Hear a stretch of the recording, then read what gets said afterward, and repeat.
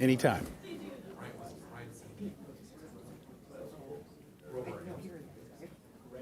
We're ready? Okay.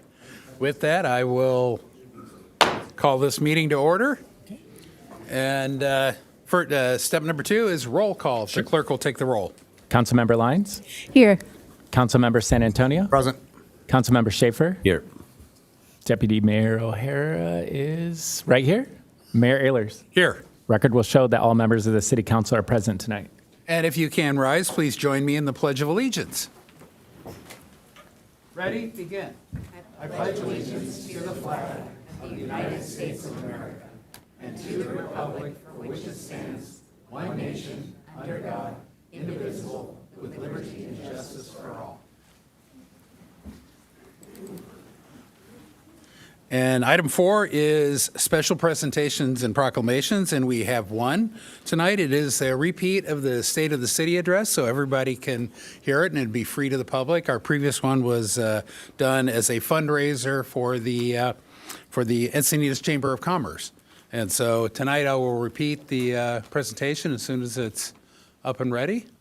So, and last time, because we weren't in a Brown Act, 3 of the council members had to leave, couldn't be there because otherwise we have a quorum, we would violate the Brown Act. But unfortunately for them, they have to be here tonight and listen to me regardless. And the city manager has to listen to me again. So with that, good evening and thank you for being here for our annual State of the City event. Tonight we're reflecting on the past year in Encinitas, but more importantly, we're looking forward with confidence, clarity, and momentum.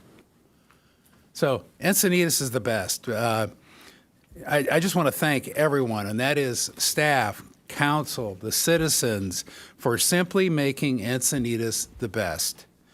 And I'm grateful for this opportunity to share our progress and our path forward. I also want to thank my wife and family, because without their constant support, I couldn't do this at all without them.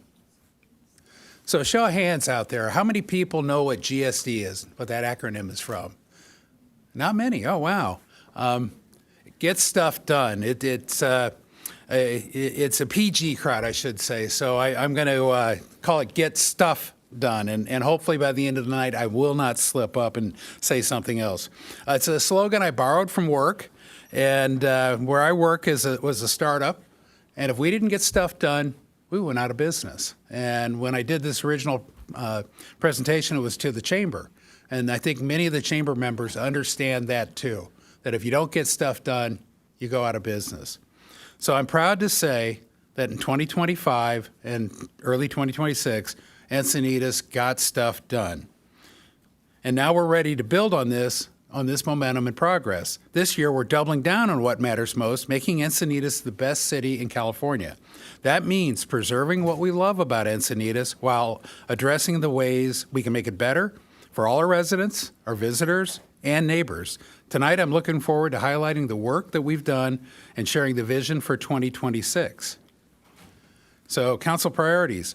Our city council has been committed to improving lives for those in Encinitas. I, along with my council colleagues, have been focused on sharing the path forward for Encinitas, and we've done this by aligning our efforts with the community's most important priorities along the way. I want to thank the council members for their commitment and accountability as we work together to improve our city. Now, we started last year with our annual goal-setting session, however, with a new approach and a new facilitator. And the theme of the meeting was alignment. Alignment of the 5 council members and their individual goals. Alignment of the council with the new city manager's office, and ultimately alignment with all the city departmental directors and staff. And we did something else different. We set goals and objectives, and we wrote them down. Each quarter, we've gone through and reviewed the progress towards those goals. And I'm proud to say that we're on schedule to complete a majority, if not all, of our 76 objectives identified earlier in the year, or last year actually. And the credit goes to staff for all their hard work and to the council for maintaining a consistent direction. So for that, I thank you. So let's turn from the big picture and the big picture and look at some real progress that we've made. So funding of basic infrastructure, we clearly heard that basic infrastructure is a top community priority over the past year, and we've made real progress. Funding basic infrastructure means tackling deferred maintenance head on. Our council has taken a hard look where improvements are needed most and is prioritizing our investments accordingly. You can see here that the PCI, Pavement Condition Index, had been dropping consistently year over year. Well, this last year, you see that it jumped. That's because we have invested in a lot of pavement. This year alone, we've paved 15 miles of, we've completed 15 miles of paving with an additional 18 that will be completed this summer. We're moving at a rapid pace and on track to deliver nearly 2 years worth of pavement improvements in just 1 year. Do you all remember what it was like driving down Leucadia Boulevard, right? It was bumpy, right past Fox Point Farms. It was pretty bumpy in my truck, let alone if you're in a car or on a bike. And now it's repaved, and the last section down there by the freeway will get paved in the next few months. So we're going to have most of Leucadia Boulevard. We also paved Birmingham Drive and many other streets throughout the community. Reducing flooding risk. In addition to improving roads, we've made meaningful progress addressing flooding in Leucadia. We deployed 2 new pumps along Vulcan and Orpheus, significantly reducing flooding downstream from Basil and the alley all the way to Leucadia Park, areas that are historically hit hard during storms. And the impact of these efforts is real. One resident shared that, thanks to this work, they were finally able to sleep through a rainy night, without worrying about flooding. This is a simple but powerful measure of success. We're also appropriating funding for the 100% design of the South Vulcan flood mitigation. This is right in the same area you're seeing in the photo. This project will serve Vulcan and Orpheus, generally south of Leucadia Boulevard and east of the railroad tracks. Upon completion, we will have a shovel-ready design that we can then pursue grants for construction. And once the project is built, the 2 pumps that we put in there can be redeployed. We won't need them anymore, so we'll eliminate that operational need.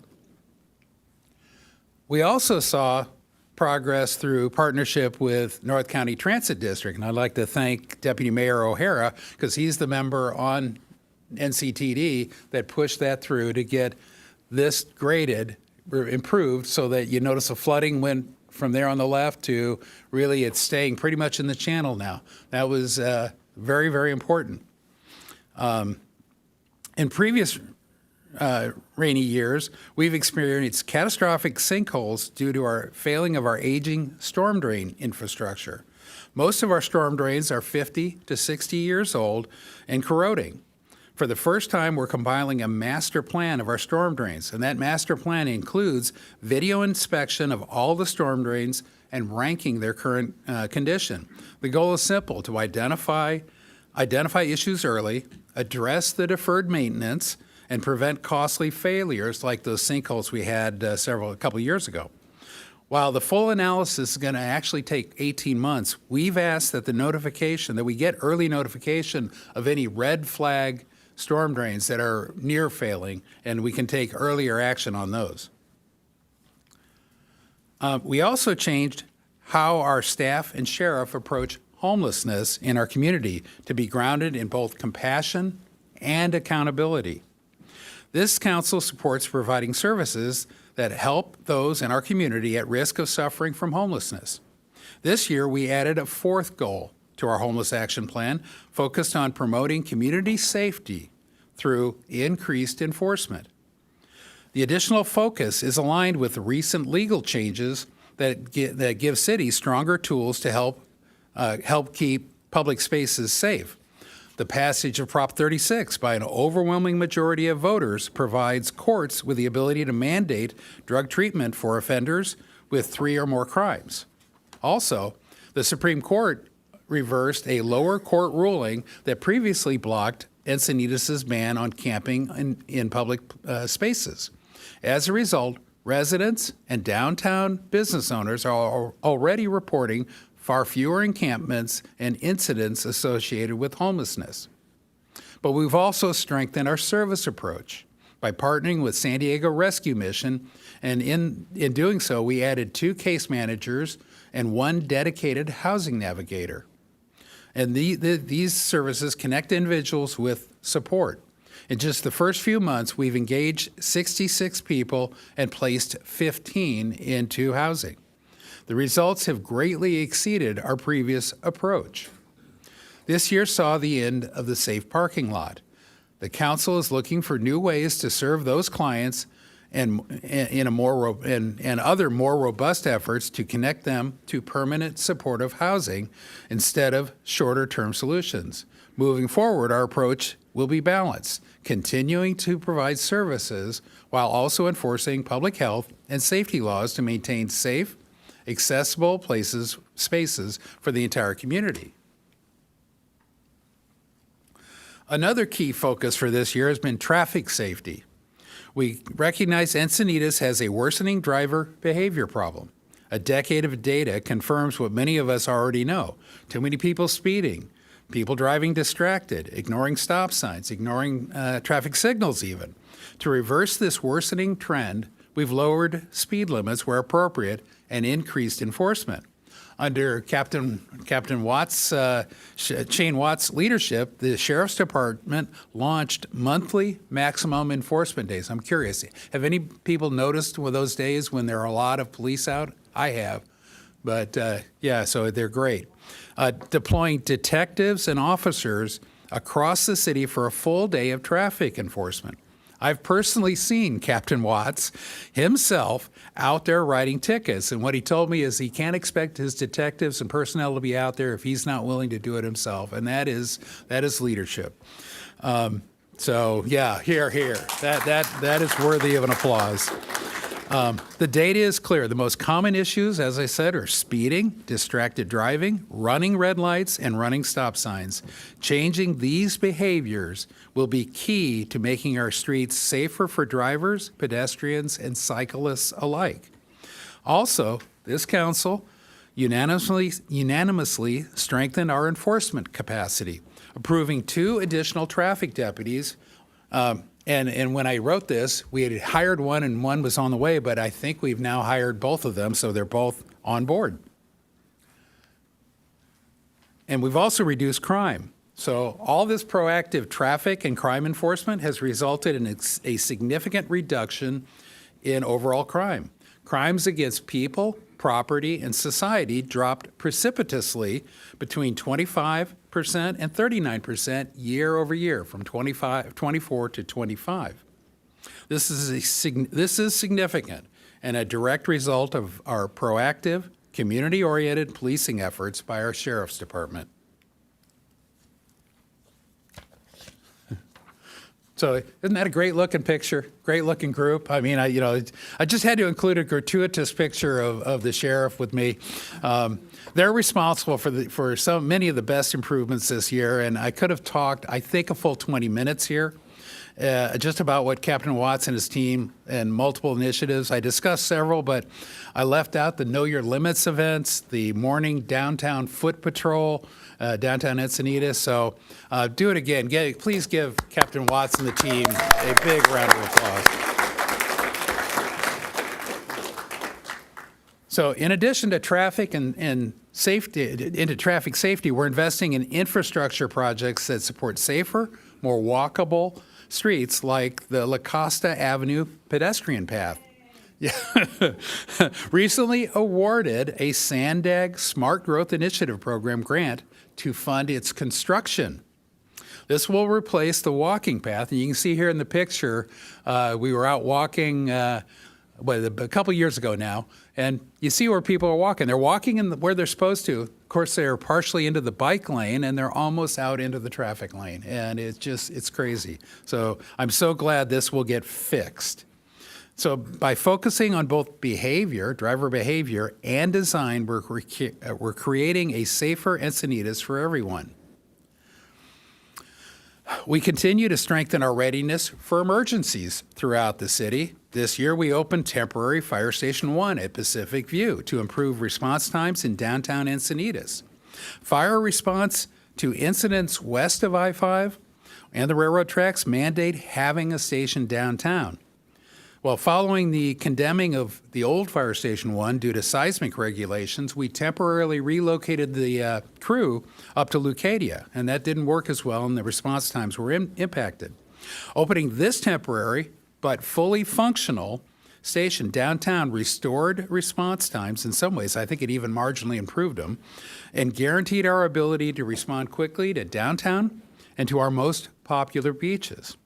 We're also addressing fire safety in Olivenhain and to our east. Council funded the design of an upgraded and relocated temporary Fire Station 6 in Olivenhain. This has been a long-standing coverage gap that was partially addressed with the current temporary Fire Station 6 in Olivenhain. The current station, though, only houses a two-person fire truck, where the new design, located further out Lone Jack, will house a three-person crew and a full fire engine. So we're also preparing for the inevitable wildfires.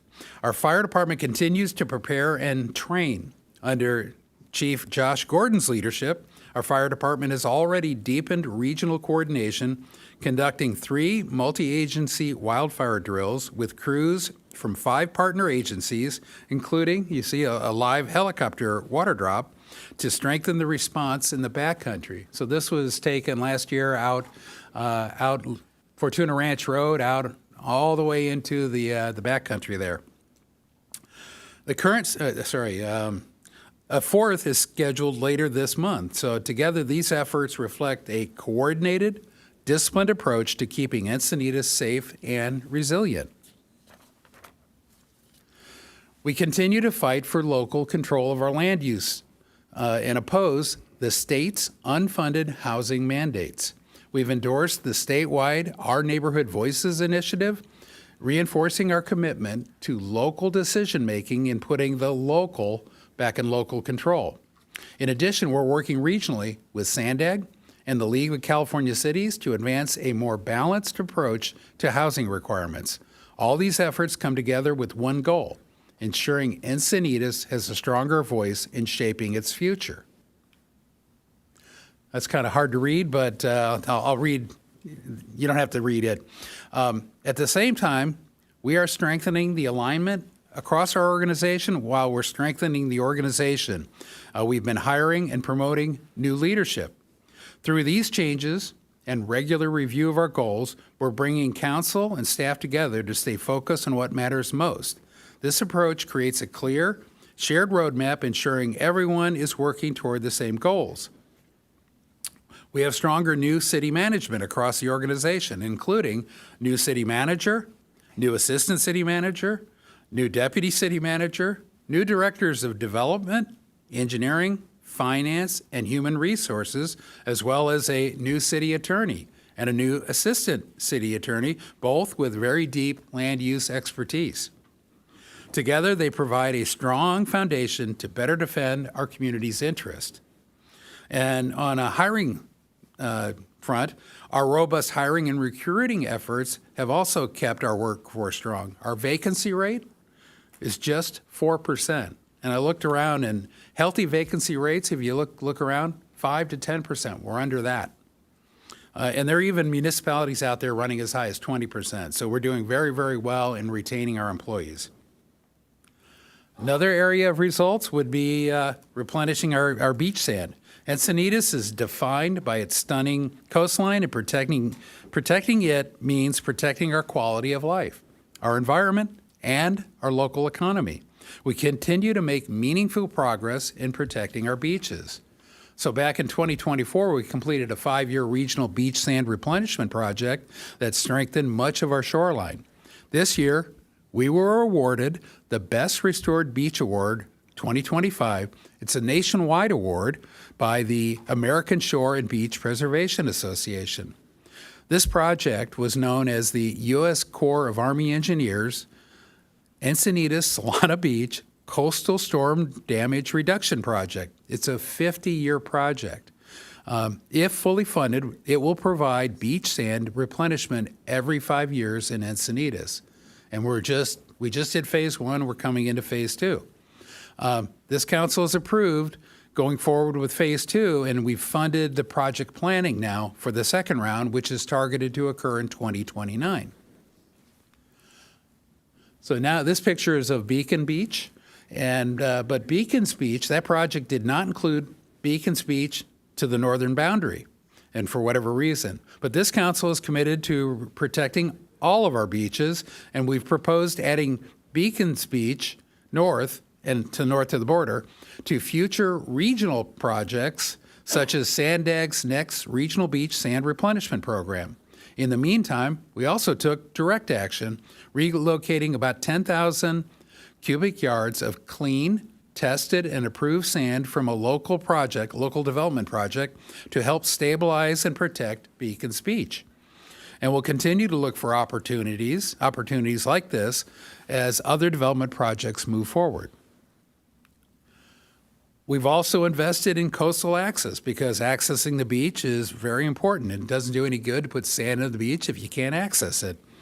And by the end of the year, we will have repaired all 4 wooden beach stairways, Swami's, Grandview, Stone Steps, and D Street. This is a great example of the current council addressing deferred maintenance and keeping the coastline accessible for everyone. We're also making progress on quiet zones. Progress on our quiet zones continues to move forward through the required federal processes. We recently received tentative approval from the California Public Utilities Commission, a key milestone for projects involving at-grade rail crossings. The design work is ongoing, and we're simultaneously advancing both quiet zone and Leucadia at-grade crossings. And those are both very important projects to this council. These are both important and urgent efforts crucial to the improved quality of life along the rail corridor. Santa Fe Drive. On Santa Fe Drive, we are moving forward with design improvements to address safety and access issues. This includes removing back-end diagonal parking, making space to accommodate emergency vehicle access or passage, and eliminating the south side protected bike lane where it has created dangerous conflicts between cyclists and vehicles at driveways.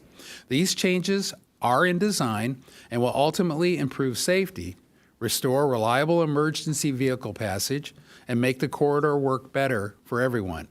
At the same time, we've launched new e-bike and traffic safety campaigns aligned with City Council priorities to promote safer behavior across our transportation system.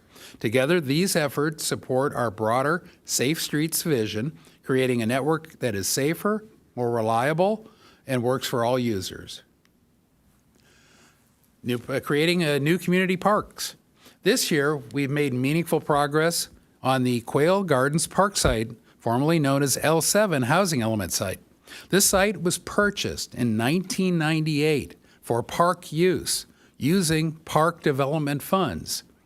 The park is being designed using available park mitigation funds that can only be applied to these types of projects. Our general funds are not being used since we have focused those funds on basic infrastructure first. Now, I also want to recognize the generosity of our community. Glenn Johnson, pictured up there in the upper right, contributed $100,000. And 12-year-old Oliver Pratt, pictured there in lower right, contributed an additional $15,000 that he raised. Just unbelievable in support of the park. Yeah, here. The project's now in its design phase, and we look forward to bringing this long-awaited community space to life. So, regional cooperation and community transparency. We know aggressive federal immigration enforcement is top of the mind of many of our community. Over the past year, the city has taken steps to address these concerns while ensuring transparency and adherence to the law.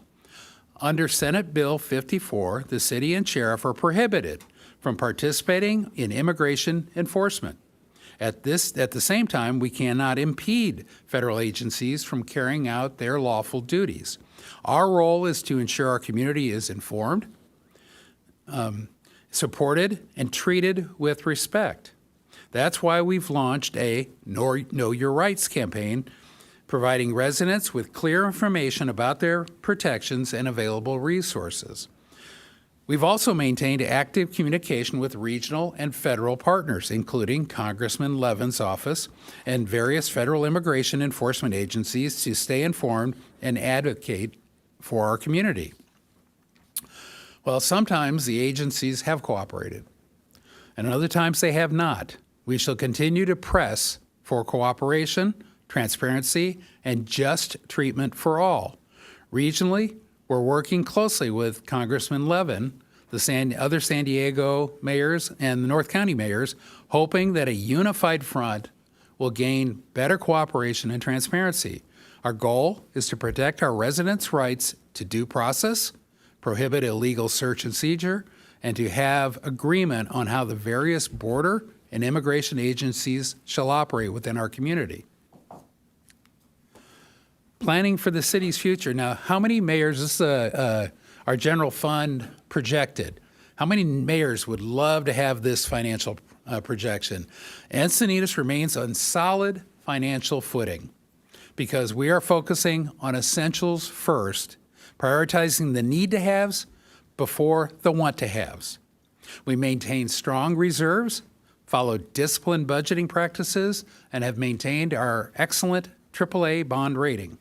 Our revenue remains stable with steady sales tax and rising property values, supported by a healthy local economy. This year, we strengthened our focus on business vitality.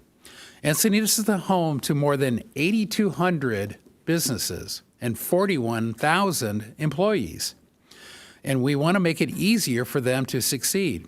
A key priority is improving our permitting process and entitlement process. That's why we established the city's first business commission, which is tasked with working with staff and council to identify solutions and streamline the process. So, fixing our permitting process. Our permitting and entitlement process is an opportunity. I was taught not to call it a problem. They're opportunities. And by the way, I have already apologized to the department head who's new, and I'm going to tell a story. I have to tell you a story about our permitting process, and I mean no ill will towards our department.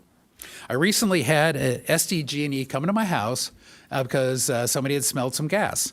And they checked for a gas leak, and they ran a pressure test, and sure enough, I had a slow leak up in my attic. And the tech that was there says, "Oh, I'm so sorry. I'm going to have to turn off your gas, and I'm really sorry because you're going to have to go to the city." Now, he had no idea who I was. And you're going to have to get a permit before I can turn it back on. He's apologizing to me profusely. He had no idea who I was. Now, I could have pulled the mayor card and gotten it fixed and permitted pretty quickly, but I decided to go through the permit process personally myself. And for my career, I've been in product development, high tech, and run those kind of organizations, consumer products in particular. And we have a saying: we like to eat our own dog food, use our own products. And so I used the city's online permit system, went in, submitted it, paid the fees, hit send, and waited. And waited. 4 days went by. Not even a change in status. Nothing. Nobody contacted me. Nothing. And so then I looked online at the application. There was a name for a planner, and I emailed them, and because his email was there, and again, nothing. 3 more days. This is over a week now of cold showers. So, and I thought I was being patient, but finally I decided I would pull the mayor card, and miraculously my permit happened in a few hours, and the inspection happened a few hours after that. And that's bad. That's bad news on all fronts. It's bad that it took so long. It's bad that a simple call fixed it. It said our process is broken. And so I've talked to dozens, if not 30 or 40 developers over the last couple of years, and this is not unique. And they, by the way, they all love to hear the story. They love to know that I used my name and did the whole thing, and they love to hear it. But bottom line, our permitting process is broken, and fixing it is one of my top priorities. Because if we want to support our local businesses and our homeowners, our systems need to truly serve them.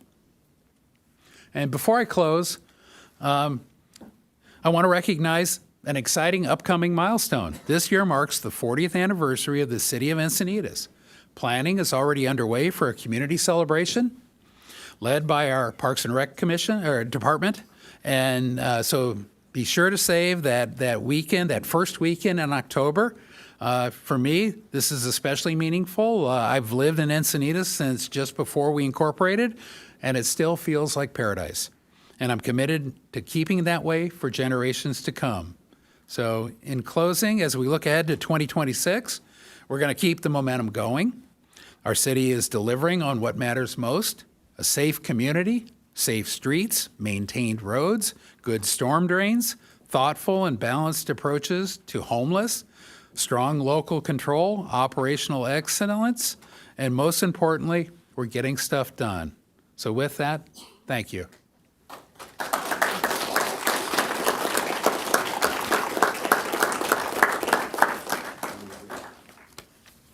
Okay, now on to oral communications. How many do we have? We have 7 speakers, Mayor. 7? Yep. Okay, we'll do the full 3 minutes and do them now. And just a reminder, oral communications is the opportunity to speak on any item that is not on the agenda tonight. First 3 speakers, Molly Hentlian, followed by Dave Dean, and then Ron Medak.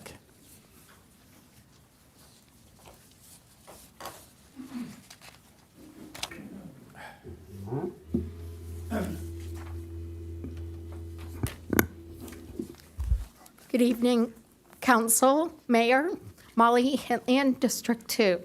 I want to thank Development Services for sending this email out with 2 weeks' notice. This is the Homeless Action Plan, Community Workshop 1. I also noted it was posted to Instagram today, so shout out to the team for communicating to us. The concern I have about the upcoming Homeless Action Plan are the meeting structure and the location. First of all, it's being held on a church property, not city property. Why? Second question is, when are the next meetings?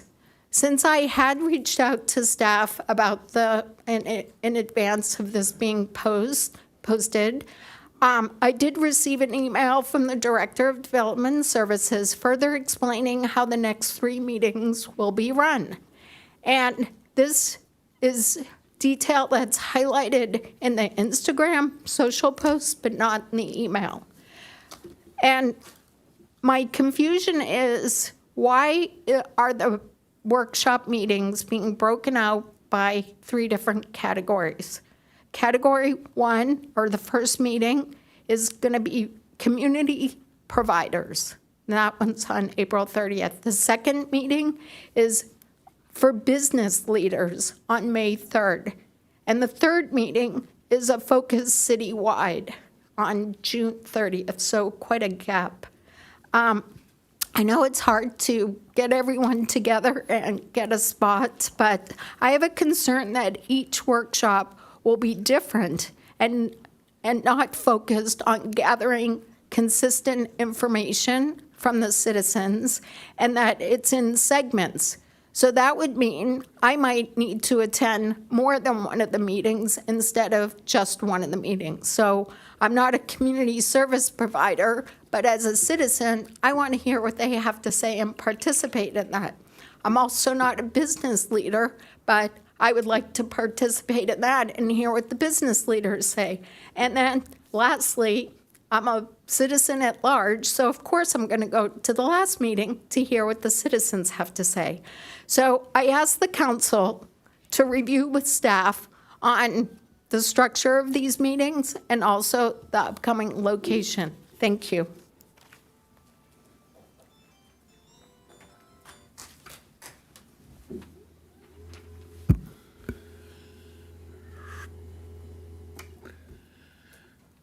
Alrighty. Good evening, Mayor, Council, staff, Dave Dean.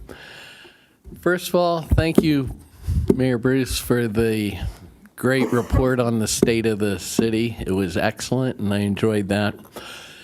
Today, I'd like to thank Captain Watts for inviting some of us out to see the newly refurbished police station or sheriff's station. They got a lot of pretty walls and nice cubicles and all that kind of stuff.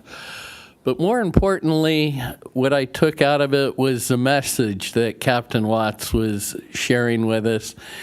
And that was the message of community and bringing the community together. And I think that's what is going to make Encinitas the best.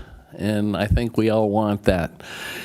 In the Rock Garden, our motto is bringing unity to the community. And I think that's what Captain Watts is doing today. So I certainly enjoyed it. And I know the people that were there also did. But great job, council, moving forward into the new year. So thank you for your efforts, and that's all I got tonight. Thank you.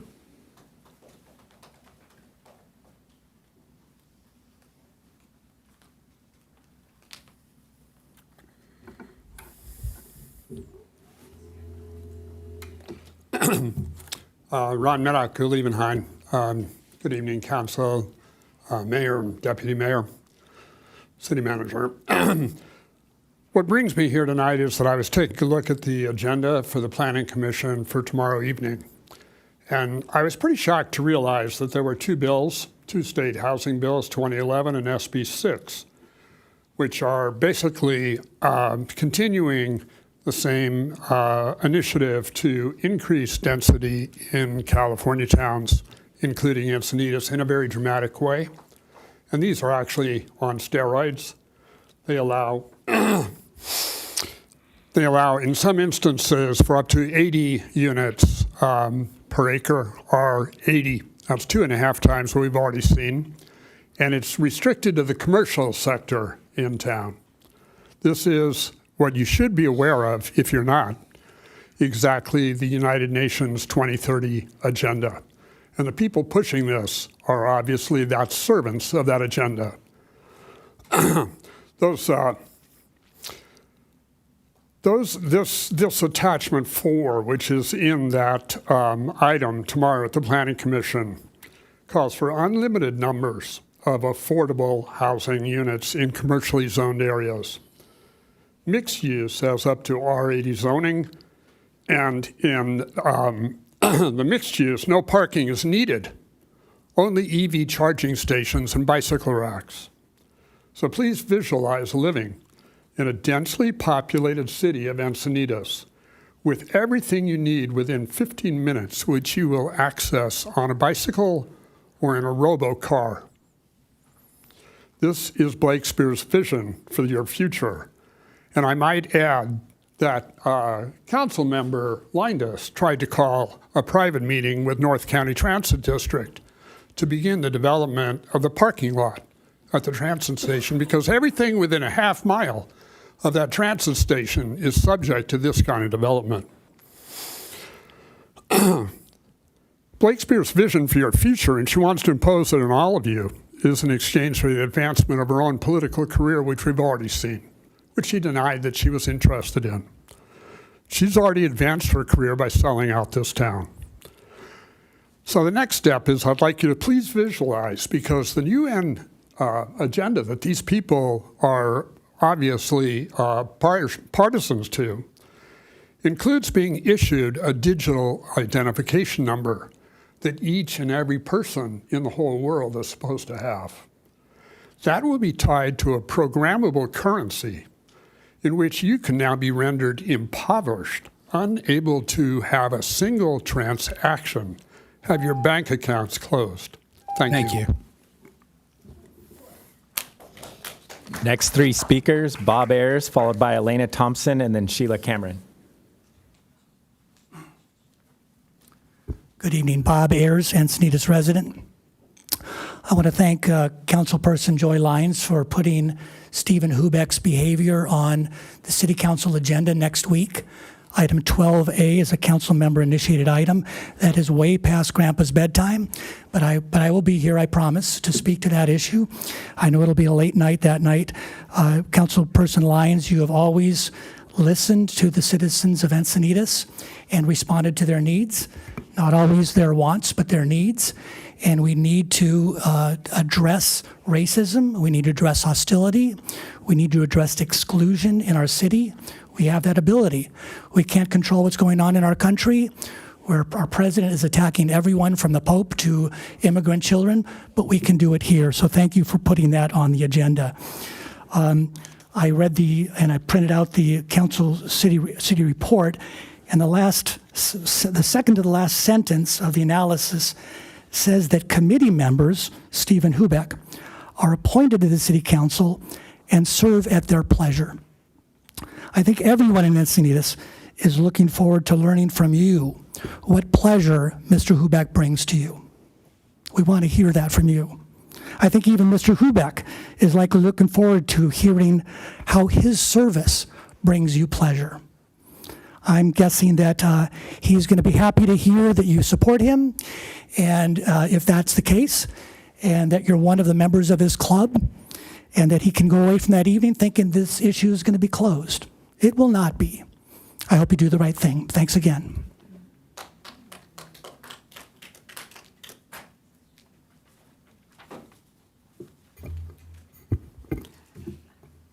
This goes down a little, doesn't it? Yep. Press it and hold it. Press the down. There you go. There's like a delay start. It's a noise. Okay, Sheila Cameron, Leucadia. Last week, I brought up again the flashing lights on the corner of Plato and Cotter that are needed on that stop sign. And seeing you've said community safety tonight is so important, I will read you what the City of Encinitas policy is on flashing stop signs. When they put them in, there are five criteria. You have to have one, at least 3 collisions susceptible to correction during the last 12 months. Seriously, are you kidding? You want to see 3 car crashes? Second, located within a quarter mile of school, park, or other major pedestrian generator. Yes, both elementary school and a park. In fact, they're 0.2 of a mile away. At least 120 combined pedestrian and bicycles crossing the studied approach during the peak hour. Yes, maybe not exactly at the peak hour, but definitely that much pedestrian traffic daily. And please include dogs in this description because we're all walking them. Number 4, at least 3 vehicles running stop sign during peak hour, directional. Yes, easily far and away more. That's the main safety hazard here. Number 5, distance from nearest controlled intersection is at least half a mile. Yes, Interstate 5 and Peoria Street, both north and south. There is a little caveat here. Special cases and discretion. The city traffic engineer retains the authority to approve, deny, modify, prioritize marked crossroads and traffic control device installations. Based on requests from law enforcement, guys, you're listening, and staff identified hazards using site-specific safety considerations. The key words here are special cases and discretion. This stop sign at the corner of Plato and Cotter meets 4 out of 5 of the criteria listed in the policy on flashing stop signs. And I respectfully request that this council either direct the engineering department to use their quote-unquote discretion and place flashing LED lights on the stop sign at the corner of Plato and Cotter, or place it on the city council agenda for all of us to comment on it, because you are duly elected representatives, and safety is number 1 on your chart. And this is respectfully submitted by yours truly. Now, I do want to say something about drivers in general. I'm old enough so I don't have to take the driving test, written or otherwise. Thank you, Sheila. And that's because I know how to drive. Yeah. Sorry, Sheila. I have to be fair to everybody. Hi, everyone. Elena Thompson. I have a couple community announcements, too, tonight. So in addition to the 40th anniversary birthday of our city, incorporated in 1986, like the logo says up there, I wanted to see how the city might want to celebrate the anniversary of America, because this is the 250th birthday of our nation. And this is the largest anniversary observation in the history of the United States. So I think that merits discussion and possibly a program. I don't know if it's the Easter Bunny, but something fun. The second announcement is that tomorrow night is the Taste of Leucadia. And to support our local businesses, I'm encouraging everyone to go down to the 101 and join the fun in the area that's the art and soul of our city, Encinitas. And there's stamps on our sidewalks down there in Leucadia commemorating this. So, and then the third announcement I wanted to make is that I saw on the city website that the CRC has submitted, we knew they submitted their proposal to expand in our downtown, but why this is important when we talk about need to have and nice to have and preserving local control and preserving community character. I'm just not sure how an expansion of the CRC in our downtown meets any of that criteria. And we have a lot of problems in our downtown due to the homeless magnet that the CRC is. So this letter, it was 19 pages, but it does show that the application is in and the first review has been done. And I'm calling attention to this because we've just started a new business organization. The mayor just commented how we have 8,200 businesses in Encinitas, again, preserving community character. Let's talk about how we preserve the flower capital of Encinitas, the meditation capital, the surf capital, the yoga capital, all these good things that our city is. So I'm just feeling like this is not so good for our downtown. Thank you.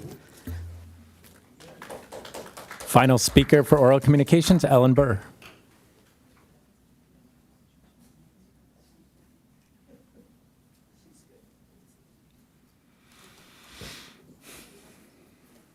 Sorry, I got to go here, not the skateboard capital. There are a couple things, but first of all, I just want to address economic development. We have all these businesses, but I think we are really trying to focus on storefronts and restaurants, places that we want to keep. And I just wonder if there's any data out there, if there are exit reviews or postmortems when places close and they leave, if there's any way we can get that information, or if Chamber of Commerce follows up on it, because it's way harder to hire a new good employee than to keep one you have. And I'm pretty sure the same goes for storefronts and other restaurants and tax-generating groups. Go Molly. I was shocked to hear what she had to say, and this is like deja vu all over again. This is what happened before when we were talking about affordable housing. Also, the 101 the Encinitas, whatever it is, development, but mostly affordable housing. And the HAP, whatever. You all need to be in the same room, or else you end up with L7 situation. And that was the main thing I wanted to talk about, is how I've been up here before and said it, and I'm hoping I don't have to say it again. We've had too many instances of small, concentrated, gung-ho groups who want to forward something, and they get their hooks into somebody in the council and/or administration, and all of a sudden it's snowballing and it's happening and the process hasn't been followed, and people are not following regular procedure, whether it's going out on their own and contacting the state regarding something, or going and contacting, I don't know, another agency regarding something. This needs to stop. We need to follow a procedure. We have staff, we have counsel. Yes, we want people to communicate and to propose things, but when they start going outside the lines, it's bad news. And it's incredible to me that the guys who are elected opposing L7, Save L7, have essentially done the same thing on the flip side in Glen Park. So, shouldn't be tit for tat. What's good for the goose is not good for the dander. We just need to follow procedures and do what we're supposed to do. Thank you. That concludes oral communication tonight. Okay, and do we have a report out on closed session?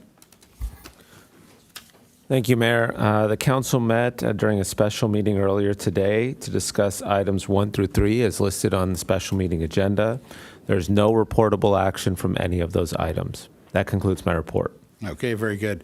And clerk, are there any changes to the agenda? There are no changes to the posted agenda, and moving on to the consent calendar, item 8C has been removed by members of the public. Okay, so anybody else want to pull anything? Don't see that. I'll entertain a motion on the everything but 8C. Motion to approve the consent calendar with the exception of 8C. I think he beat you to it. Oh, okay. Do I have a second down there? No, Second. you're Yeah. the motion maker. Okay, so I've got a motion and a second. Call a question.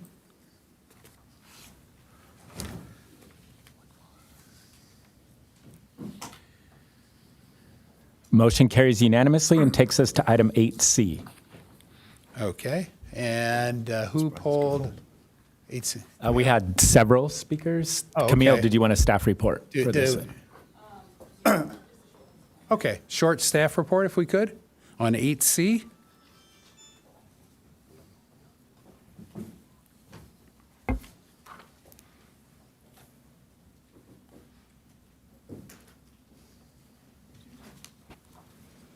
All right, good evening, Mayor, Deputy Mayor, council members. My name is Sarah Cadona, Senior Planner with the City of Encinitas and Project Manager for this work effort. Oh. Sorry, 1 second.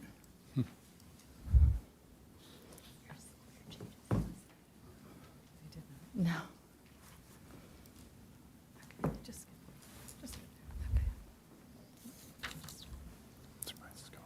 Oh, no. Sorry about that. So the goal of the ordinance is to establish clear landscaping requirements for qualifying development projects to increase local pollinator species, promote environmental sustainability and resilience, improve habitat and local native biodiversity, and foster long-term successful native landscapes, and to define what a Southern California native plant is. The ordinance does not establish a new process. Rather, it simply codifies the Planning Commission's existing policy that requires 50% Southern California native plants to be planted. And the definition of Southern California native plant is a native plant that is known or has been known to occur in the list of Jepson bioregions, which we will go over on the, and the definition states that native cultivars and naturally occurring hybrids found in these bioregions will also qualify.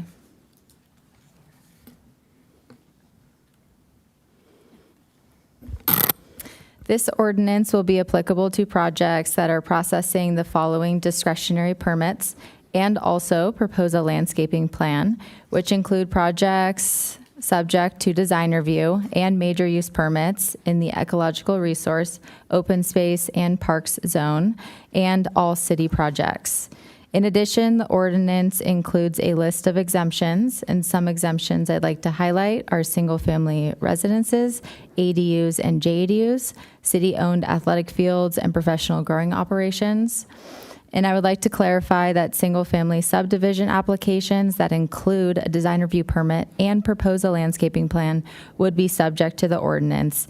And if one of the homeowner decides to replace their landscaping, the homeowner would be required to comply with the originally approved landscaping plan, including the native plant requirements.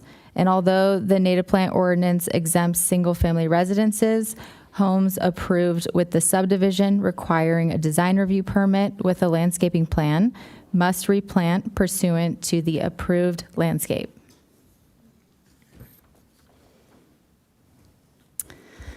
So the ordinance contains general requirements, and some I'd like to highlight are that all the eligible projects will be subject to the 50% native plant requirement, except for new city projects, which will be required to plant 100% Southern California native. In addition, the ordinance has criteria on how to calculate the 50%, and a sample landscaping plan will be included as part of the educational materials available to the public and professionals as a tool to help projects demonstrate compliance with the ordinance. And another requirement is that all landscaping areas that are within 50 feet from an environmentally sensitive area are required to plant 100% Southern California native. And the ordinance requires that all landscaping plans be prepared and stamped by a licensed landscape architect. And in addition, to ensure the installed landscaping complies with the approved landscape plan prior to certificate of occupancy of the building permit or final of a grading permit if a building permit isn't required. The ordinance requires the landscape architect to provide a stamped and signed landscape certificate of completion form to the city within 10 days of the signature date.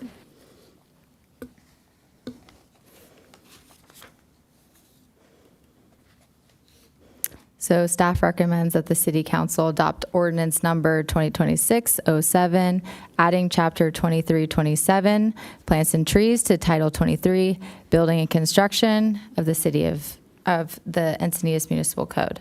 And that concludes my presentation. Okay, any questions of staff? If not, we'll hear from the public.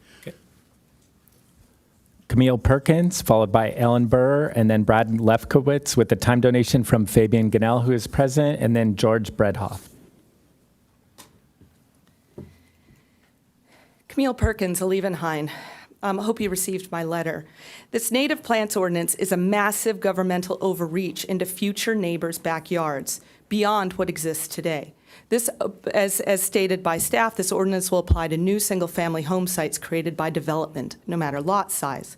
For those new residents, the ordinance's maintenance requirements will make it illegal for those homeowners to go to a nursery and plant a new plant in their own garden.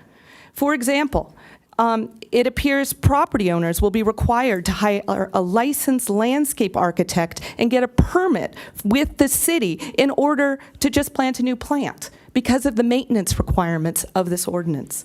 What a great business opportunity if you're a licensed landscape architect and retiring from the city council. Is it any surprise that a licensed landscape architect councilperson was involved in this ordinance since inception? This ordinance looks to me like a very expensive taxpayer and landowner-funded golden parachute supporting a departing councilperson. This is not how our government is supposed to work in the United States.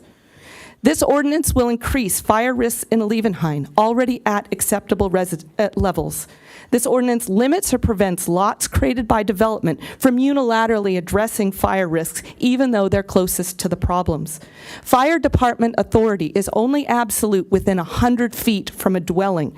And beyond that, where Habitat's concerned, it's a gamble because the Habitat agencies are in charge.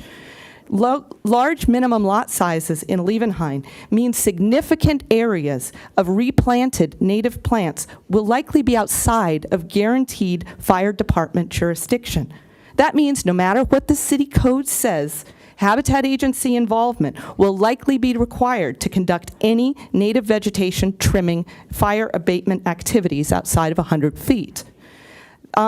there's no guarantee that that's going to be granted by the agencies. Back of the envelope, the city could be, calculations, the city could be increasing fire hazards on up to a third of land areas in areas with large lots, like rural residential 1, rural residential 2. We've seen how Val Sereno's habitat increases their fire risks. I've also provided a case study of how a landscape plan meeting most or all of the native plants ordinance requirements has become a fire hazard and impediment for us residents from receiving insurance. I beg the city not to knowingly worsen fire conditions and risks in Liebenhain. While I prefer this ordinance not apply to any residential developments, at minimum, please do not apply this in the rural residential areas and the very high fire hazard severity zones, especially when there's conflicts of interest at play. Thank you for your attention.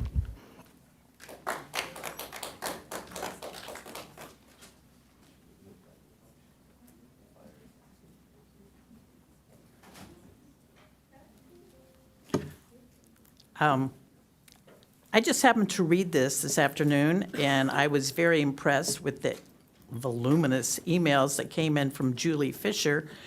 And I just wanted to agree with her on one point. I don't know if she was part of the committee or should have been or is a resident, but the desert zone plants should definitely be excluded, or else we will end up with desert plant zone plants in every commercial building there is. And unlike taking coastal zone plants and trying to grow them in the desert, they die. You bring desert plants to the coast and they go wild. They just love it. You can come to my house and see it. So please get rid of the desert plants. If somebody wants to put them in a planter or something, that's one thing, but just that's not what we should have here. We don't need desert plants here. And the other thing, as far as resources, the Nature Collective was supposed to start having a native plant nursery up behind the park and go travel lot that they finally finished behind the gas station here. And I don't think it's happened yet. And it's been over 2 years since they said it was going to start happening. But supposedly they are very active in replanting native plants. And I don't know where they're getting their plants, but I would think that's an opportunity for us to cooperate with them and buy seeds for them or do something so that people who are worried about the expense, we can help out with the Nature Collective and help ourselves. Thank you.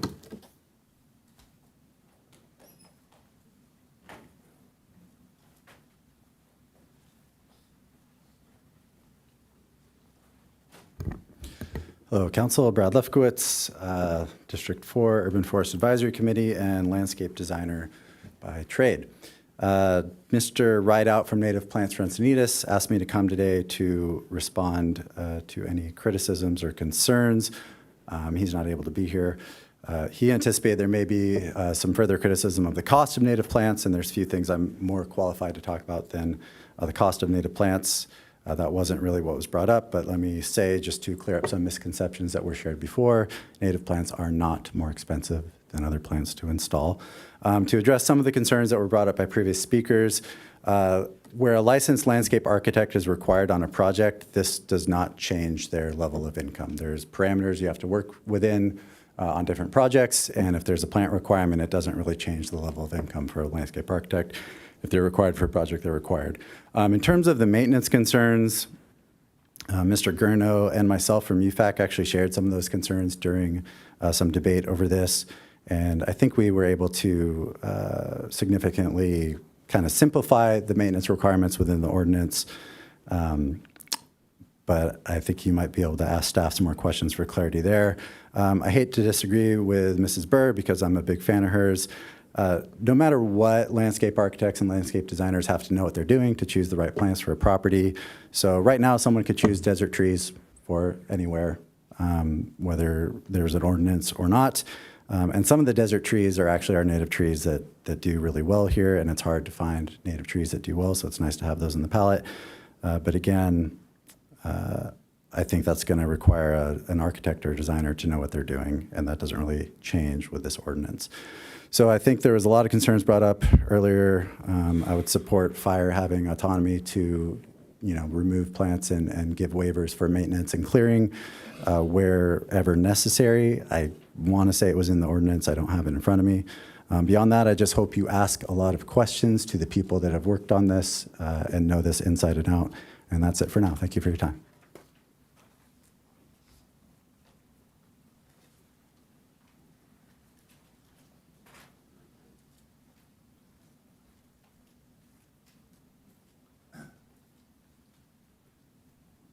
George Brodohoft, hello council, Leucadia resident. I was quite active in the various meetings that were held to discuss this code, and there were lots of discussions about hyperlocal versus desert plants, to talk to that point. And the way we got to that was people need to have a wide selection of plants to choose from. And we discussed it, and they came up with the answer. We made lists. We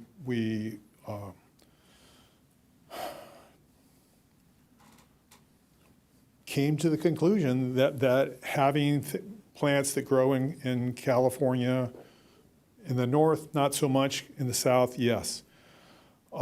Costs, not really much different.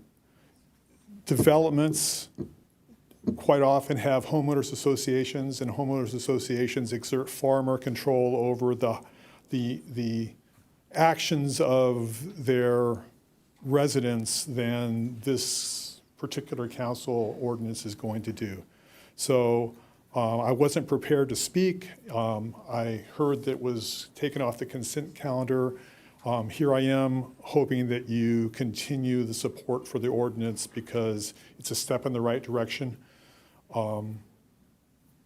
Ironically, developers will probably get a better deal by following these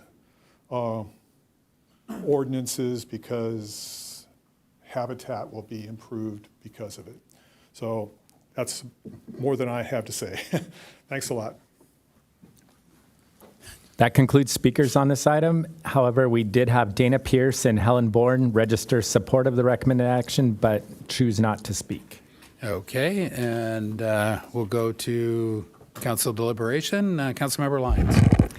Thank you, Mayor. Let me start by saying when this has come before us in the past, it's been really well supported for the reasons that I think some of our speakers may have indicated. The natural context of our environment here has been so important to us. It goes back to our general plan. I mean, we really embrace our ecology. We embrace the value of the habitat and the natural setting. And this is a further evolution with some tools in our toolbox to make sure when there's new development that comes to town that one of the ways we can make sure that it conforms and blends with our context is in blending with the native ecology. That's really provided a lot of wind beneath the wings of this effort. It would, what I have always thought is that a healthy environment equals healthy people. Healthy people equals a healthy community. And this is one small step towards being sure that the native plants will continue to support the pollinators and to continue to support the low water use and continue to support resilience, things that are all important to our own human health but are focused on ecological health. I do want to point out a few other things that have happened before today. That is, when this came before us most recently, the Native Plants for Encinitas group was here in force talking about how valuable this will be to our community, and there was a great deal of support. This has advanced through a lot of community engagement over the last period of time when our city has been developing it and listening to your input and responding to your concerns. We've had expert consultants on this contract that have answered questions with great current technology and information about what native plants are and what they're not, and address the issues of fire, water conservation, how we protect our homes. And this has been a lot of engagement through time. I say that because it's on the consent agenda tonight because of all that engagement. And so it's received a lot of public support up until now. A couple questions since I was called out as being a licensed landscape architect. I would like to ask staff for, and I know the answers to these, but I just want to point it out to hopefully clarify the record for the community who's listening today. This ordinance, this draft ordinance, does not apply to single-family residential. Is that correct? Correct. And it applies to only new development. Is that also correct? If it requires a design review. That's a good point. So, yeah. New development that goes through design review. That's or changes that require design review permit. Okay, good clarification. Thank you. Thank you. Those projects already require a landscape plan from a licensed landscape architect under our current requirements. It's if they propose one, so it's not required. One of our required plans for review by the city is a landscape plan. Maybe I'll ask that differently. Yes. And so this doesn't require any different plan. It's still the same requirement, a landscape Correct. plan. It's folding into the same process. So I make that point so that I can clarify that it's not additional work for a landscape architect. It's just they'll specify plants in a slightly different way. Correct. And I guess my last point is that we already have uncodified policy for 50% natives on these plans that come before us for new development and development that needs a permit.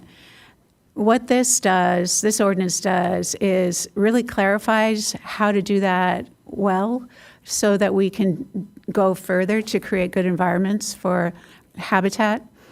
And so with that, I'd like to move approval of this item.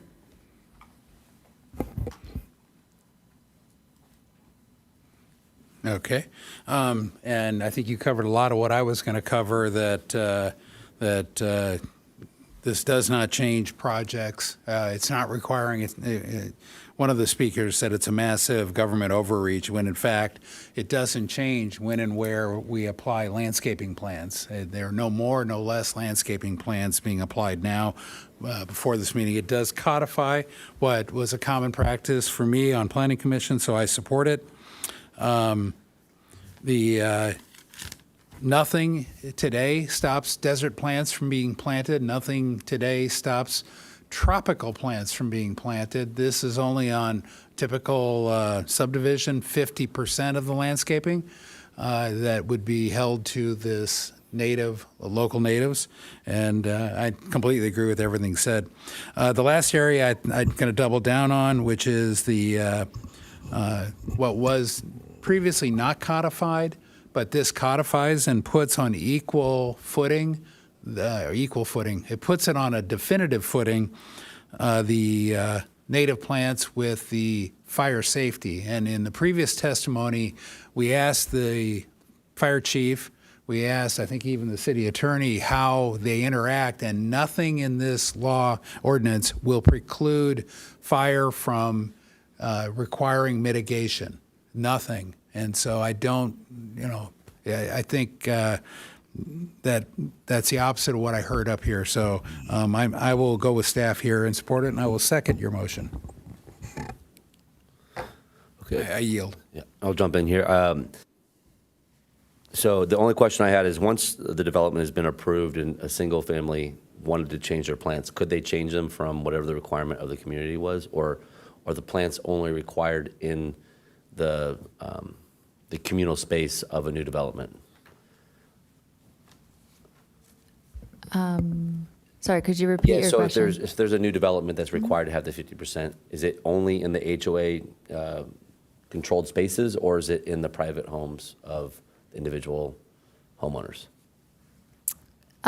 It's within both spaces. It's what they propose. Okay, and so once the individual owner moves in, since this is not a single-family requirement, can the single-family replace the plantings without requirement?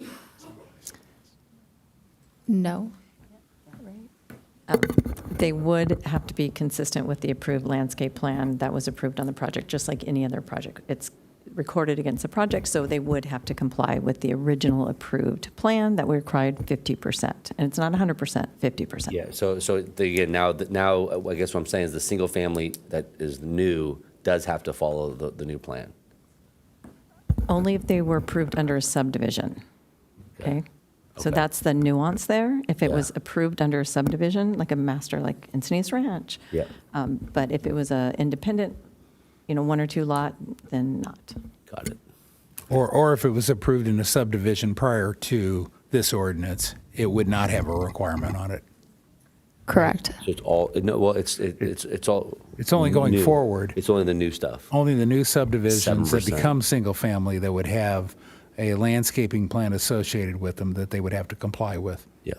So most of Measure U locations, right? All in Measure U. No, it could be anybody doing a subdivision that requires a landscape plan going forward. A future one, if somebody had Yeah. 2 acres and they're putting 5 houses It's a on it. little nuanced, but it's kind of sneaking into the single-family home model where it says it's not going to affect the single-family home when, in fact, after Right. this, it does actually affect the single-family home. So I can see that nuance becoming, maybe more directed at the communal spaces, to the, like you just said, the HOAs, somebody got up here and said that the HOAs are a lot more restrictive a lot of times, but if for some reason I wanted to take it out and put all grass in or whatever I want to do on my home, I should be able to do that, and it shouldn't be the privy of the city beyond that. Once it becomes a single-family home, again, I can see how the HOA should be required in its city, in its purview. So I don't want to here late in the game, change it, because I do agree with the ordinance and where it's headed and the direction of why it's headed that direction. I just don't like that. It's a little sneaky that it gets in there now. Single-family homes are affected, so new residents will be affected.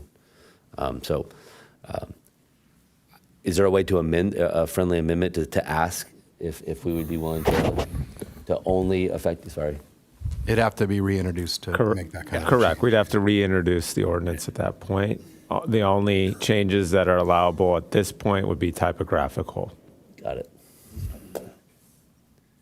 I know, but we'd have to reintroduce the whole thing. We'd have to go back, get it redone, and then have it first reading, second reading. So. And I was commenting that it's going to, if you don't mind me interrupting, Yep, I apologize. absolutely. It is due to come back in a year for review by the council in editing. That is correct. Okay. 12 to 15 months. Okay. It does help. It just, and at that point, could we change that nuance? Absolutely. We can reopen the entire ordinance at that point. Okay. Got it. I'm gonna have to remember this. So for the because I do like everywhere that the ordinance is going in the direction of what we're trying to do. I think that the question that I'm asking, I think you guys see where it's going. So I will remember this, but I will support the motion as it is.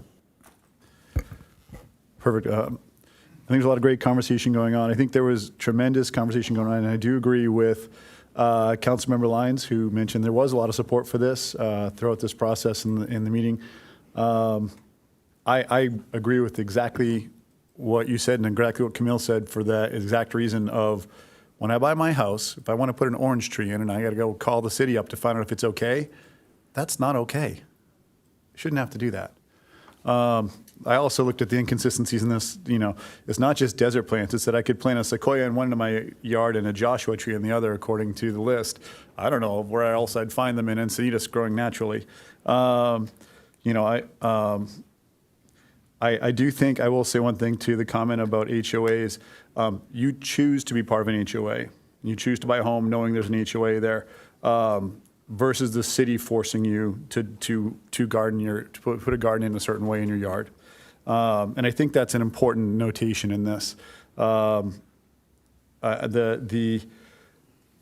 think most people were looking to push this towards more of an encouragement and more of a how do we encourage people to incentivize them to use these? How do we work towards developments to do that? I think we kind of failed to do this. I'm not incredibly surprised. I see where it partially came out of UFAC and some other people who were involved, and I can see how it would get a little off base. But I think we talked about this a long time last week, and I think the biggest thing is we want to maintain this consistency of how do we keep the momentum going in this. And I think this is a very imperfect and hugely flawed ordinance we're putting through.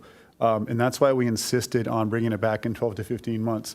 And I think in 12 to 15 months, I'm not asking the council to just look at it. I'm looking for hard edits. I'm looking for us to make what can make this work, what doesn't work, what can be cut off. Is it just need to be scrapped and started over? I think we need to figure that out. I think this is something that's important to enough of our residents that we I don't want to say owe them a duty, but I think we need to push this through as is, knowing it's imperfect, with the expectation of fixing all the flaws and letting the public get back to us with that information. I think Camille's presentation, I'm sorry, Camille, I didn't get your last name, but was pretty spot on and really well said in a lot of places. I'm not going to go so far as say it was anyone's golden parachute to put that together. I don't think that's fair, but I do think we are encroaching on an area where we're overstepping a little bit. So I am going to support this, but again, I'm really going to look for all of my council members to come back and look at it really hard. And I want to encourage the community to do the same thing in the next year and figure out how to make this thing actually work, or if we're just barking up the wrong tree. That'll be up for all of you to decide. I'll yield the floor. Okay, and I think we were on a path before that you're describing where it would not apply to subdivisions. That we were on that path up until the last meeting or 2 meetings ago about this, and then we added it in. I remember arguing to stay on the original path and losing that argument.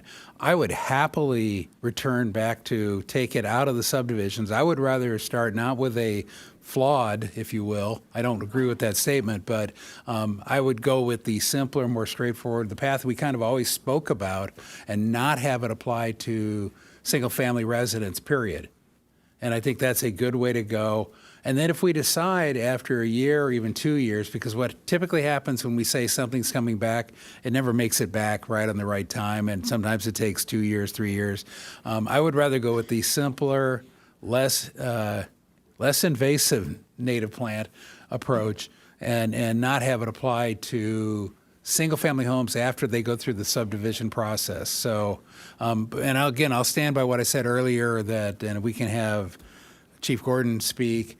It is not at odds with, in fact, it finally puts it on a true regulatory framework for the fire. So fire and this can interoperate correctly through known legal mechanisms, as opposed to it being a condition of approval on projects. So as far as my second, I would happily entertain going back, taking it back through the full first reading, second reading, but I think it would put us back to where I thought we were headed, and then we took a turn 1 or 2 meetings ago. It's not my turn to talk, but I'd second that. Subsequent motion? I'm next in the queue, if I could. Yeah. Because I just want to, because I'm on the same page as you, Mayor, but I'd like to challenge staff a little bit on their interpretation. I understood that it wasn't single-family detached, which would include subdivisions. Now, the HOA is a whole different thing. Now, I'm looking at page 4, and it says, certain development projects, such as the construction or reconstruction of single-family residences, including the addition of accessory dwelling units and/or junior accessory dwelling units would be exempt from the provisions of the proposed ordinance. I read that to say that single-family residences, whether it's initial construction or reconstruction, which would be some sort of change, are exempt. And I felt comfortable that that was the right language. So if there's some language you'd like to call to my attention that reads differently than that, then let me know. But what I'm reading is that the single-family residences are themselves exempt. So where I would say the nuances is if a project comes in with the subdivision and applies for design review for all of the single-family homes, then they would be hooked and subject because it's linked to the design review permit. But correct me if I'm wrong. I could be. So I'm not trying to say that I completely understand how development services works. But when you come in with a subdivision, you don't do the landscape design of the single-family homes. You just do the public common area. That's the only design that gets permitted. Am I right, Scott? Many of them don't. And you've probably seen subdivisions or walk tracks in the new homes, and they don't have landscapings on the homes that people purchase, that they order or they customize even throughout the subdivision process with their minimal improvements that they're allowed, whatever it might be, color changes or whatever. There's requirements that the HOA might project, but no, those houses that did not have landscaping, they would not be subject to these things because they didn't have landscaping that came from the initial design review. But if a subdivision did come in, and occasionally they do, they come in with landscaping. That does happen, not all the time, but sometimes. We quibbled on this for a while as well. But if it did come in with landscaping, and obviously the community HOA area would be subject to it, those are the type of areas where we would be subject to it. If they wanted to make a subsequent change, they could go through the modification process too, so they're not locked in, so to speak. The design review, all design review permits allow for modification of some sort to be considered. Thank you. Do we require, you say sometimes they come in with landscape that you don't expect them to come in with. We don't require that, though. We only require certain areas to have a demonstrated landscape plan. Yeah, subdivisions come in multiple forms. Like a lot of times they come in with just custom lots, and they're developed with custom homes. And those obviously wouldn't be subject to it. They wouldn't. They'd be paper lots that people would buy, and they would develop their homes, not subject to it. It would be the rare occasion when they came in and the developments included landscaping that were sold when the homes were being purchased and with the design of the tract. But we don't require that. That's what I'm getting at. We do not. We do not require that to be done. Nothing in our provisions required that kind if they come in with something we don't require, do we review it for permit? If they come in with a landscape plan under design review, we review that. I see. Okay. Well, that's a nuance. You're right. It's a nuance. All right. Thanks for the clarification. But I'm still reading this as that it doesn't apply to single family. It doesn't. Detached. It doesn't, but that nuance is a nuance. I'll yield. Okay. And I also think I'm just going to tap in one last point. I think we're looking to tie this into developments. This will get waived by all of our housing element sites as is. So I think we're really targeting our infill development, which is a very good place to start, but we're also targeting, I think, single-family homes, people with existing plants that want to change things, and let's not expect too much of this at the moment for the way it's written. But I want to move forward with it, so I'm going to support it. Okay. On the waivers for housing element sites, waivers have to do with achieving the number of units, the density, so it isn't necessarily waivable.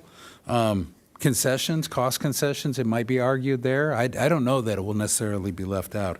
And then talking about subdivisions and how this has been going in the past is through a condition of approval. So the condition approval typically is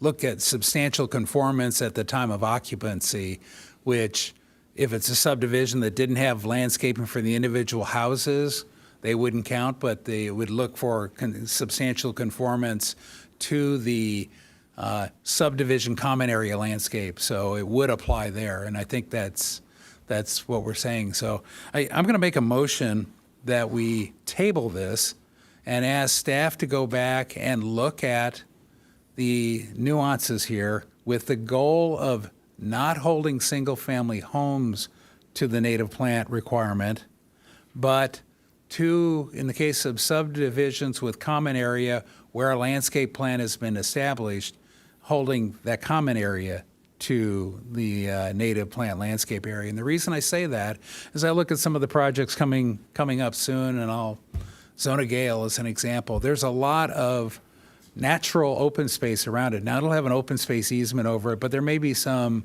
restored area that may or may not be under that.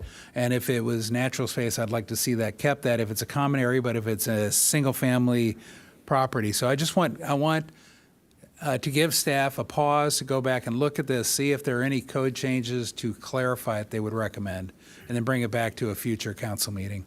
And we can decide, the city attorney can decide if what I'm doing right now is enough to send it back through first reading, second reading. I suspect it is. I'm just trying to keep track of what the director was saying, and it sounds like when a landscape plan comes in for one of these subdivisions, we don't have a requirement anywhere that they include landscaping on individual SFR lots that are located on the subdivision. And I'm wondering if we can have the director continue that and make that a formal interpretation going forward, such that we don't need to bring this back, but the director understands that going forward. Sometimes we do, sometimes we don't. It depends on the type of development it is. Some subdivisions have detailed landscaping for the entire system. Understood. Right? So it all depends. Others, more traditional, single family, bigger single family may not. So, I don't know. The only thing I might add to that is that What's that? the design review provisions allow for adjustment, like I mentioned. For example, they have a design review modification. I know I mentioned that, but also the design review provisions allow for the director to determine substantial conformance. So if those projects, those subdivisions were developed with a landscape requirement for native plants, and they wanted to make modifications, staff could make an administrative decision if it fell under the sub-C requirements like you mentioned. Is that prior to occupancy, or is that after occupancy once it's coming back with a remodel? It could be after with a remodel. Okay. So there's a process. If that's not satisfactory to the city council, so be it. We're certainly welcome to come back and give you what you want and you're requesting, but that's another option. Are you comfortable the way the ordinance is written now that a single-family homeowner in a subdivision that does not have landscaping defined in the accepted, approved landscape plan has freedom in the future to plant whatever they want on their lot? Could you? I'm sorry, Mayor. Could you say that one more time? I'm a little thick. Okay. What I want to make sure is that single-family homeowners in future subdivisions can plant on their own lots whatever they want without having to come back to the city under the current written code that we're doing the second reading for. I mean, it would. I guess I go back to it would depend. Like we mentioned, it would depend on if it was at an approved landscape plan that came through the design review process. But short of that, your answer is absolutely, they would not have to come back to the city. And if they did come back and they wanted to make a landscape change, and there was a landscape approved plan, there was a 50% requirement for native protection ordinance, native plant protection. Sorry, I've done this a few times in my years. They could come to the staff, and if it was a minor change or if it was not considered under the substantial findings, not substantial compliance findings, substantial conformance findings, then we could make a determination over the counter. Oh, okay. So The exception that Councilmember Lyons cited would not exempt them from even having to come get a exemption from staff? Not if they went through the process of actually getting a landscape plan that was approved, that was part of the initial. And when you say they, you mean the original The developer, subdivision, right. not the individual But homeowner. many of them don't. So Yeah. that's, I just want to be very clear. Many of them don't. So I'm just going to I'm trying to put a fine tip on this. I get it. So if a homeowner did not have landscaping, native plant landscaping, in the original subdivision's landscape plan, then they don't have to come to the city. Correct. No. Okay. And you're comfortable with that, so we could move forward and we're not necessarily, it's really going to come down to what the future subdivision's landscape plan says and whether it is putting native plants on the individual single-family lots. So, okay. If the developers do that, most of them choose not to do that because it's a money saving. And a lot of the new property owners like to put in their own landscape. Yep, exactly. So, okay. That, I feel better about it now. So it sounds like the exception you were talking, that Councilmember Lyons was talking about is still true. So I'll yield to Councilmember Schaefer. It's kind of along the same lines. I think the fact is you see what we're trying to get at, is as long as there's a process in place, so the developer comes in and say, hey, this is going to, hamstring your owners, then maybe, again, we're revitalizing our processes, as the mayor mentioned in his State of the City. So we just want to make sure that they don't come in, they give us the landscape plan, and you're like, hey, we could have said something.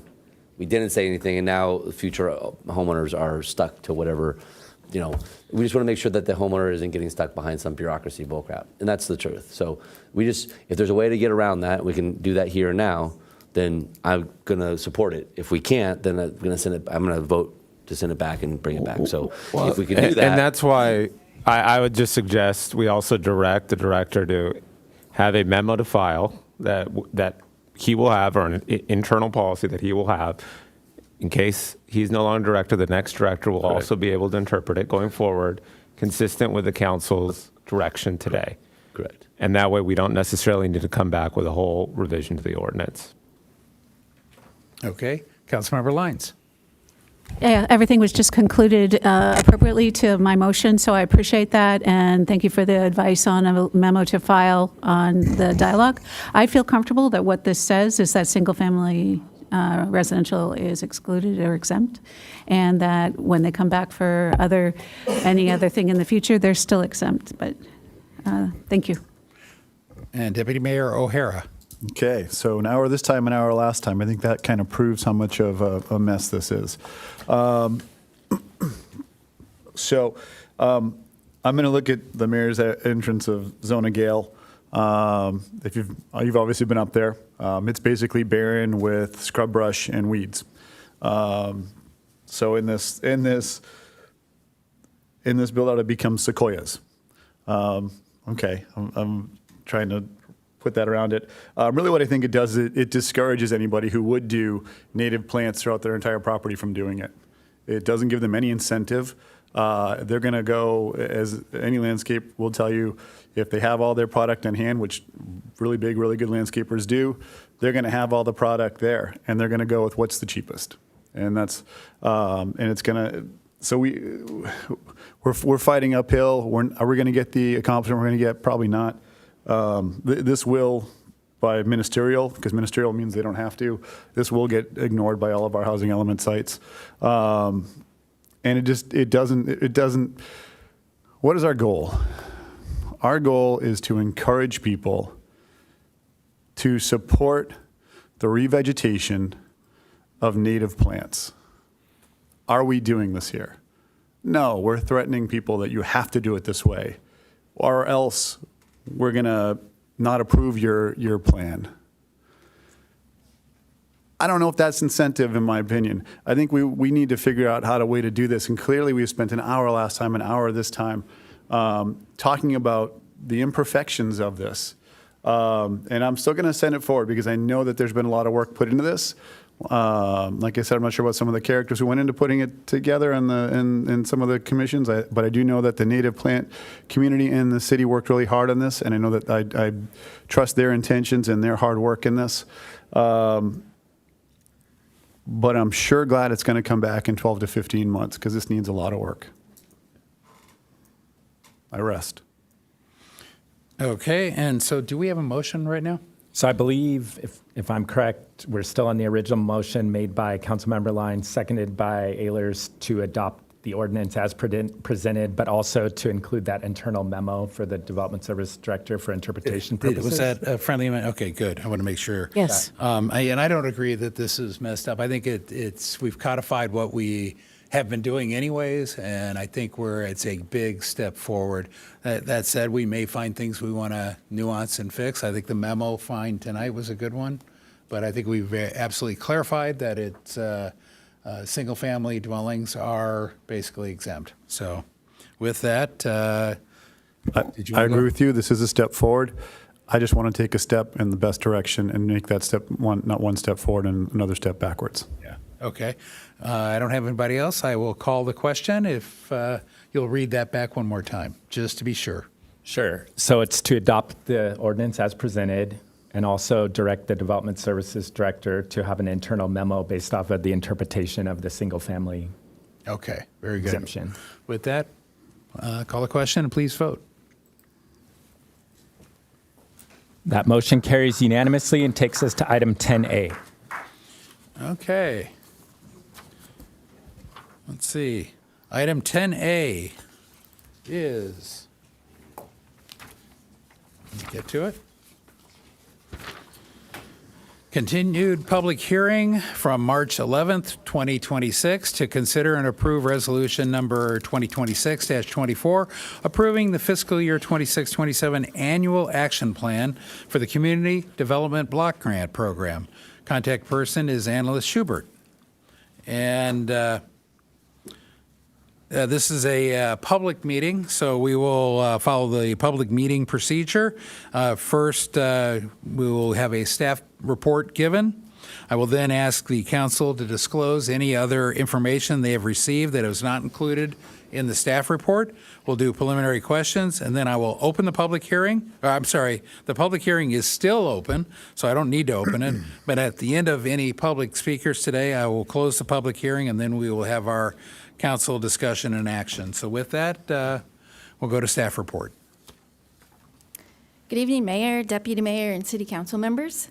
The item before you tonight is the continued public hearing for the CDBG Annual Action Plan.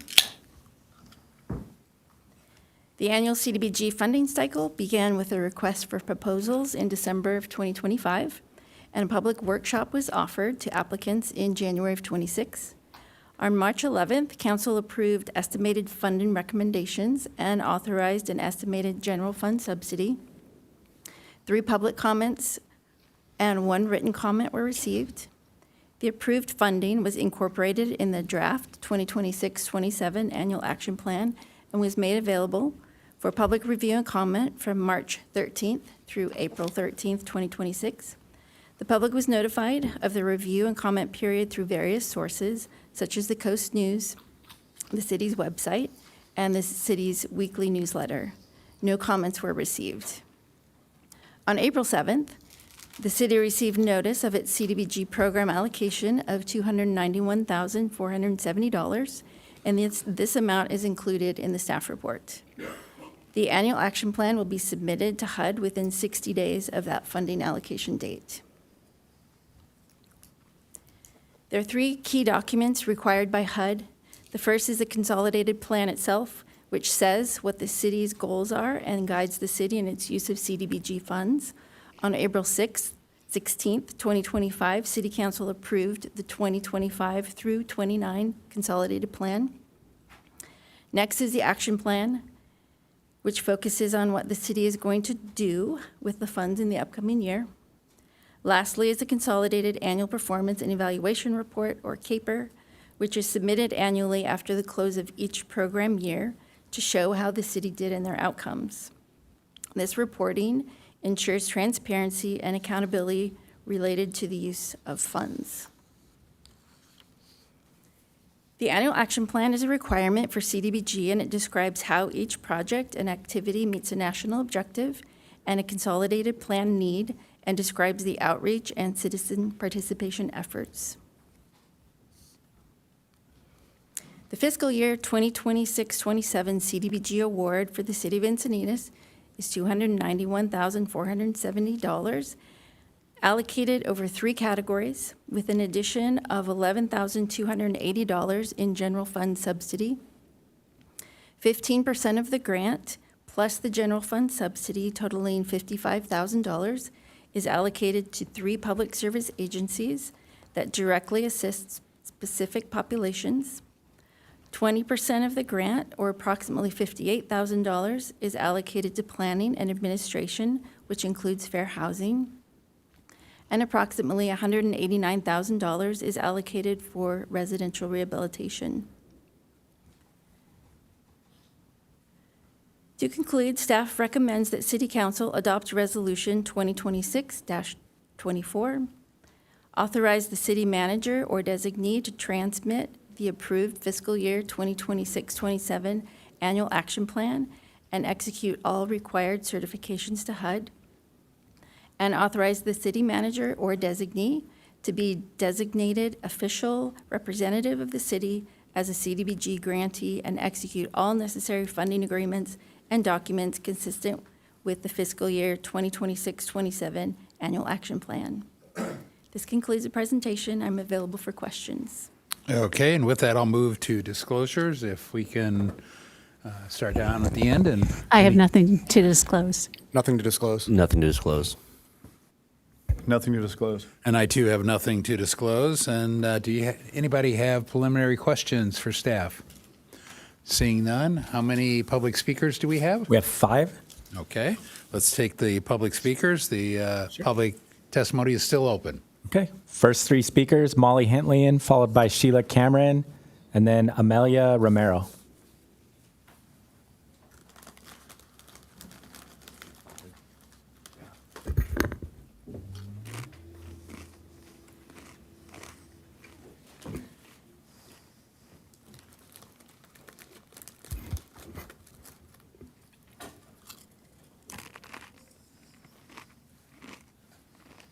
Good evening, Council. Molly, is that working? Yeah.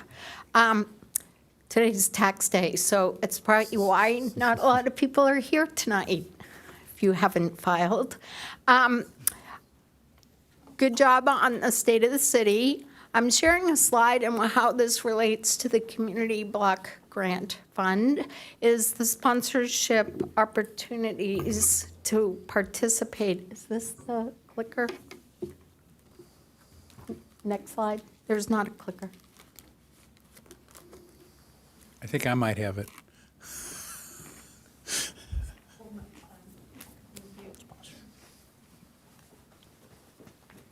Oh, thank you. So my concern was when I was looking to attend the Chamber of Commerce event, it was sold out. But I looked at the sponsorship, and my concern was CRC was a big sponsor.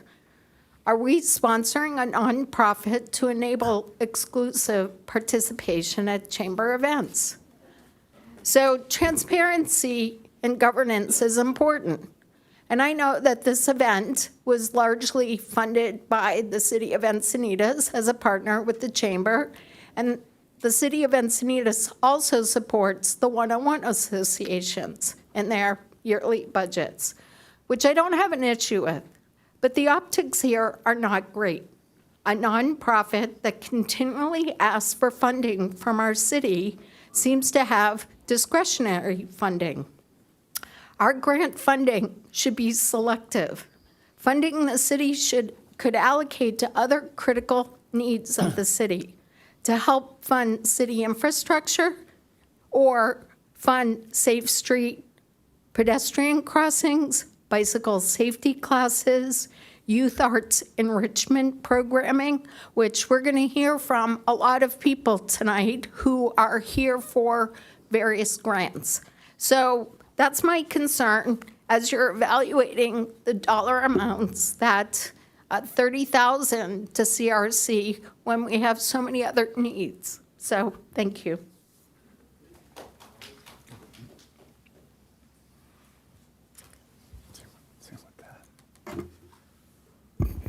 Good evening, Sheila Cameron, Leucadia. Okay, I am asking a question. I'm addressing 10A, B, and C in one fell swoop because there are 3 separate reports, and this is very confusing. 10A is mostly the CRC allocation, which they're actually getting $50,000, and there's a figure of $38,294 as a cost for administration, but in reading the report, the figure was $58,294, so please clear that up. The $189,456,000 that you're also giving to subsidize housing, I don't know. These are the things that are bothering me about 10A. 10B, which is true care, it seems to be an explanation of what 10C is. That's the only thing I could get out of it.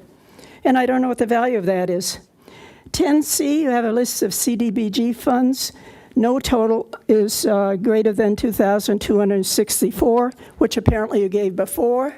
And that amounts to, I think, $150,000. I don't know what the total was. Normally I would go through and add up all the numbers, but I didn't do that. I'm not up there anymore, I'm down here. And you talk about grants. Are we getting all grants for this? Or is this coming out of our tax dollars? And the $291,470 that I just heard from April 7th, so is that grant funding? So that's basically what I ran through when I ran through each of these. It's up to you what you decide to do. But my problem with giving so much money to CRC and what you are planning to do on 2nd Street, it's like an oxymoron as far as having an economic development council to talk about how can we improve economic development when you are wiping out all the businesses on 2nd Street. So this all ties together, so I hit it all at once. Thanks.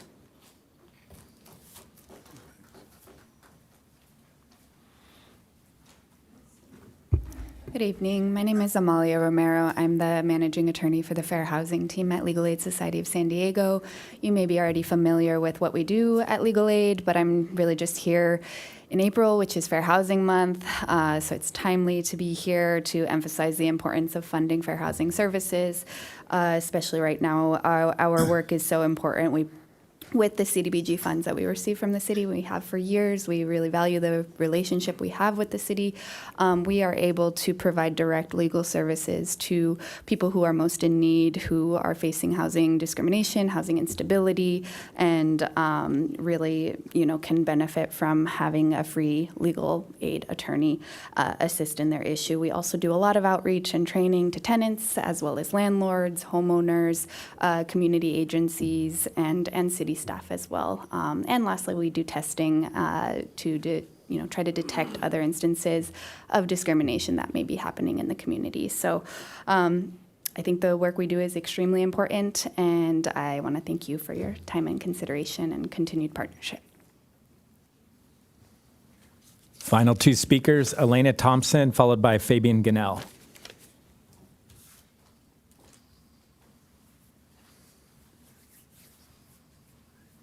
Hi again. Yes, I've been following the CDBG grants in other cities and our city now for many, many years. And I just want to say that back to the quote, is this a need to have or a nice to have? My analysis of this program is that the CDBG grants are actually meant by the federal government to prevent slums and blight in American cities. And I don't think our city, and I've said this before, I've been on record for it, I don't think our city should be taking this money and using this at all. We've already committed $75,000 to the Fair Housing Group, to the CRC, to Meals on Wheels, and the Boys and Girls Club, and you all approved that out of the general fund or in advance of getting this money. But the point is it's $75,000. And the cost of maintaining or even handling this program is $58,000 for a part-time staff position there. And then what we're doing with the property improvements is we're subsidizing landlords. I'm a landlord. And we're subsidizing landlords to fix up their properties. Residential rehab in Encinitas? This is a program we do not need, and I think we should take a pass on it. Fund what you've already committed to, the $75,000, because that was a verbal contract that you made here on record. And I think you stop funding this program for now. You know, other cities, in fact, what they do is they put in basketball courts for kids, playground equipment. These are the same groups that apply every year. It's like a broken record, spinning wheel. We don't need this program. This is, I spoke about last time, this is a Doge effort. Like, clean the slate. We don't need this, and it's too much money to administer. And just take the money from the general fund, stick to your commitment.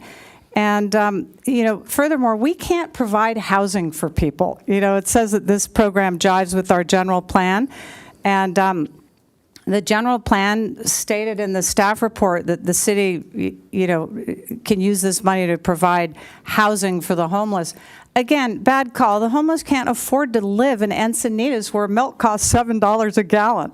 Okay, so I would just encourage you to take a pause and send it back till another year. Yeah, thank you.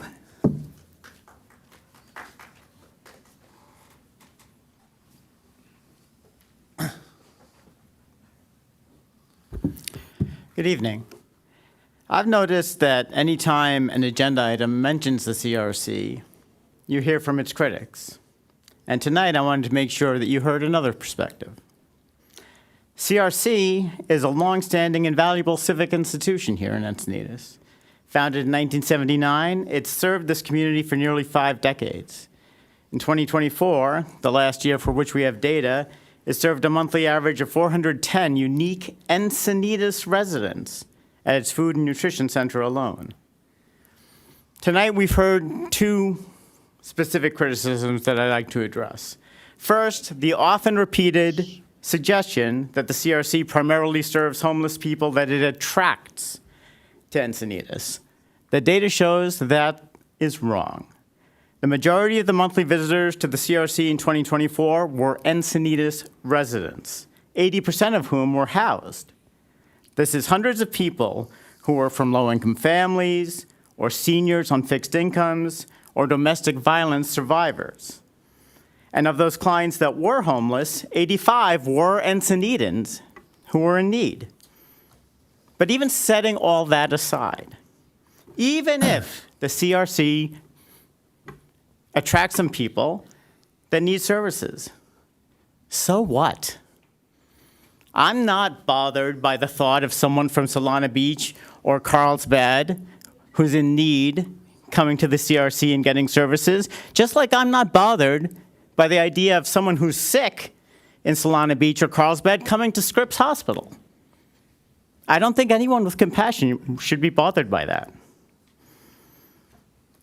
Second thing you heard is a suggestion that CRC did something wrong somehow by being at the Chamber of Commerce's State of the City event last week. That's nonsense. CRC is a member of the Chamber and the community. It runs a thrift store in town. It was no more improper for the CRC to have a table than it was for the city itself to have a table. And if the implication is that the money for the table should have gone to services instead, then I have good news. The critics should be happy to know that I personally made a donation to the CRC this afternoon in the amount of $1,000. That's the cost of a table. So the CRC has exactly as much to spend on services as if it had never gone to the event at all. Let's not say no to $300,000 from the federal government. I urge you to adopt the staff recommendation. Thank you. Thank you. That concludes speakers on this item. Okay, with that, I will close the public hearing and open it for discussion. Deputy Mayor O'Hara. Okay. Thanks to all of our speakers. Thanks to staff for a very good presentation on this. I just have one really simple question. I know with our other grants that we're going to go into subsidizing or to help these programs, they have to provide receipts. Are these programs in item 10A receipt driven, or are they have we give them the money and what accountability comes back to us? We do collect receipts and invoices, and we review them before we pay. So this is, the way it's set up is we reimburse at the end of a quarter. So they've spent for a quarter, and we reimburse with the receipts and invoices given after we review them. Okay. And how descriptive are those receipts? Very. We know exactly where it's going. Perfect. And can we make them publicly available in the future? Is that something we can look into doing? Should it be legal? Or what? I'm sure the city Certainly. attorney would have to be involved, but is there a way we could look into doing that? Certainly can. Create a little more transparency. My other question kind of popped up in the discussion. Residential rehabilitation, can you just explain that a little bit better for everybody? In my understanding, it's, people who own their homes who can't afford a fix that will keep it up to date so it doesn't go into disrepair, people who may be unable to do a repair themselves. It's not for landlords to take advantage of, but I just like that clarification, because if it is, we have to have a discussion, but if it isn't, I want to make that clear to the public. Certainly. There's two branches to this program. One is for homeowners, for low-income homeowners, for repairs, critical repairs, health and safety, ADA improvements. And the idea is to keep people housed who may not be able to afford what they need to do in their own home to stay there. We expanded the program this year to include land owners who own deed-restricted affordable units. Nonprofits are the owners, so we have a few properties in mind. We are looking to spend some more of our money to enable the nonprofits in our city who own property that do rent to low-income tenants to have a means to take care of also things that may be ADA improvements, health and safety repairs. So who are those nonprofits? We have the boathouses. Okay, the Historical Society. Pardon? Is that the Historical Society? Yes, it is. Okay. Yeah, and the other qualification is they need to own, it has to be between 2 and 5 deed-restricted units. So we're not looking at large projects, we're looking at our smaller. So who would be an boathouses- example? I'm sorry, didn't mean to interrupt. Go ahead. No, the boathouses, Manchester Apartments, owned by a nonprofit. What are they called? North Coast Housing, I think is the name of the nonprofit that owns Manchester Apartments. They're 4 units. They did some rehabilitation this past year. They took out a second on their loan to do so. And there's one more, Second Street Apartments, owned by 2 gentlemen. So they're not a nonprofit, but they have an LLC that would qualify them if they were interested. And they have 4 affordable units. Okay. I appreciate that answer. Thank you.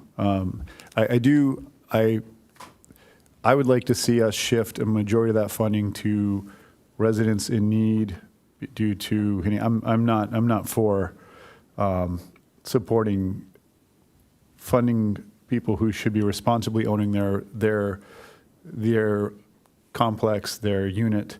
I think we encourage them to let something get to disrepair until we step in and give them money for it in this scenario where we have to be really careful on this slippery slope.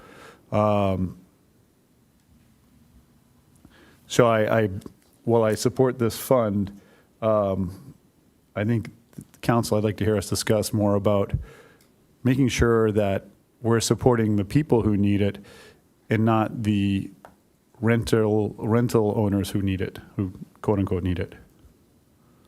I'm going to yield the floor for the moment. Okay, and I'm going to hop in here. First of all, I just want to clarify one thing. The boathouses technically are owned by the Encinitas Preservation Association, which was formed in, 2008, and is formed by the Downtown Encinitas Main Street Association and Encinitas Historical Society. So, but I just want to make sure that got corrected. Does that comport with Down what you... Encinitas Main Street Association does not exist, though.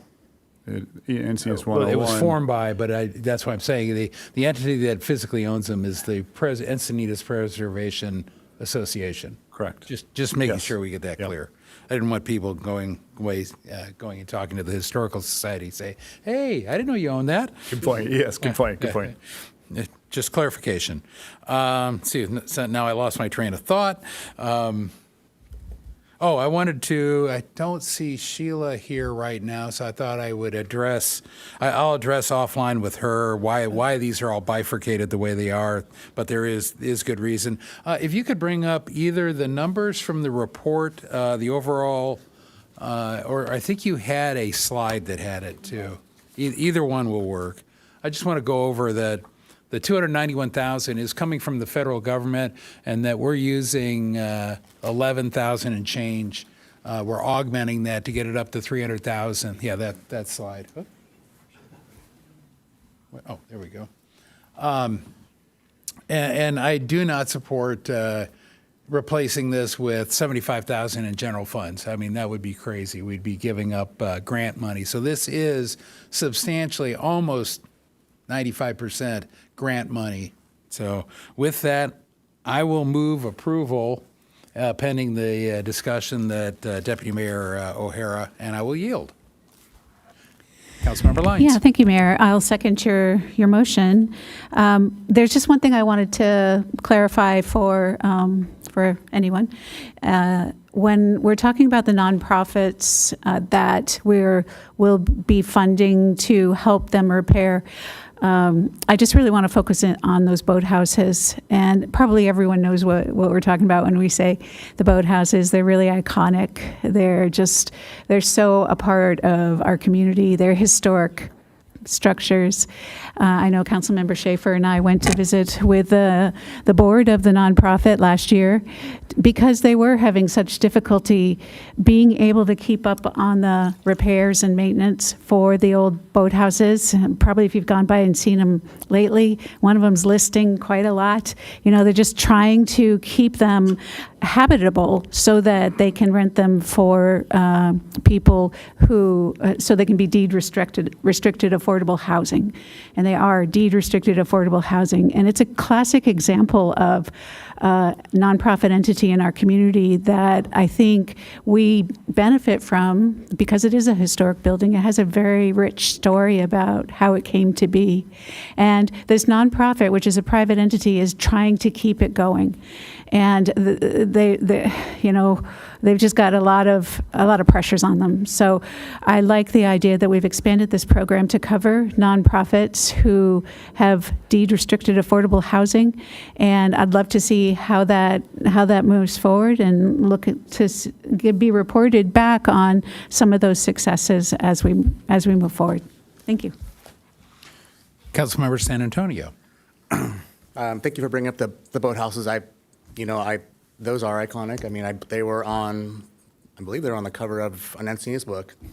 Those are iconic, and I see the value in that, keeping those up. But with the residential rehab, I definitely believe that, to what Deputy Mayor said, I think when we talked about this last year, I think when I had heard about it, it was kind of more geared towards like seniors, right? Or some people that couldn't keep up their homes or that needed some smaller repairs or maybe the painting of a house.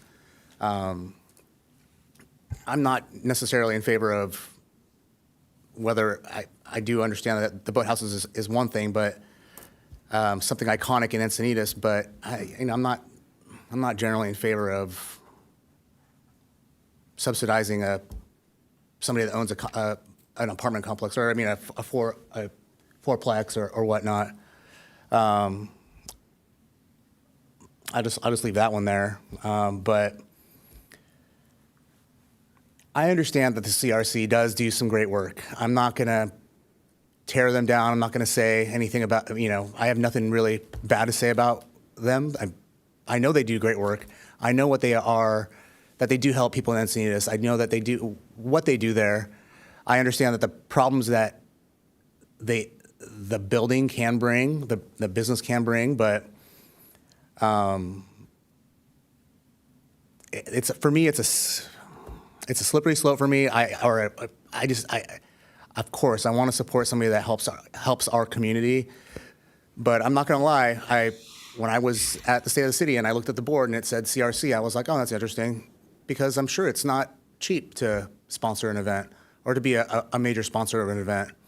I think of that money that you can be used. That again, I didn't look into how much it was, but I just thought it was suspect that they would be a big sponsor of this event, and then to think about the money that money could have been used to help more people in Encinitas or help more I believe it's battered women, or what the actual mission of CRC is. That money could have been used for that. And they already have such a big footprint in people's minds here. People talk about them. I don't need to see their sponsorship on the board. And when I did, I'm just going to say it just gave me pause for thought.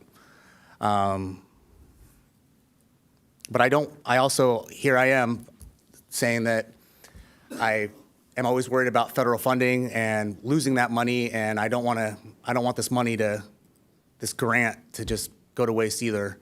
I do understand that there is a monetary value that we have to pay in order to receive that money, but it is, I think that it does, probably for me, it does more good than evil. So I do see the value in this program. I'll rest. And Councilmember Schaefer. Thank you, Mayor.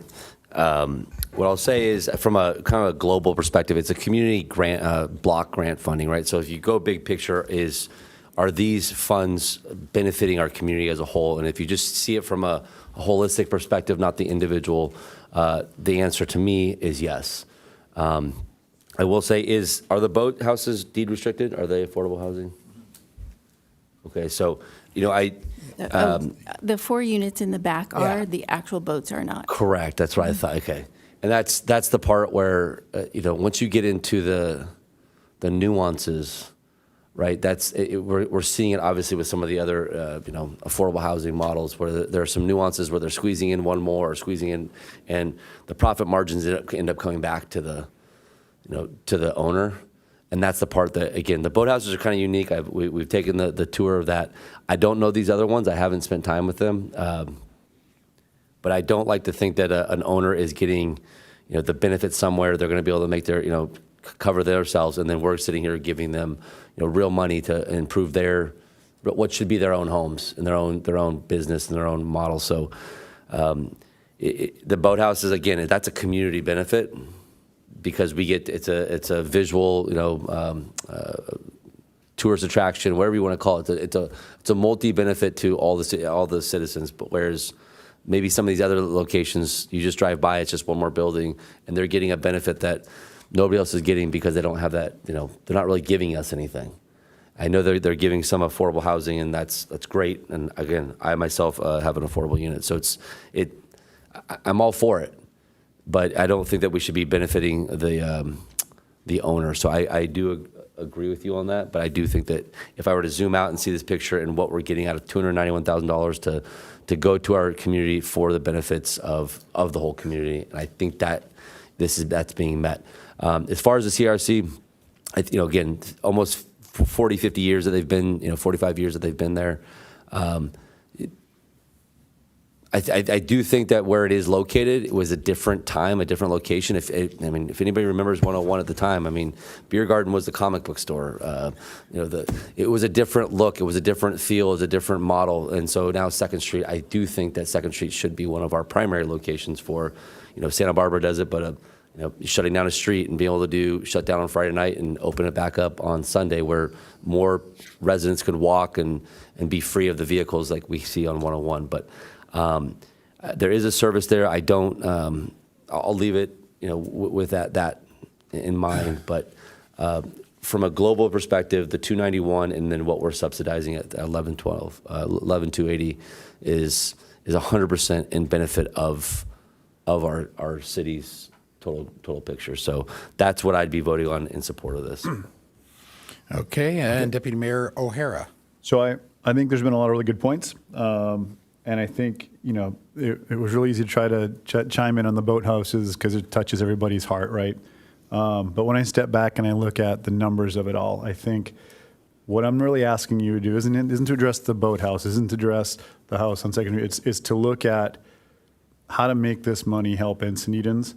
And so what I think we should be looking at is something like putting this motion forward with a change to that narrows the scope, where I'm spitballing here a little bit with this, where to be eligible for any of the residential rehabilitation money, you would have to be eligible for, say, the other CDBG grants or something like that, some sort of criteria that is very specific to make sure that it's not somebody who, and one of the questions might be, do you own for-profit units? If the answer is yes, then no, you don't get the money.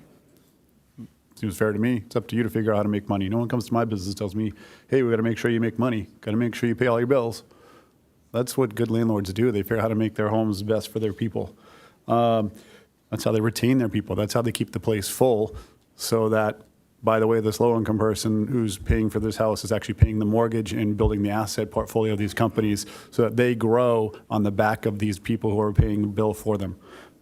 Won't get into that anymore.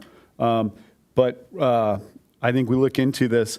What is the way we narrow the scope, bring it down and tighter, and make it not exceed ever more than like 10% of this or even 5% of this number? That's really what I'm asking council to look at. What's a better way to approach this to safeguard it? I don't want to see money going to someplace to help somebody out who owns 3, 5, 6 buildings in the city or in Southern California. But yet I look up the street of my neighborhood and I look up on any of the places in my neighborhood, Pacific Estrina, and I can see plenty of residents who, like, we have a guy who everybody's seen in town walking around. He hasn't had his yard fixed in 10 years probably, and he needs help, and he's not going to get this grant. And I see people like that all over the city, and I want to help as many of them as we can. I don't want money to go to somebody who owns 7 buildings, 5 buildings, 2 buildings. I want it to go to those people. So that's really what I'm asking council to do. I don't know if you need more push than that, if we need more clarification on that from staff. But I'd like to amend a motion to include that. If we can define what that is, and if the mover and the seconder will address it. Okay, I'd like to hear staff's response to what can we do? I assume we're talking about the 177,000 residential rehabilitation segment of the program, right? The others would all be unchanged, correct? Yeah, the 189. Yeah, 189. 189 when you cross it out. Okay, great. Before we get into Cindy kind of describing the program a little bit, Mayor, if you don't mind, one of the things that I want to make sure the council's clear on is that when we're talking about the program that we've put in place for that's obligated to be nonprofit, they have to be affordable, restricted. The money has to go to those affordable units for their rehab. Correct me where I go wrong here too, Cindy. All those units are obviously not able to achieve the same type of rents. They're encumbered by their affordability regulations. No. Okay. Well, that's basically the way the program works. Let them finish. So Okay. it wouldn't be, those monies would not be used for like units that aren't affordable. They would be specific to the affordable units that are designated as affordable. That's the only baseline that I just wanted to set. I just wanted to make sure that's the program. We're open to revising even more restrictive requirements. That is an available option for the council, but I just wanted to bring that forward as well. Do we force them to take on that encumbersome setup for them where they're deed restricted? Is that forced upon them? That's one of the requirements. No, but is it forced upon them? They have to buy this property, they have to be, they don't have any choice. We force them to buy it. They don't choose to buy the deed restricted place with their own money? These would be rental units. Right, so they're not encumbered, they choose to be encumbered by this, by purchasing it. If I could get the floor back. owners? No, I'm on the floor. No. I'm literally on the floor. I'm sorry, You're you're right, yeah. Go ahead. So you're talking about the owners choose to buy the affordable units? Anything you buy, you purchase, you make the choice to purchase. Correct. If I buy my car and I get a flat tire, it is not the city's responsibility to fix it. It is mine. I'm not encumbered. I didn't get encumbered by it. I made the choice to buy a car. Is that true? You're absolutely correct that the person who, or the entities that purchased that property knew that affordability requirement was there when they purchased. Correct. They knew it was there. They purchased it anyway. Absolutely. They assumed the responsibility willingly. Correct. That's really important in this. No one forced them to buy it.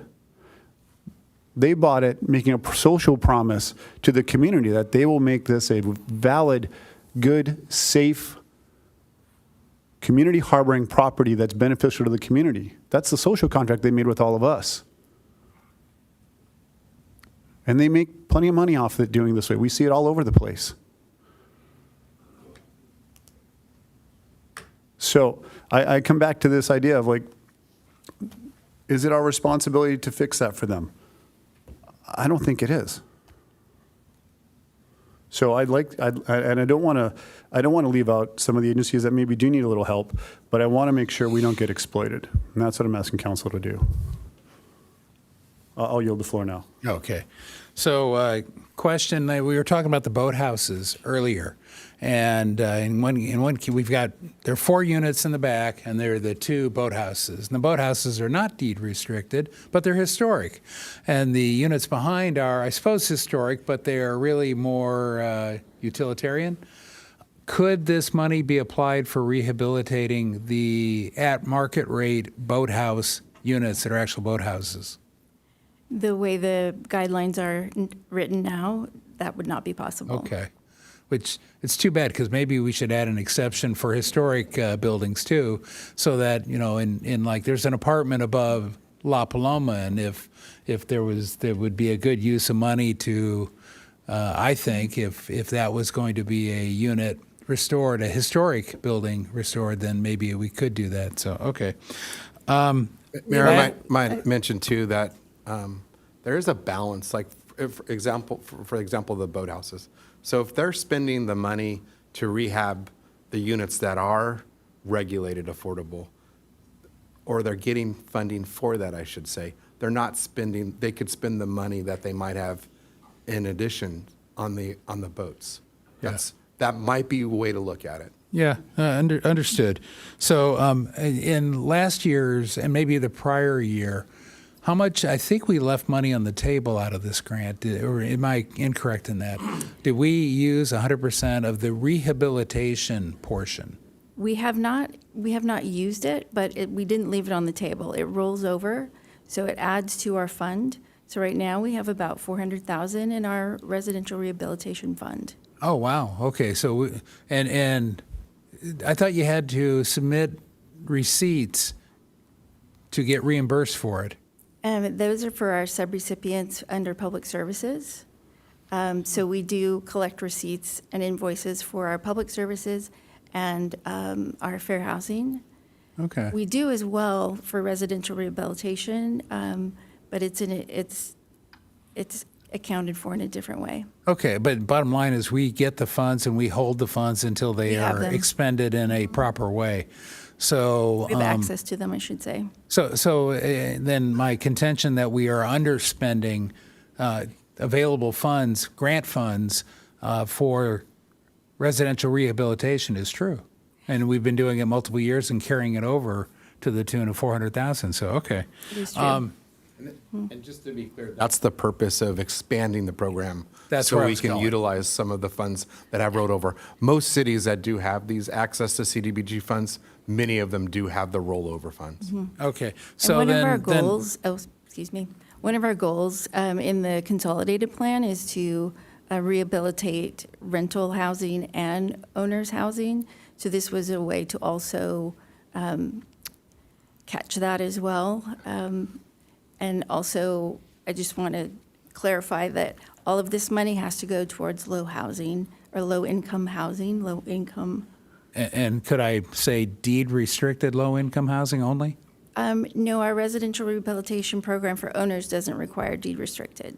But how do you confirm that it's low income? We do an income audit. So it doesn't, okay. And, okay. So they do qualify as low-income tenants. Yeah, and Mayor, just to be clear, that's why you get a big chunk of this in your requirements for the planning and administration, because there is a lot of oversight that has to come from this. Okay. Do you have any recommendations beyond what's being proposed here to make sure that we expand the program so we actually start using the funds while at the same time guaranteeing that it's benefiting Encinitas residents that are low income and not necessarily increasing profits for landowners or apartment owners that you know, they basically are already making the money they're making. Now we're just giving them additional money. Yeah, we tried to write some really tight guidelines, put up some guardrails. We also left some wiggle room for staff discretion for projects, because we as well want to make sure this money goes to projects that really need the help. And we're not looking to line people's pockets as well. We want to avoid that. So we did leave ourselves room for staff discretion. And again, the three that I mentioned, we've been on site to see their properties. I don't know if they would qualify. Just off the top of my head, those are the three in town that I'm aware of. But yeah, we would also like to have some really good guardrails up so the money goes to help those who are most in need. And just this last fiscal year, not this fiscal year going forward, how many different projects were there under this residential rehabilitation program? I believe we completed three residential rehabilitation projects for owners in 24-25. And that's it? So, okay. I'll yield and recognize Councilmember Lyons. One of our biggest challenges in our city is the affordability of our rental units. And I hear from my constituents in District 3 about that a lot. Over 45% of the properties in District 3 are rental. That's a huge number. That amount of our population is fragile. They're on the edges of, if my landlord raises the rent because they need to continue to add these improvements, then it's no longer affordable. And what that means is our people, who we all know, they're our neighbors, will no longer be able to live here. And if this isn't all about our people, then what is it about? It's about our neighbors and really helping them figure out how to do the best for themselves in making their living here affordable. This program is focused on those people. I can't state how important. I know the city council doesn't talk about affordable housing much. I wish we could talk about it more, so that I'm making a point of saying this now. This program is to help people stay in their houses. This is going to help people keep a roof over their head. We all want that. And it's a modest amount of money to go to help both the homeowners and the rental units in order to help them make that happen. So I'm in deep support of this program. I'd like to understand better. So I stand by my second of the motion. I hope it does move forward, but I would like to understand better in the future if there are any barriers to us moving forward with helping residents even more under the approved money that we've already authorized. I'll yield. Yeah, Councilmember Schaefer. Okay, so for tonight, again, I will third this motion with the idea that I think you guys know what we're trying to get at, and I think where we're headed, and what you've written already.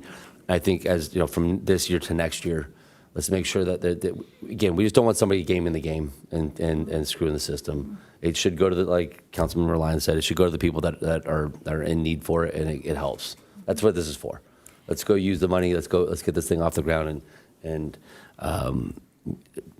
point this in the right direction. Let's fix it from this year to the next if that's what we want to talk about. And I get what your arguments are. I will say I think the boathouses is unique because I think that they could rent that boathouses for a lot once they get them up and running, but they're going to need a lot because they're well behind on some major payments. So again, I think if it helps them, it gets them going, and it gets the thing. This one in particular, I think, is actually going to good people doing good things. I don't think that in the future, if we just let this kind of go to the wayside and don't keep an eye on it, I think there could be people gaming the game. But that one in particular, I don't know the other two properties that were mentioned personally, but the 4-unit is all 4 affordable, and the other 2-unit are all affordable, or do they have for-profit on site as well? The North Coast Housing, Manchester Apartments, they're 4 affordable units, and that is what they own. It's just 4 are affordable, and then the other one was 2 of 2. I believe it's 4. There's 4 deed restricted. Okay. There on may both. be an additional unit there that is a commercial unit downstairs. Oh, that's a big difference. That's kind of the line. I know where we're going, and we're not trying to calling you And out. I'm or not anything. sure they qualify. Yeah, I get it. So that's the thing. We don't know they qualify. The point is I think the staff that's actually doing the work, and for the amount of money that would actually go out, I think that we get the point of what we're trying to do. And again, from this year to the next year, let's fix it, the process, and on the fly. Why not fix it now? To what end? To getting it right now and not have to wait a year doing it wrong and do it better next year. We can't talk about who's going to qualify, because the fact of the matter is that we just talked about that's what we're here to do. 3 possible units, but I think we have a smart enough staff that have written a process in place to do exactly what our intention is. I disagree, and we're both up here at the moment, because Are you yielding? I wasn't yielding. Okay, Go ahead. But that's the understanding is I think our staff is intelligent enough, capable enough to make sure that this goes to the right people. And so I'm not going to sit here and hamstring them one more time. And I think that we can fix this on the fly when they understand what we're trying to say. So again, we don't want some for-profit jerk to come out and use the money that was intended for a totally different reason. That's what we want to stop. I understand. Please do that. Got it. In lieu of that, let's vote for it, and I think we'll fix it. You know what? Sorry. Do you yield now? I'll yield for that reason. Now, Deputy Mayor You know O'Hara. what's going to happen? Is somebody with a good lawyer is going to come along and they're going to say, well, we don't qualify according to what you don't want, and you're looking for somebody who is nonprofit. Well, tough, we qualify, and we have the legal precedence to do it. And they're going to steamroll the whole process. You can't live the world afraid of assholes. That's just the fact. So if they want to go that way, that's what they want to do. I'm not That's saying we screw need them. to. I get pulled off here somehow. I'm not saying we need to. We got the need floor. to worry about that. But I think we certainly have the opportunity to put a safeguard up here. I think we should. As far as finding people, Friday morning, 8 a.m., come to the bottom of my street. We'll walk up. I'll show you 10 houses that need help. They're out there. Instead of waiting for them to come to us, instead of waiting them to come for us, let's go find them. They're certainly out there. I think we're going to see some nonprofits this week that could help us find them, or in the next few minutes that are going to help us be able to find some of these in some cases, and some that we could find on our own. I mean, you drive around the city with staff once a week to give them a tour and go through, and I guarantee you could point out places along the way and be like, there's somebody who could help, right? Yeah. So I think not safeguarding this when we have the opportunity, and all I'm talking about is narrowing the scope. I think you got pulled into by a couple of people up here, this focus of the romance of the boathouses. Let's stop talking about the boathouses. Let's talk about the 2 people that own 2 independent projects, and it changes the entire picture of what we're talking about up here. You let 2 people paint a picture around here around the boathouses and the romance of it, instead of what the subject matter is. How do we help people in need and not have a program that gets exploited? And it's that simple. When you get to it, the mathematics doesn't come down to whether it's, or the logic doesn't come down to whether it's the boathouses or not. It comes down to like, do we help people who made a choice to buy a property to take care of it? I don't really Just see. to prove the point is our 3 from last year were the appropriate done, and that's what the city manager, when I got my briefing, they were the perfect choice. That's so I'm using history to predict the future, and that's it. We've already done it right, and I don't think we're going to do it wrong because of how long we've talked about this. I guarantee the staff does it right. I've already heard that I don't think we're doing it right. I don't think we need to support private ownership on this matter. I think this is in the sense of people who own these projects, these buildings, these low-income units, because they made the choice to be involved with it. I mean, is that what we're doing? We're subsidizing this now for them? Make it make sense. Help me pay my mortgage then, right? Because why not? It's the same thing, right? So I'm shocked by the sale of the boathouses as the issue when it's not the issue, and I'm shocked by the lack of the council wanting to put some better side rails up along these dollars and narrow the scope. Okay. I did. Let's get it down. Let him finish because I have one more. I got to get Marco San Antonio in here. So I'll rest. I mean, that's my case. I bringing in guardrails that serve this program Councilmember best seems San to make Antonio. sense to me.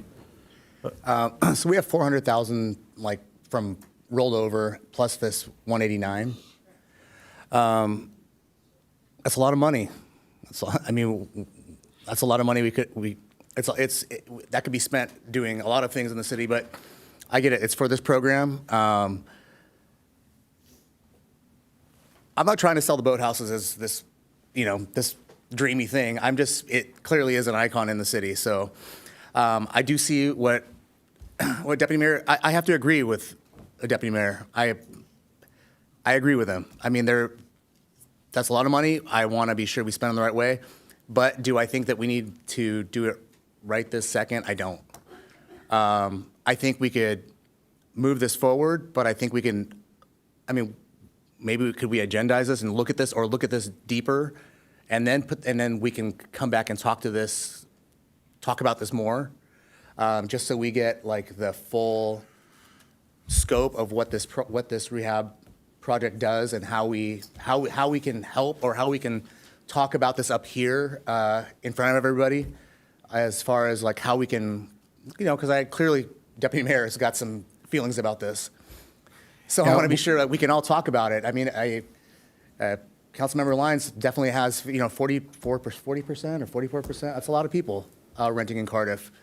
But I also want to be sure that we do this right, because I do agree with Deputy Mayor O'Hara. I want to do this right as well. That's a lot of money, and I would hate that if we expand the scope and we're like, yeah, let's help more people. But I know that the staff, I trust that you guys, you haven't let me down yet. This year I've been up here, I have been consistently surprised by all of the staff with what you guys have brought back and how we're moving forward on a lot of our projects. I don't doubt this is one of them. I think I just want to be sure that $589,000 gets spent in the best way possible to help the most amount of people. And I don't doubt, Deputy Mayor, that you've got some people down or some homes down there that could be helped, as well as Cardiff. I know that these are all, Encinitas is generally a pretty high income spot, but there's a lot of spots that need help, and I completely agree. So, what do you think? Should we? Wait. I'm up next. I'm getting in here. Are you done? You yielding? Yeah. Okay. So first of all, I want to do a little time check. It's 9:08, 9:09 almost, and so we've got 3 more items to get done. But I want to go back, and then I'm going to actually let staff respond a little bit to all the discussion up here. But I want to go back to the memo and the description of we have the current process that addresses low-income restricted units or low-income units.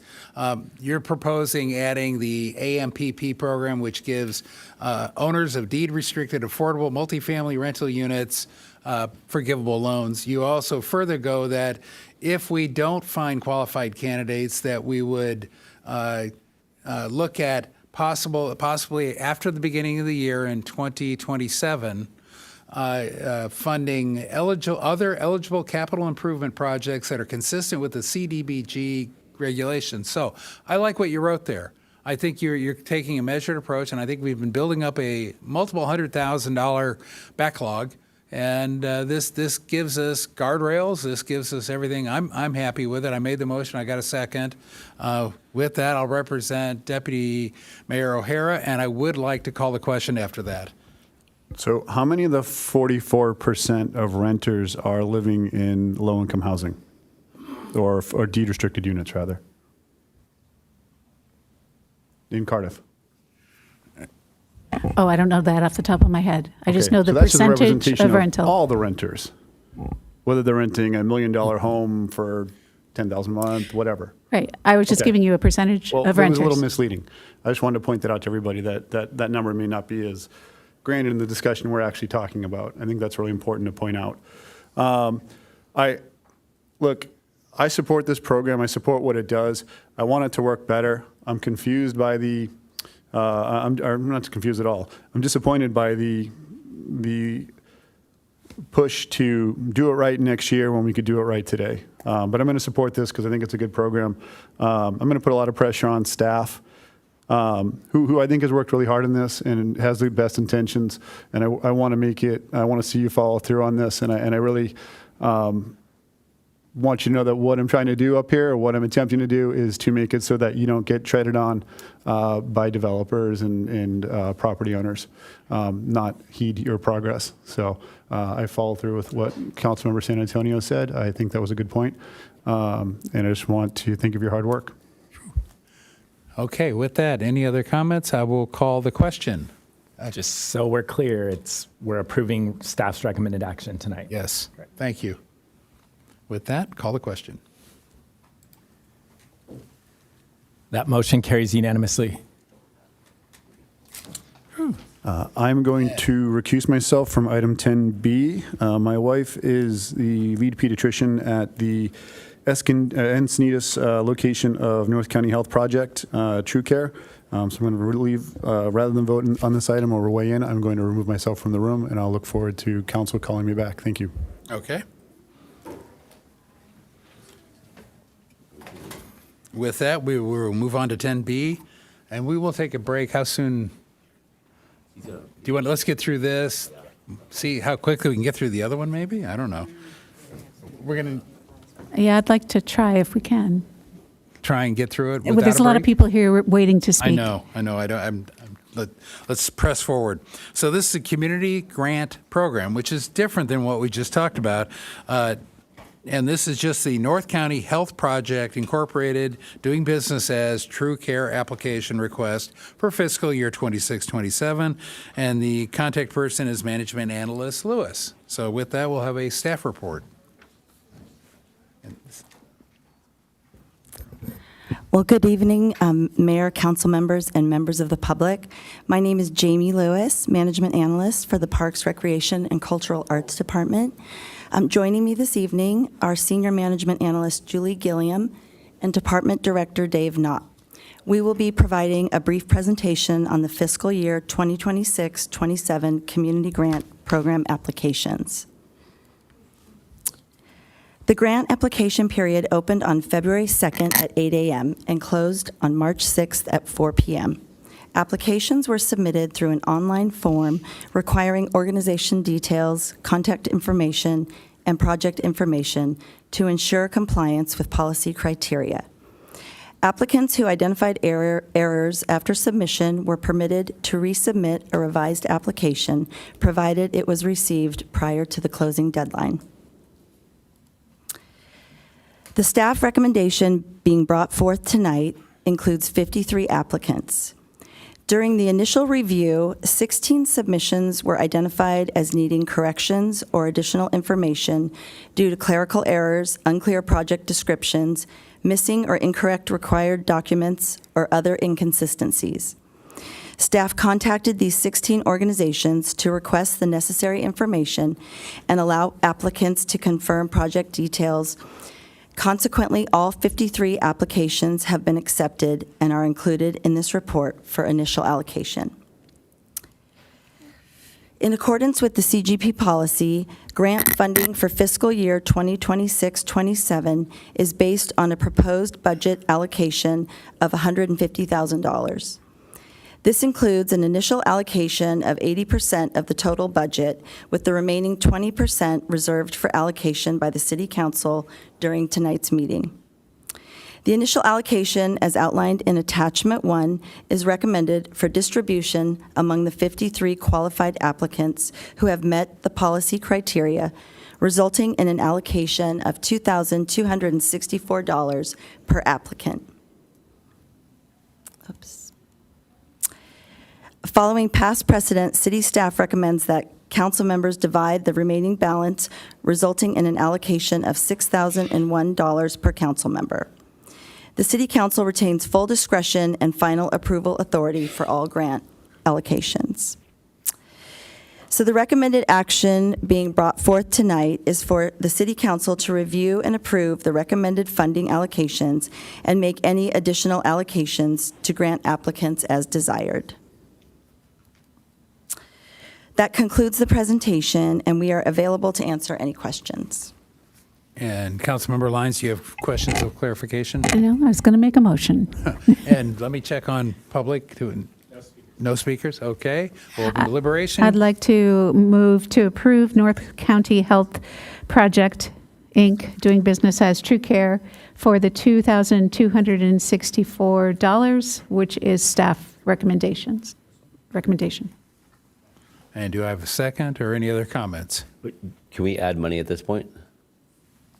Or do we have to, is it two motions? Is it that and then add the money? Staff, wouldn't they have to make the extra money right now on this item? And then, yes, so you'd make it now if you wanted to give it. Now would be the appropriate time. Yes, I'm going to add $500 to that one. And does that include a second? Second. Oh, okay. So I got a motion second. Yep, And I- a motion and a second are okay with the. Extra money, yep. Okay. Mhm. That's from my, right? By From Schaefer. mine. Mhm. Okay.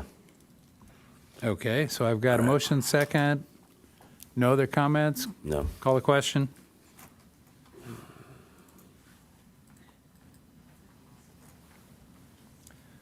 That motion carries 4-0 with Deputy Mayor O'Hara absent.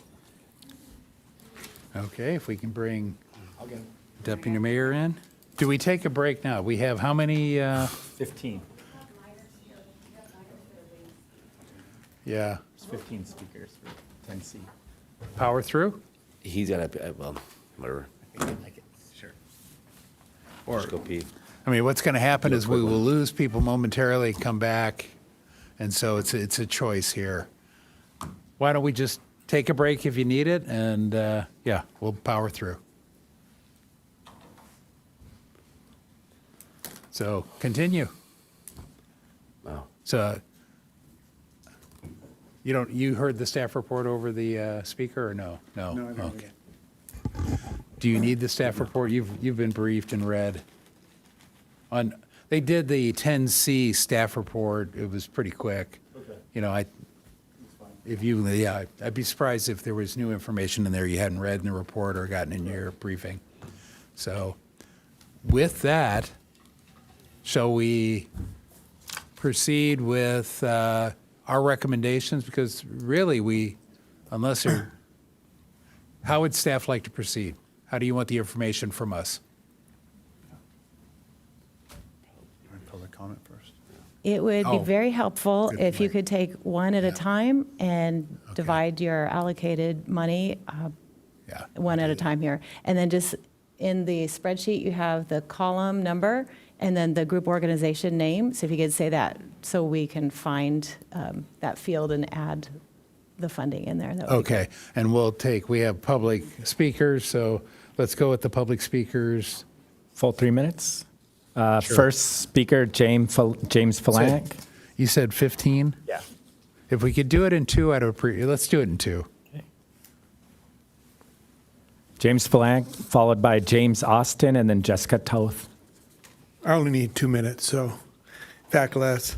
I'm Jim Felance with the Encinitas Historical Society. Our organization has been mentioned a few times this evening. We applied for the grant and were awarded $2,264, like others, for a lighting project for the Encinitas 1883 schoolhouse, the oldest building in Encinitas. And what we're doing is requesting additional funds to the $3,500 originally estimated to provide lighting for the ADA ramp and the entrances to the schoolhouse so that we can have a safer facility and host night events, evening events for the public. And so it's a good cause, it benefits the entire community, and it's driven by safety. And that's basically as simple as that. So for an extra $1,236, we can complete the project and have a safer 1883 schoolhouse. Thank you. Thanks, Jim. Can I chime in real quickly? Do each of the groups getting up, do they know what number they are on our chart? Could we please call out which number they are for us, just to help us track the information down and listen to them rather than flipping through our paperwork? I think the Historical Society was 18. No, I understand, I know who they are, but just across the board, I don't know all of these. And so if you can call the number out, it's going to keep us the ability to listen to them instead of flipping through my papers trying to find where they are and missing half their presentation. So if you don't mind, that would be helpful in serving everybody. Okay, next speaker. James Austin.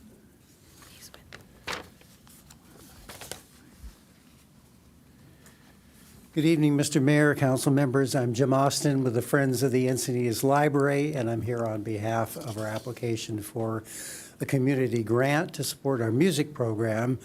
The Friends of the Encinitas Library is a nonprofit that funds most of the library's programs. They have some 40 programs per month, ranging from adult to children to cultural programs such as Spanish lessons, Dia de los Muertos, and poetry readings, author talks, but perhaps our most beloved program is our First Sunday concert series. This is a free, jazz-centric concert series that takes place in the community room on the first Sunday of every month. It's more than just a music program. It provides free, accessible live music and arts programming for seniors, families, and other residents, provides opportunities for local musicians and emerging artists. It fosters intergenerational community gatherings, and it's an especially welcoming entree for new library users. I'm a volunteer for the Friends Bookstore, and I met with the library branch manager yesterday, told her about our application. She sent me an email later that day that told me the library is obligated to provide certain services as a public library, but there is a gap between what they are obligated to provide and what they could only dream of providing to the community. The Friends Music Program bridges that gap, and approval of this grant will ensure that the program continues to flourish and remains free and accessible for members of the community. Thanks so much for your consideration. Thank you.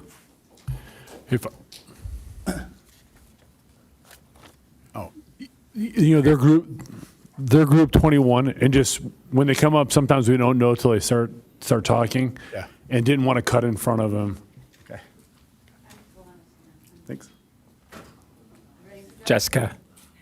Following Jessica is Aaron Mott, Charles Sue, and then Mark Mayer. So we have number 42, the Solana Center for Environmental Innovation.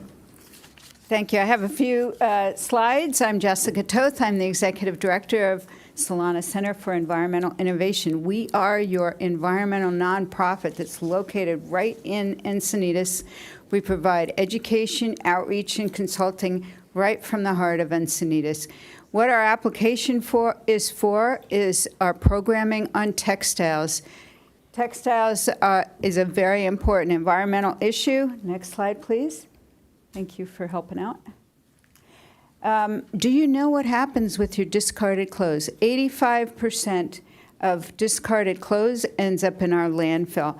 This is a desert in Chile that is so filled with clothing, it is visible from space. The clothing is visible from space. It catches fire, and it makes people sick there. It also, whether it's in Chile or here on our own landfills, it takes up landfill space, and when it gets covered, it creates greenhouse gases. Next slide, please. So our programming, some further stats, which I won't bore you with, but it is the largest growing waste stream, clothing, textiles, that's going to our landfill. And so there is legislation, SB 707, just coincidentally, there's another SB 707 that actually is on your agenda tonight, not related, but there is state legislation that's going to, it's about extended producer responsibility. And what we would like to do is continue to build awareness. We have a program, next slide, please. We have a program that we offer annually here. It brings people from all across the county, right here to Encinitas at the community center, and it's about an entire closed loop. We had of hundreds of pounds of clothing that were brought in, none of it went to landfill. It was all either swapped, repurposed, upcycled, or recycled. Next slide, please. Sorry, these are some images of the event that we had. So we would like to continue providing textile. Thank you.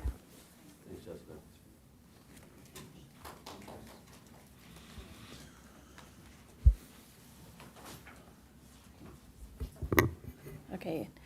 Good evening. My name is Erin Mott. I'm here to talk about the La Costa Canyon High School Marching Band. I pulled them up as Project 25, if you could confirm that. Okay. Thank you.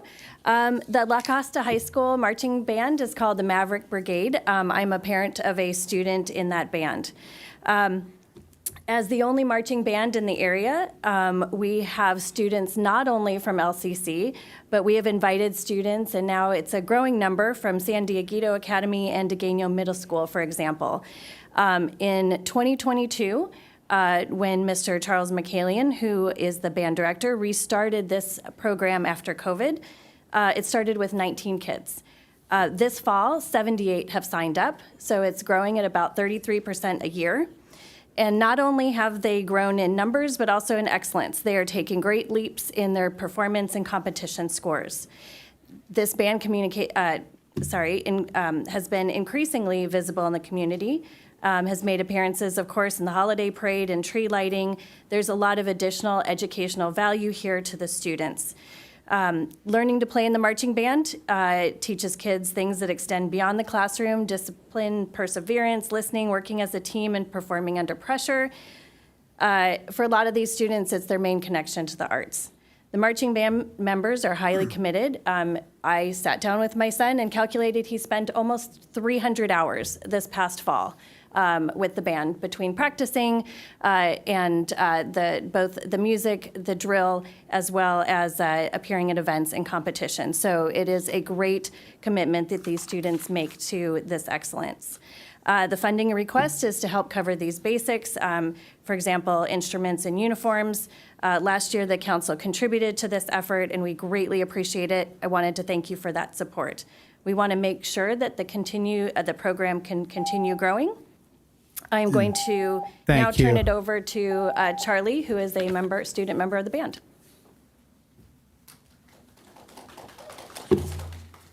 Hi everyone, how are you doing tonight? I'm going to keep this quick because I know you guys all want to go home. So my name is Charles Schur. I'm a senior at La Costa Canyon High School and a snare drum player in the LCC marching band.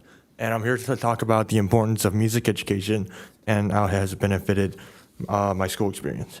The Maverick Brigade is the only marching band in the SD-UHSD district and Encinitas area. During the fall, we head up to Newport Beach or Capistrano Valley in our competitions against other marching band in the area. This season, we played 9th in all of SoCal, our best placement yet, bringing back pride to the city of Encinitas.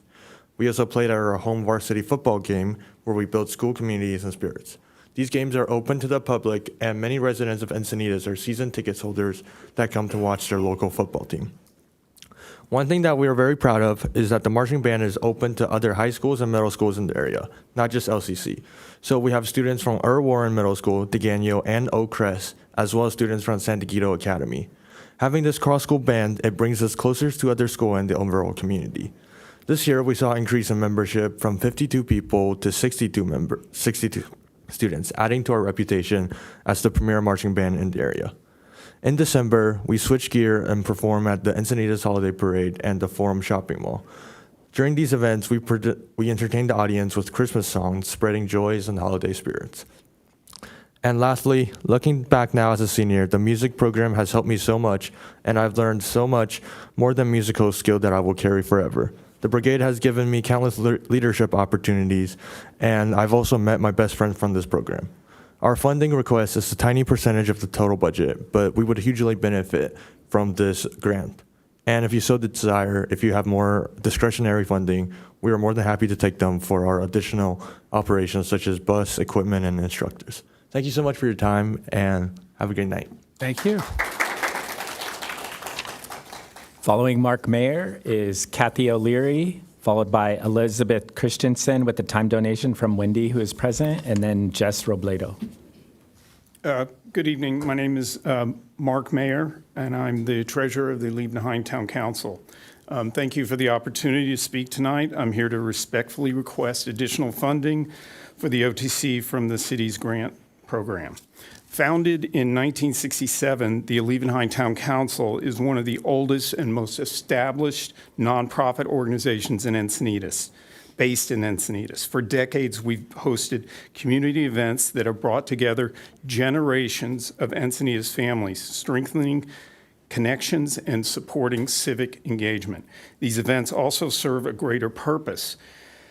The funds we raise allow us to keep our historic meeting hall and grounds affordable for other local nonprofits to use, including Boy Scouts, Girl Scouts, Cub Scouts, 4-H, and several recovery groups. We're proud to support these other important organizations. Our fundraising events are entirely organized and run by an all-volunteer board of directors, all of whom have lived in Encinitas for decades. We live here, we shop here, we vote here, we pay taxes here, and we are deeply invested in the city's future. OTC members are actively engaged in a wide variety of public safety, parks and rec, and local economic development matters. We recognize that many other worthy organizations are here tonight seeking additional funding. We simply ask you consider the longstanding and deep ongoing community impact of the Liebenheim Town Council. Thank you. Thank you. And that was item number 11 on the spreadsheet.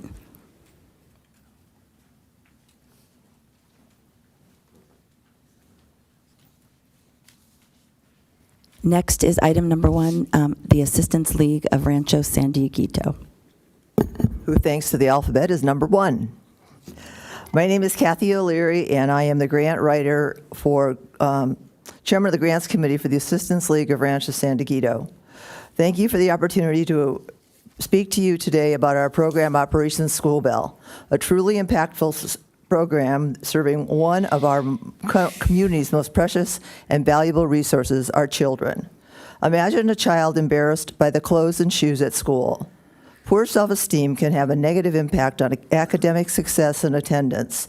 New clothes and shoes go a long way toward boosting a child's self-confidence. Studies show that appropriate school clothing can improve school attendance and help classroom performance. Operation School Bell strives to help children thrive and succeed in school by providing these new clothes and shoes. Operation School Bell is the Assistance League's signature program to help us improve the lives of impoverished children and families. Not only do we provide school clothing needed for these students, but we also deliver a message of joy, of community support of their efforts to gain skills to prepare them for a successful life. Our organization has been supporting this program since 1997. In September of last year, we were able to host 400 Encinitas students at shopping events at the Target store in Encinitas. Each child was allowed to spend up to $100 tax-free on school clothes and shoes. For the shopping event in 2025, a total of $40,000 went to help Encinitas children. I'd like to share with you a testimonial from a mother of a student participating this last year. Thank you, Assistance League, and all who donated funds to our children's new clothes. After 9 months of unemployment, we were in need of essential clothing for our children, but we were determined to spend as little as possible to avoid debt. We would not have been able to fill these needs without your support. I've often donated to such causes, and now I have experienced it as a recipient. We cannot always control our circumstances, but we can open our hearts to the needs and around us. Thank you. And Warren, the next speaker, has a presentation on. She has 4 minutes.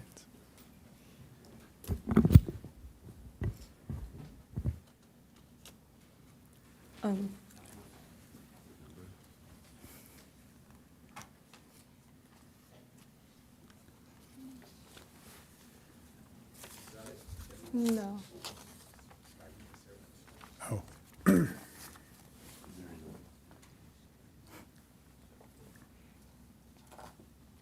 Which group is it?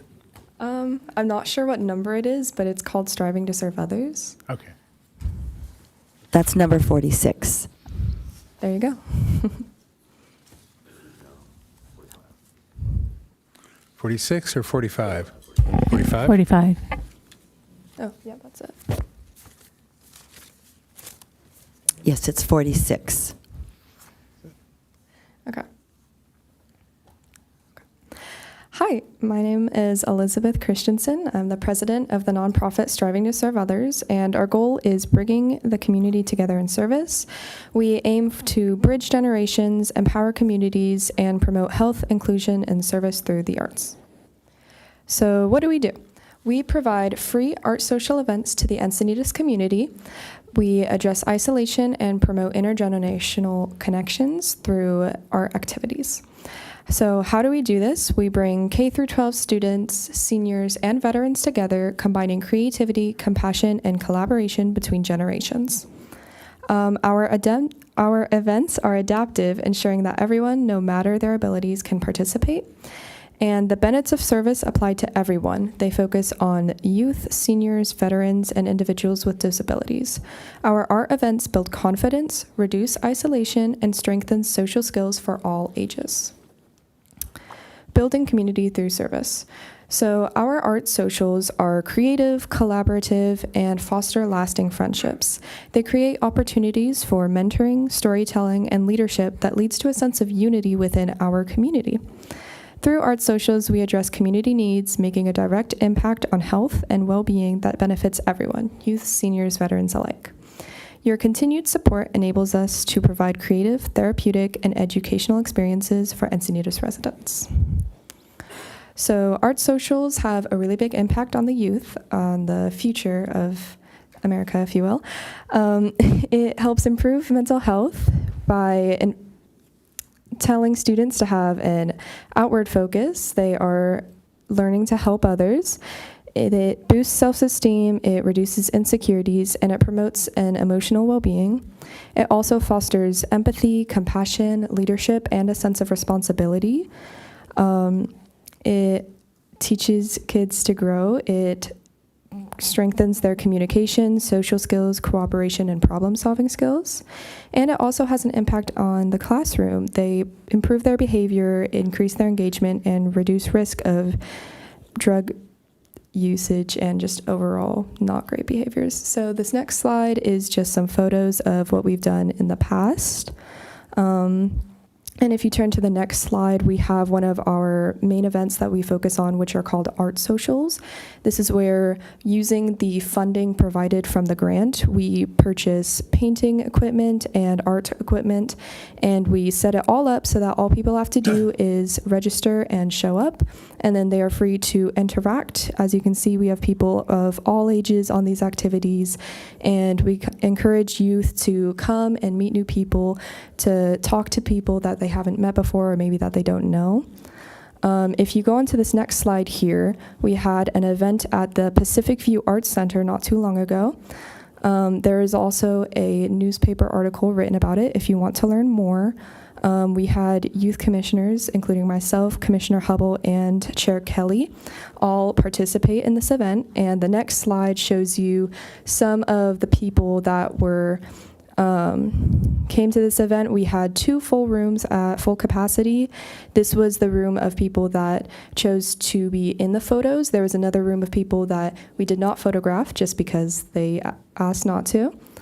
And if you go to the next slide, we actually have another art social coming up with the grant fund from this last year.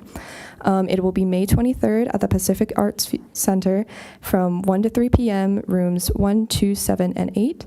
And if you want to click the QR code, or if you want, there are also flyers. And thank you so much for your time.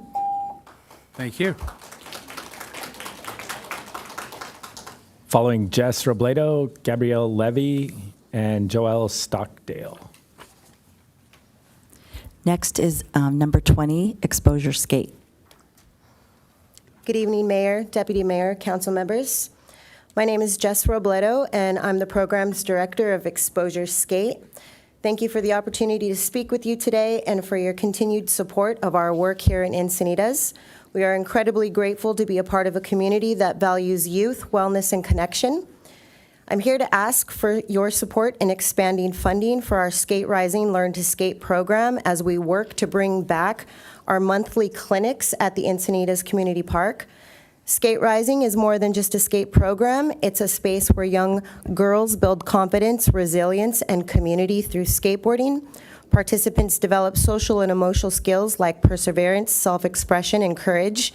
These clinics provide a safe, supportive environment for youth of all backgrounds, many of whom may not otherwise have access to structured recreational programming. At the same time, our work directly responds to a growing community need. Families are actively seeking accessible, positive outlets for their children, especially in a time when social connection and mental well-being are more important than ever.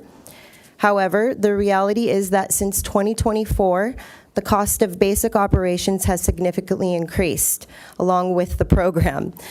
From permits to staffing to safety measures, these rising expenses have made it challenging to consistently offer our monthly clinics at the level that our community deserves. With additional support from the community grant, we can sustainably bring back these clinics, expand access, and continue serving youth and families in a meaningful way. We are proud to call Encinitas home, and we remain deeply committed to creating programs that uplift, connect, and support this community. Thank you for your time, your trust, and your continued investment in Exposure Skate.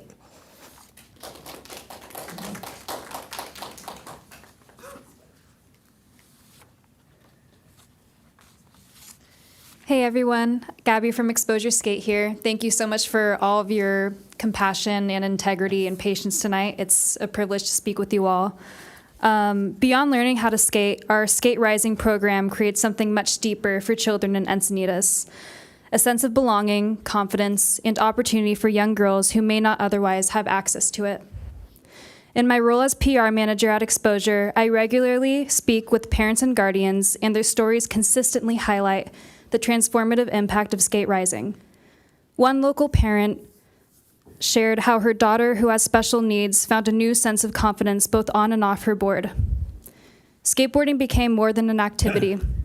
It became an outlet that supported her motor skill development, self-expression, and independence in a way few other programs had. For many children with unique needs, having an inclusive, adaptive space like Skate Rising is critical. Representation is also a powerful part of this impact. One of our Olympic volunteer coaches, Jordan Barrett, shared this with me. Skateboarding can be intimidating. It's scary, and stepping into a skate park can feel overwhelming, especially when you don't see people who look like you. Skate Rising changes that by creating a space where girls are not only welcomed, but represented, supported, and empowered. Another parent told me their daughter, who once struggled socially, found her first true sense of community through Skate Rising. Over the past few years, she's built lasting friendships, progressed her skills, and now gains confidence as a volunteer instructor. Through year-round programming, Skate Rising breaks down these systemic barriers by combining access, representation, and mentorship. With your support, we can continue to expand this impact and ensure more girls in Encinitas have the opportunity to thrive. Thank you, guys. Thank you. Following Joelle, the next three speakers, Antonio Jacobs, Terry Ann Skelly, and then Naomi Woodward. Good evening, Mayor, Deputy Mayor, and council members. My name is Joelle Stockdale, and I am the Operations Associate and Volunteer Coordinator for Exposure Skate, employed through the AmeriCorps Volunteer in Service to America program. I recently joined the Exposure team in August after graduating from San Diego State in May of 2025. In my short time with Exposure, I've witnessed the magnitude of impact that is created from Skate Rising, and the impact this program has in terms of empowering participants through skateboarding. The empowerment and energy is tangible when we are in these spaces. Due to the economic state of the world, we have been facing difficulty in supporting our volunteers through rising transportation costs and overall operational costs.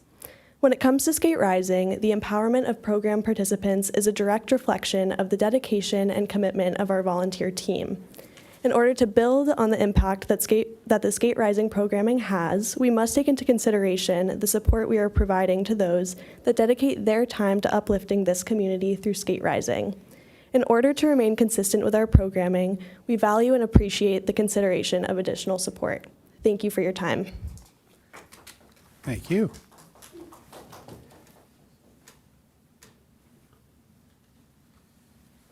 All right, good evening, council members. My name is Antonio.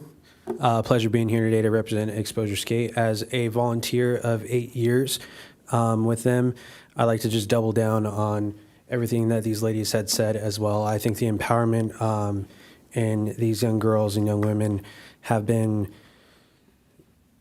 intensely noticed throughout my time of being there. Seeing Skate Rising go from anywhere from 15 young girls to now are sometimes 10 girls to one coach, where a lot of those times it's was upwards 78 girls, sometimes 60 girls at a Skate Rising now, which is awesome.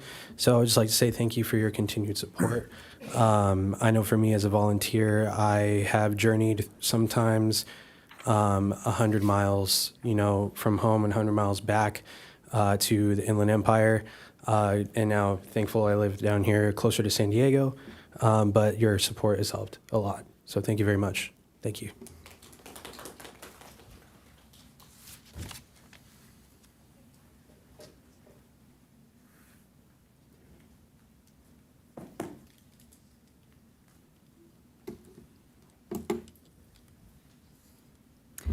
Good evening, Encinitas City Council, Mayor Ehlers. My name is Terry Ann Skelly. I'm here representing San Diego Alliance and its application for the city's Community Enhancement Grant for one of our youth programs, Study Buddy. The Study Buddy program is a partnership with Cardiff, Encinitas, and San Diego Union High School District and their PTAs and PTOs. Study Buddies is a community service opportunity for teens to tutor and friendship an elementary school student after school each week during spring and fall semesters at elementary school campuses. The success of the program lies in the unique partnering and mentoring that takes place between the high school student and the younger child.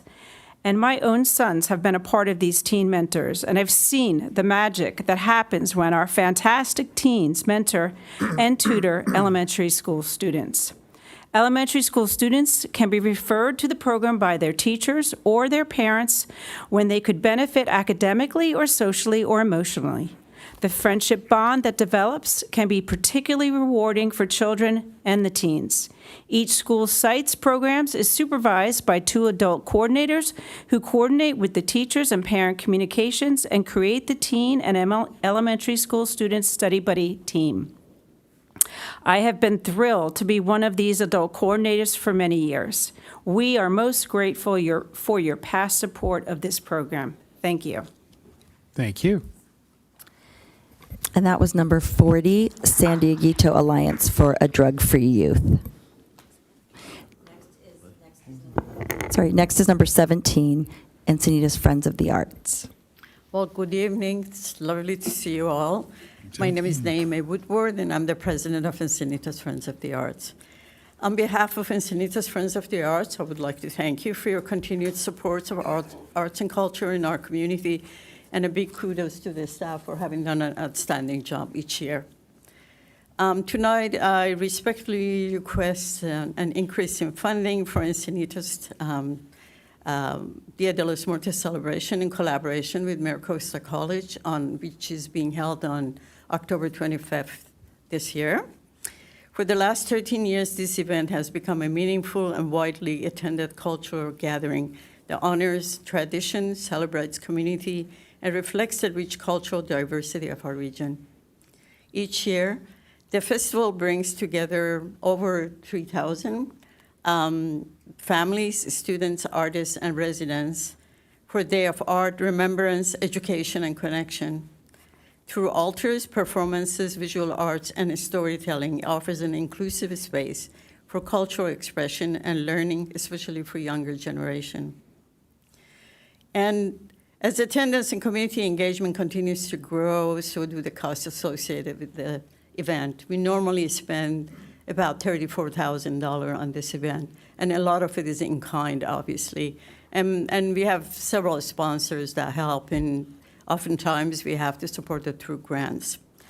Dia de los Muertos is more than an event. It's a powerful cultural offering that strengthens the community identity, fosters inclusion, and enriches Encinitas' arts landscape. We are proud to re-engage with the city of Encinitas in bringing this celebration to life, and are committed to ensuring its continued growth and success. Thank you for your consideration and for your ongoing support of the arts in Encinitas. Thank you. Final two speakers, Hillel Katzel and then Tracy Harriet.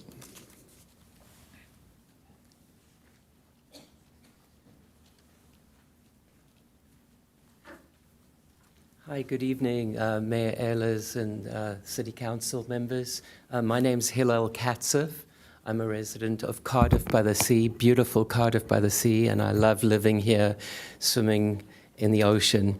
But I'm here as a volunteer for Encinitas Friends of the Arts.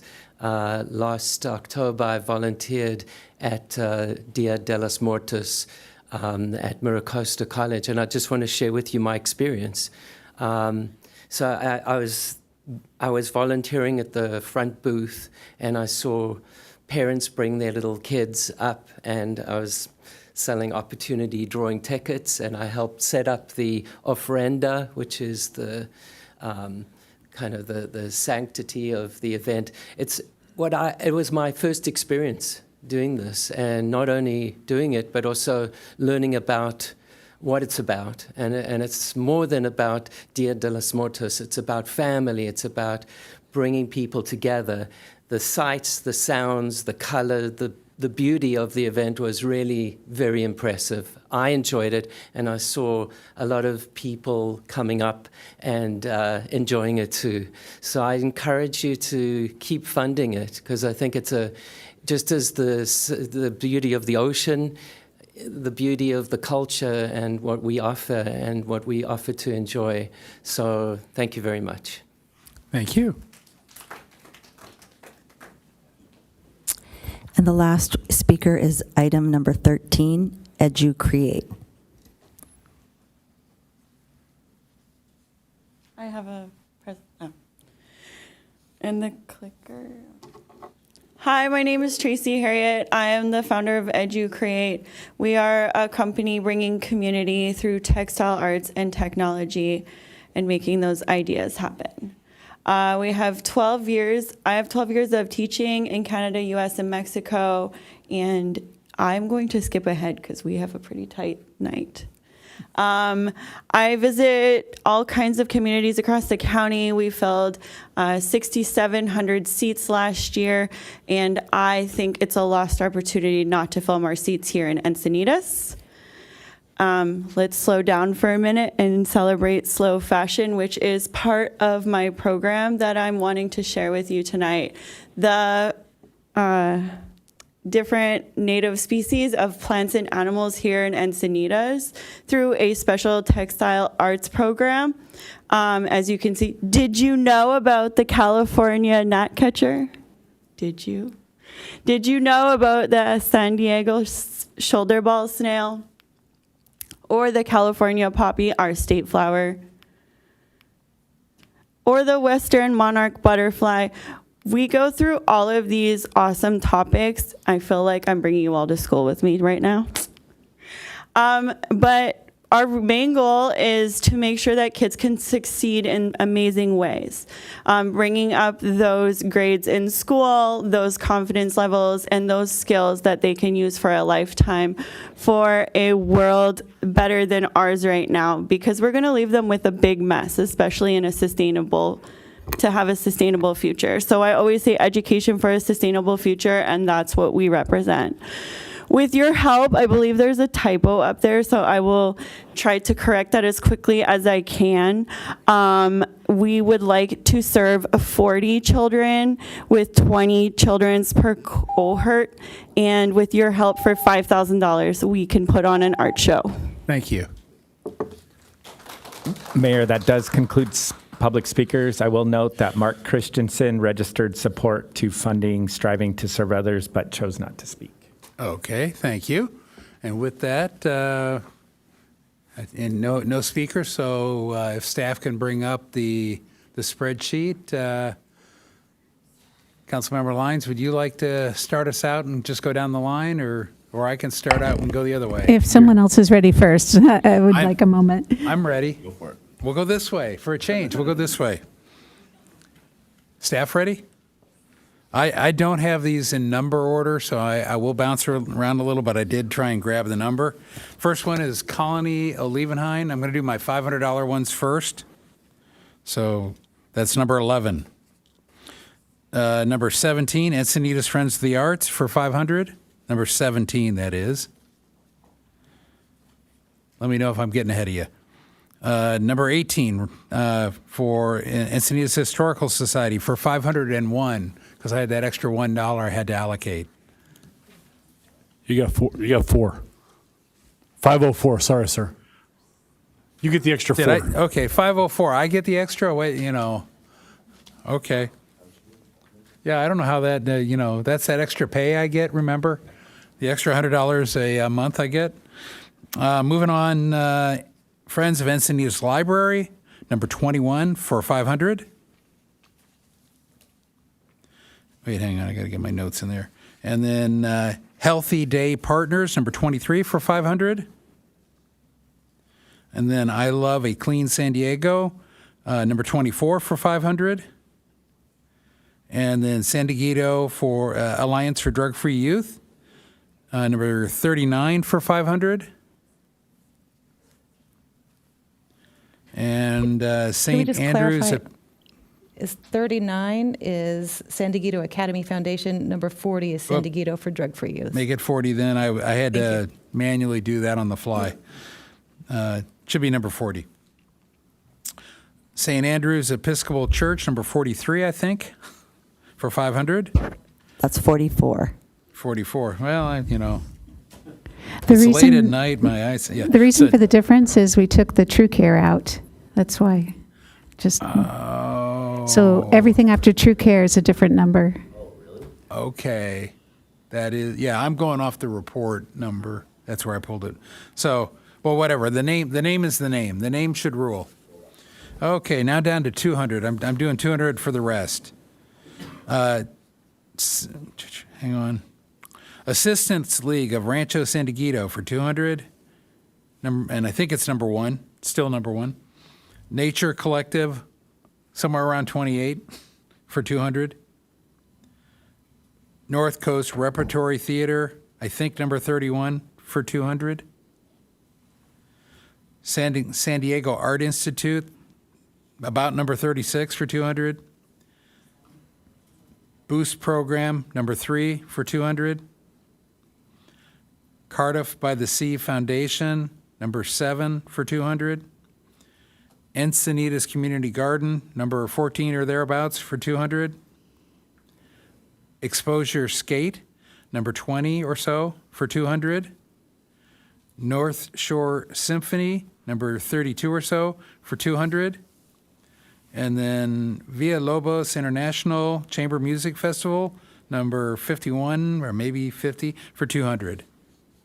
And I think that's mine. Did it come out right?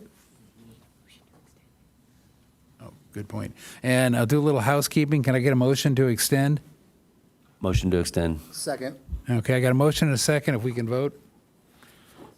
And I didn't look. Did I come out correct? Yeah, you're at 0. Oh, good, okay. Next. Oh, we got to vote, sorry. That motion to extend passes unanimously.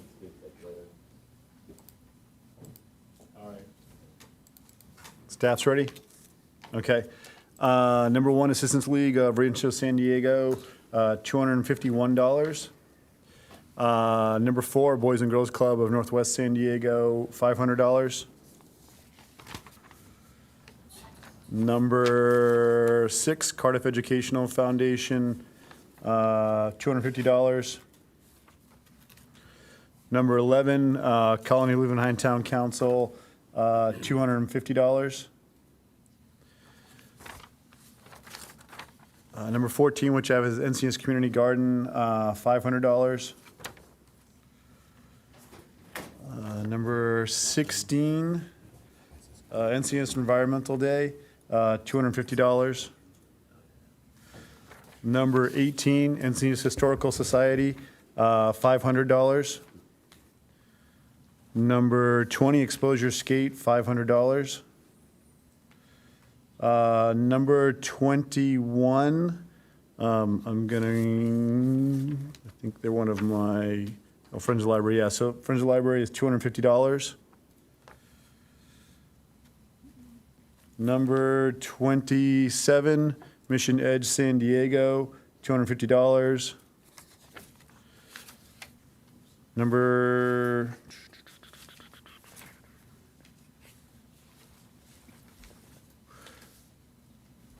29, $250. Number 31, North Coast Repertory Theater, $500. North Shore Symphony, $500.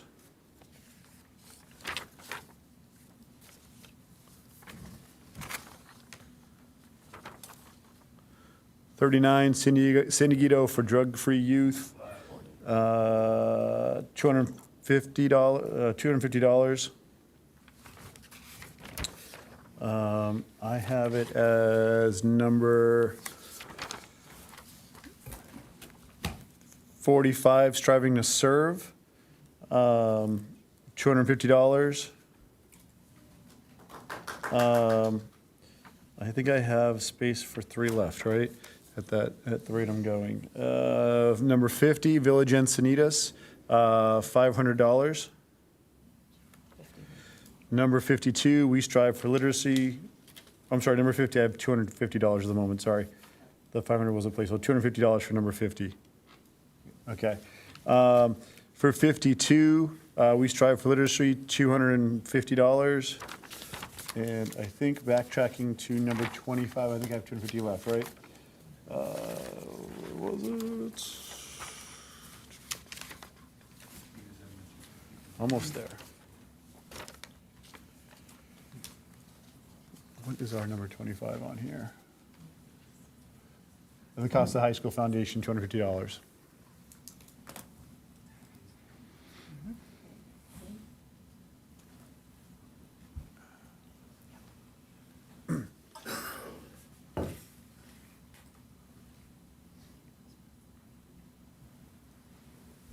And before he goes, a thanks to all of the charities who showed up today that spoke and all the charities out there doing all the good things you do.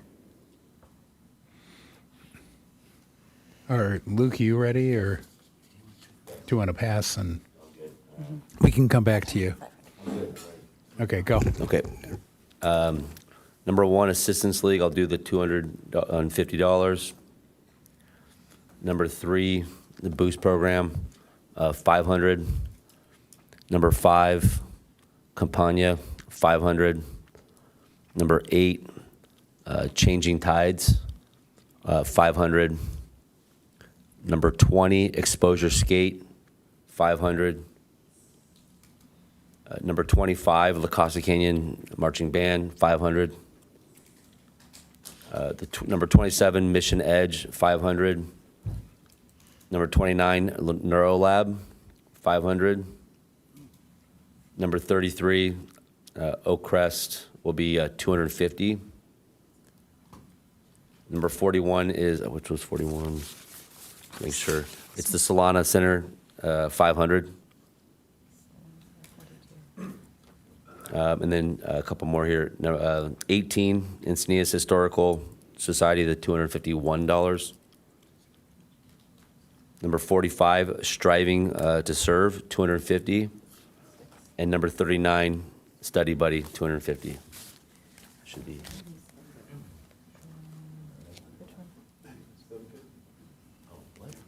Wait. Can you clarify again, the study buddy, was that, 250. is that the San Diego for a drug-free youth? Yes. Yes, that's the one. Okay, that's what I thought. Thank.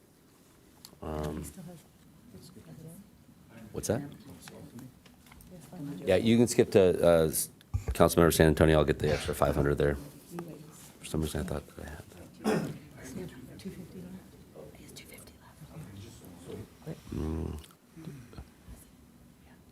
Councilman Schaefer, if it just, we show you 250 left. I know Yeah, you want that's to what think we're about looking it, but at. just Yeah, want to make yeah. sure we have the same amount. And I'll give it to, who was the last speaker? What was your? Educate. Yeah, Educate. Number 13. Number 13, 250. Thank you. Okay. Ready? Mr. San Antonio. All right. Assistance League, 500. Living Town Council, 501. Dieguino Middle School, 500.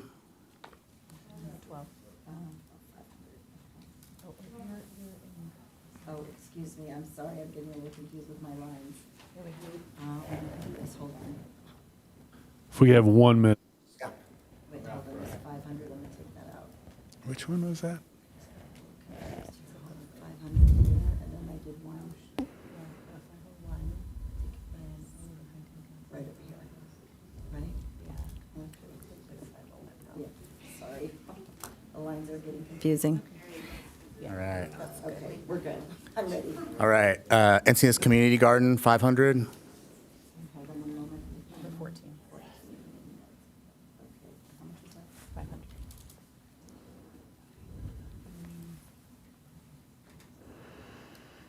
500. Encinitas Historical Society, 500.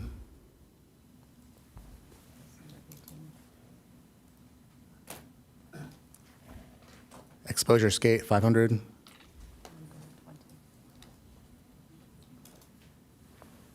Happy Kids Movement, 500.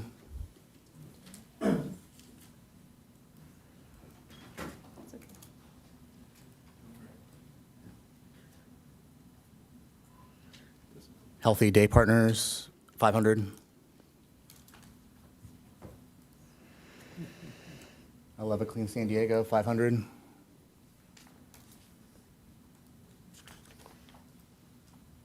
San Diego Youth for drug-free youth, 500.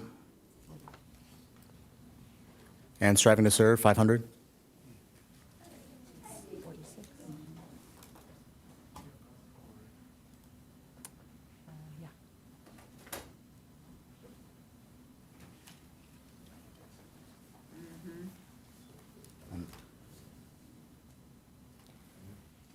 I got one more. Did I get them all? Yeah, we have to get rid of We some skipped money to here. Joy, and then now I just want to make sure I got them all, because I thought I got it all. These went over their project amount. Do you want to go back to them? Okay, so. If we could, one moment. So there is one more rule in the process, and that is we can't allocate more than what they asked for. And so we have one or two of those groups. And give me a second, we'll pull it back. Okay. Historical Society and Neurolab. Okay, so take care of the first one first on Encinitas. Historical Society, somebody's got to reduce their.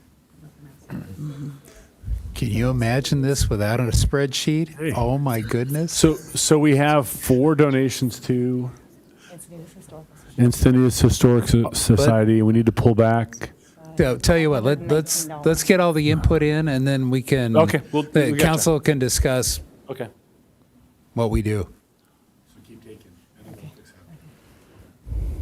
We'll get through the first round. Oh, sorry, I forgot. That's what I forgot, is the Costa Canyon Band, 500.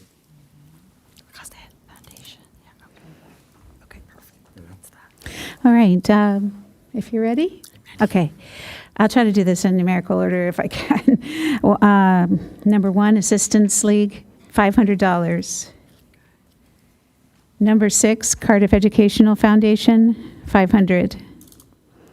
Number 7, Cardiff by the Sea Foundation, $436.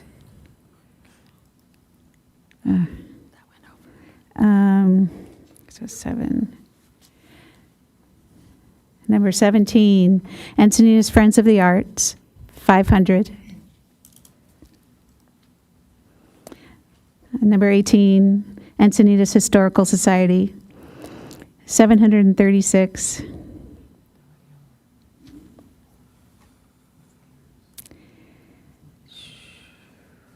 Number 20, Exposure Skate, $500.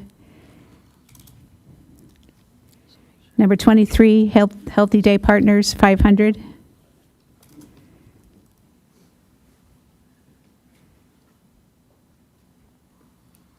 Number 28, Nature Collective, $592.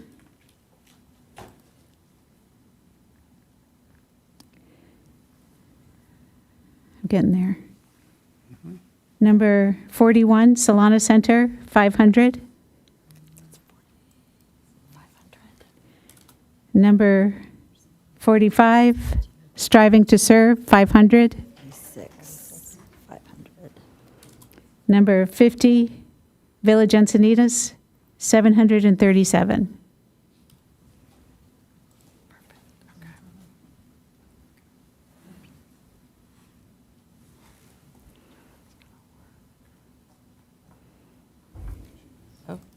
There we go.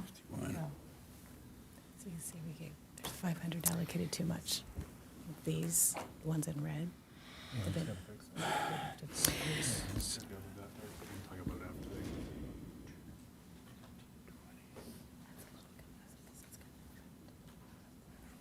How many two to work through? There's just four. Here, I'll just go with that. Get the calculators out. Okay. So, let's say we have roughly 1720. You can see it.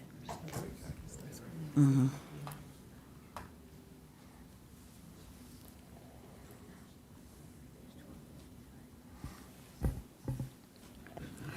Could I, in looking at one of the ones that's over, could I change the Cardiff by the Sea Foundation to 236, which would put it then at budget? 236. Correct? Okay. And I'd bring 200 down to number 39, San Dieguito Alliance. And 200 there. Perfect. Thank you. Thanks.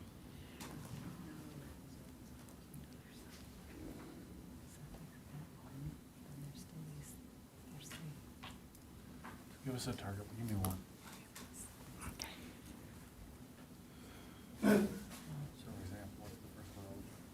This one, Encinitas Historical Society.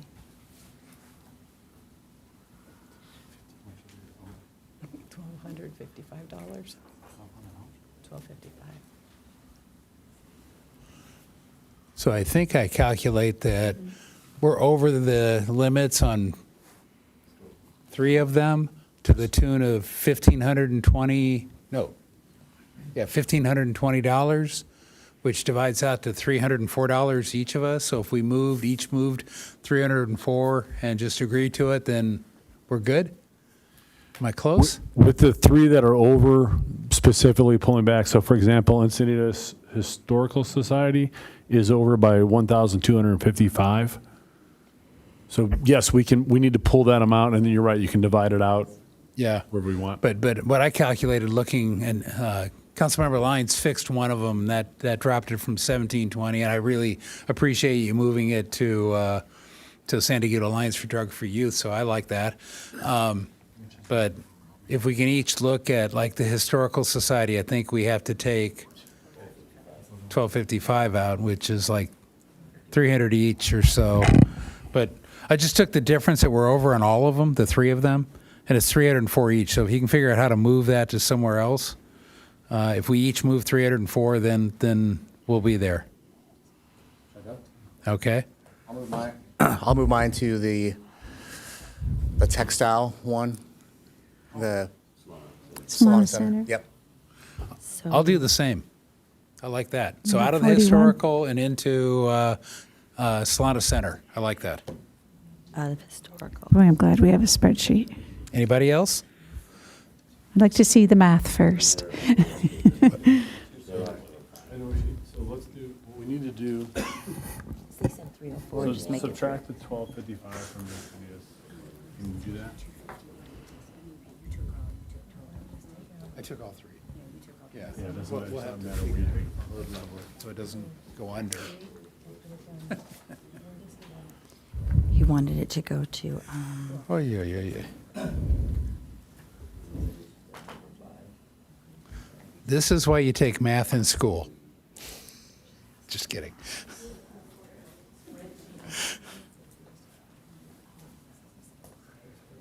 Okay. Okay, so just so on the I keep hitting the wrong button. So on the Excel sheet, there's $500, and it's in the column for Marco. Can we take that from Encinitas Historical Society and move it to Solana Center?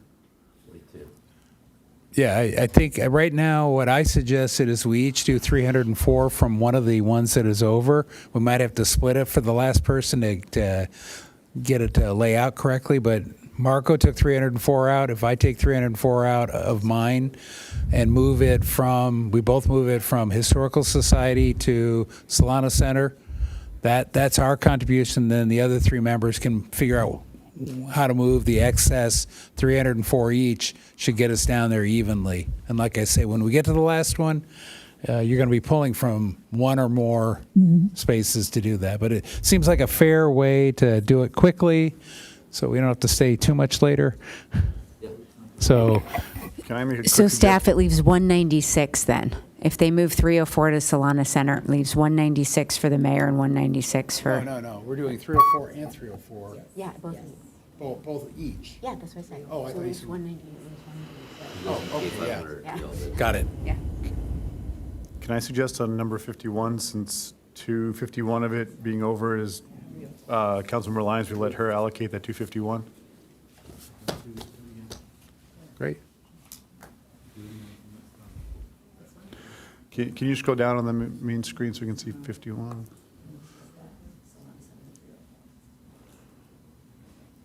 And Jim, did you have anything you wanted to move out of the I just know how excess? much money we have to play with because it's a little foggy at the moment. So I'm going to let them iron it all out and then we'll see what's there. How about Luke? Do you have? 304? Yeah. Can in bits or parts move 304 from the red to without taking it below their target? Yeah. Take 304, going for the back. Where does he want to put it? We're still 343. Can I ask Councilman Schaefer, do you want to move the 304 to Solana Center? Yes, please. Okay, so we're doing that. So there's 3. And that's going to bring us down to 5. 39. That'll leave 39 excess in Historic Society. 14 excess in Take the 3 to be 343. Neurolab, and Where's the other one? There's one more. It's Down below. It's on the bottom, 51. 251 or 51? Number 51. Number is- 51. Is over by 251. 251, so. My suggestion was Councilmember Lanes is the one who's over, so we let her allocate the 251 to wherever she wants to put it. Well, I'm kind of looking at the Historical Society first, but I can also then look down at Village Encinitas. Oh, they're both over, though. So the challenge is that we're over on both of those. So the 251, if you, okay. We're making it so hard on these. So I'm going to wait until I'm sure they're listening. We need this. So if to get a Historical Society down, I could move 343 out of there. So what would that be? Or the other way to do it, I would suggest is move 304 out. We each should move 304 to get the differential spread out. And so if you move 304 and then Deputy Mayor O'Hara can move the rest. So you So changed mine where without would you like to asking. put 304? Okay, thank you. So, okay, so line 42 is incorrect at the moment. It was meant to be Marco, just so you know. Wait, why don't But you they've got go ahead and Marco speak and into me. the microphone? So line 42 is incorrect. I've not allocated my 304 to anywhere.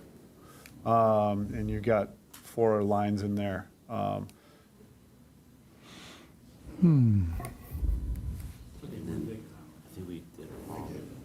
No, so hold on. It's, Oh, I think So part that's of a the 0. Now Dep- mine should go to 3. Deputy Mayor, we're with you. If you 304 going somewhere else. Okay. Okay, so if I look at my Historical Society entry, I've got 504 right there. And I think so far Luke, Marco, and I all moved 304 each, so I should be at 200 in that slot. And it says 504 right now, so that's part of the miscalculation. And so mine would actually read 804 because I already gave the 500 plus the 304. Right. You're talking about for the I already gave the San 500. Diego Alliance for Drug-Free Youth. for So the, Jamie, you need to take, Solana Center. you need to take the Oh, sorry, 304 Solana- out I'm of sorry, Bruce's, Solana Center, the thank you. mayor's.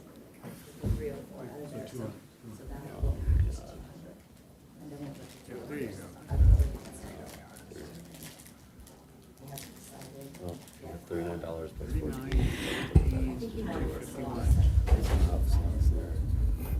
So, Councilmember Lyons, did yours get input correctly? Not yet, but Let's get yours input if you're ready. correctly. I will then put my 304 in number 39, which is San Diego Academy Foundation. 304 there, yeah.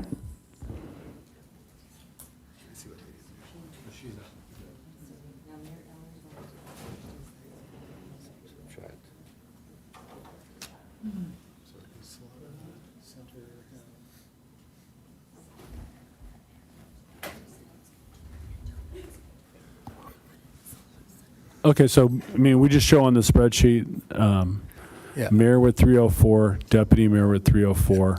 So if you'll take the 304 from mine and put it in the Solana Center, that'll zero me out and it'll get us halfway there. And then for Marco San Antonio, he should have 304 in the Solana Center. And then same for Luke Schaefer. Right? I already had 5. Yeah, I'm sorry. Yeah, I already had 500 there, so it would ultimately be 804 is what it would be. Correct. Now you're over. Yeah, somewhere we miscalculated. I think you can just zero mine out and. Well, I leave it think at they 500. didn't take it out. They didn't take it out of my. No, it's a 0 at the top. For me, mine's over. Yeah, By that's because they 304. made it 804 from Yeah, 500. Just so- leave it, you're done. Luke Schaefer should be done at the 500. He's at 0 at the top of this. Yeah, if you take Solana Center back to 500, it'll zero me out. And then just Okay. Yeah. So, Yeah, so Okay. we're almost there. I'm going to do my 304, just get it done. Okay, so let's see, charities I gave to that need topping off.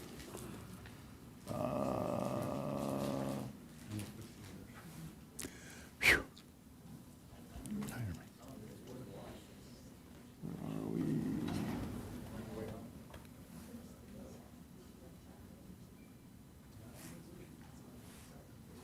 Let's go.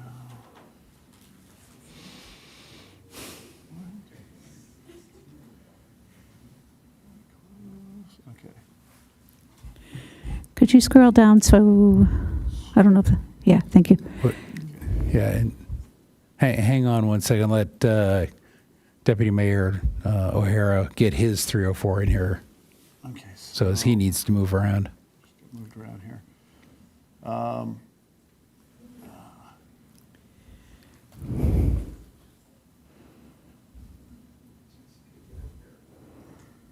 right, I'm just going to go back and I'm going to look at mainly Mozart, and I'm just going to move my 304 there. I think arts and music are underfunded.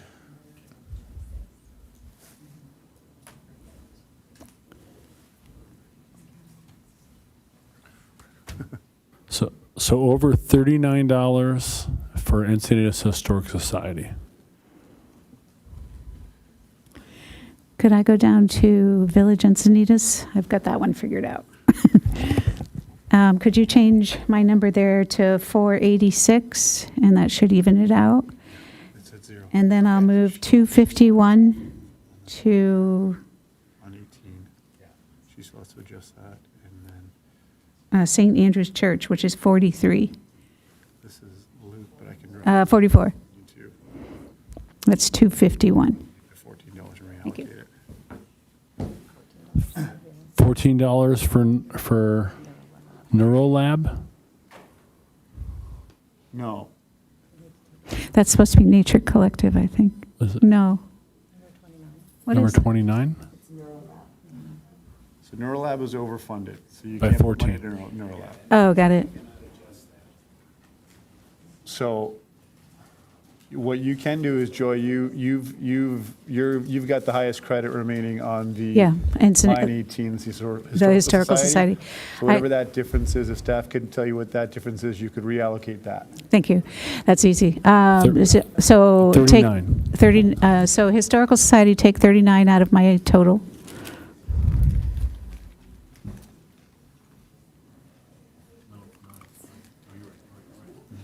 I'm just gonna take away your lines. I don't care, just get it done. All right, and on line 249, I'm gonna take the $14 myself away from my 250. I'm gonna put the $14 additional towards Exposure Skate. Everyone seems to be in agreement that we want to support that event. Yep. And I'll add the 39 to, getting there, San Diego Academy Foundation, which is row 39 to 39. So you add the 39 to the 304. Row 39. Row 39, add 39.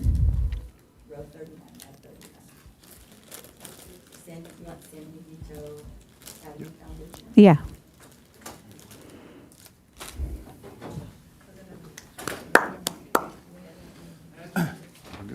That must have looked very painful. Sorry, can we just roll slowly down there to make sure we're all... I'll wait for staff to look up and come up for a breath. When you're ready, let me know. Does it look good to you? Oh. We used 500 too much?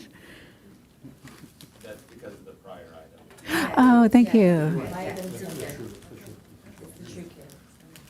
But that was already factored in, it's on there. Yep, if I could, congratulations. Thank you very much. We appreciate all the help on our map.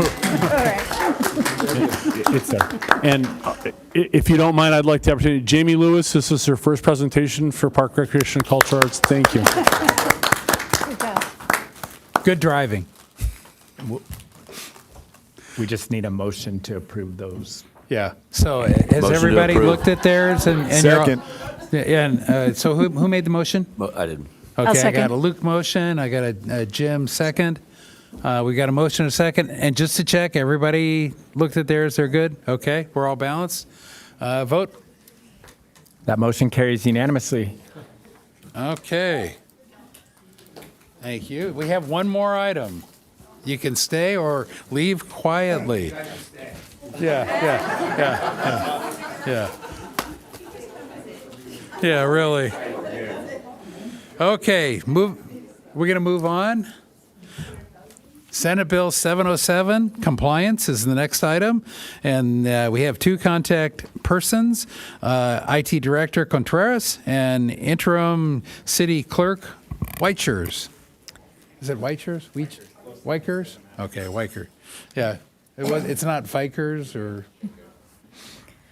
Good evening, Honorable Mayor and Council. I am also joined tonight by Kiran Parhar, IT Analyst, and he's also our expert with audiovisual.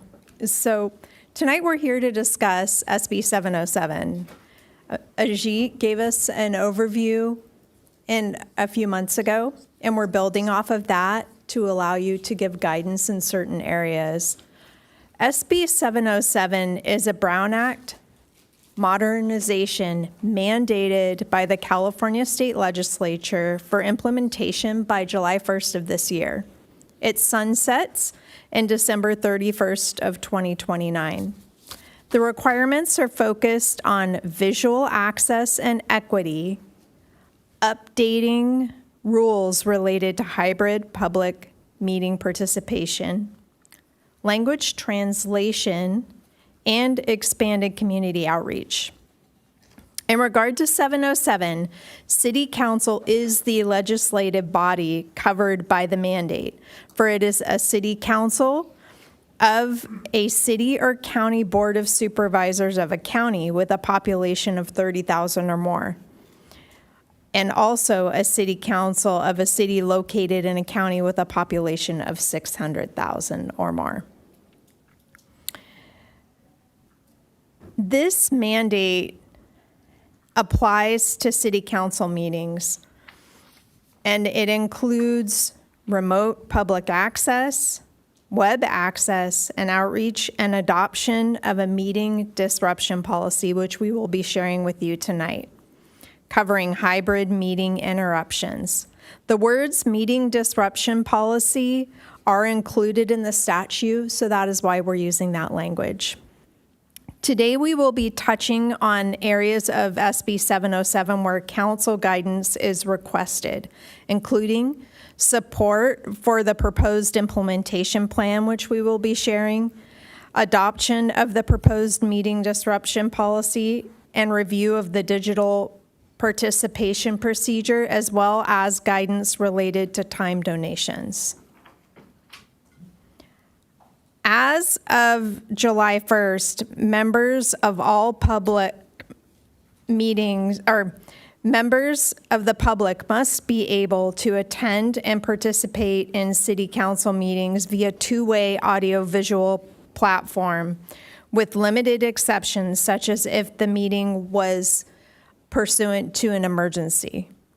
While SDWD is not subject by the mandate, we are proposing to include SDWD board meetings because they share the same legislative body, which is all of you, as well as the same meeting procedures and policies. Resource impacts for managing the hybrid platform and providing audiovisual, technical, and broadcast support is estimated to increase by 486 hours annually to support both the City Council and SDWD board meetings.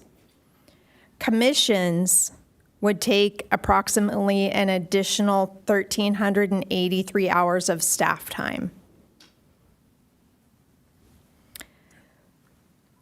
We have developed a proposed implementation strategy focused on successful implementation as our main priority. while meeting the requirements of SB 707. Staff recommends implementing hybrid meetings for the city council meetings, as well as the San Diego Water District Board meetings for the first 12 months of FY 26-27. This will allow us time to really perfect our process.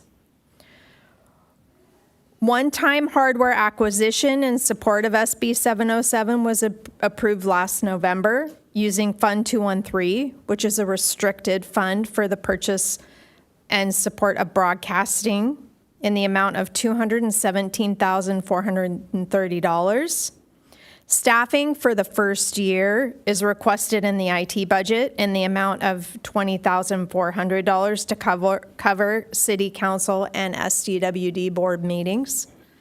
And we will return in Q3 of next year to provide an update on how we are doing, as well as to recommend any process or efficiency improvements.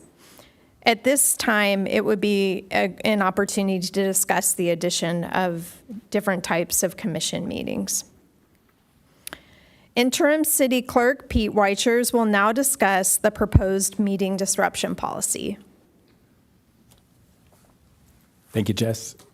As one of the statutes, we're asking for you guys to adopt a meeting disruption policy. There's two types of disruptions. There's the one here, which is a service disruption.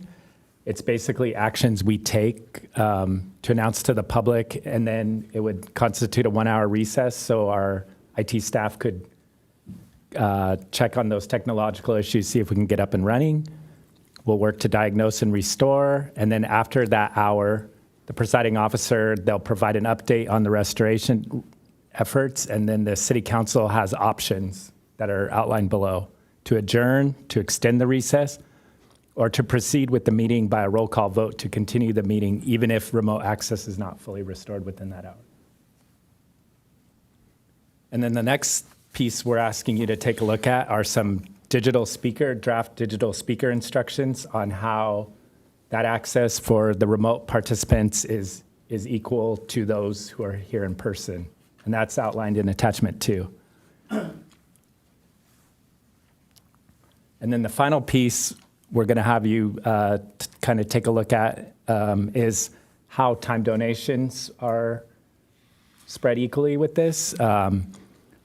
So the way SB 707 is stated, we would have to provide equal access. So if there's time donations for in-person participation, we would also have to allow the same for digital speakers, which can be problematic in a number of ways, such as bots, agents.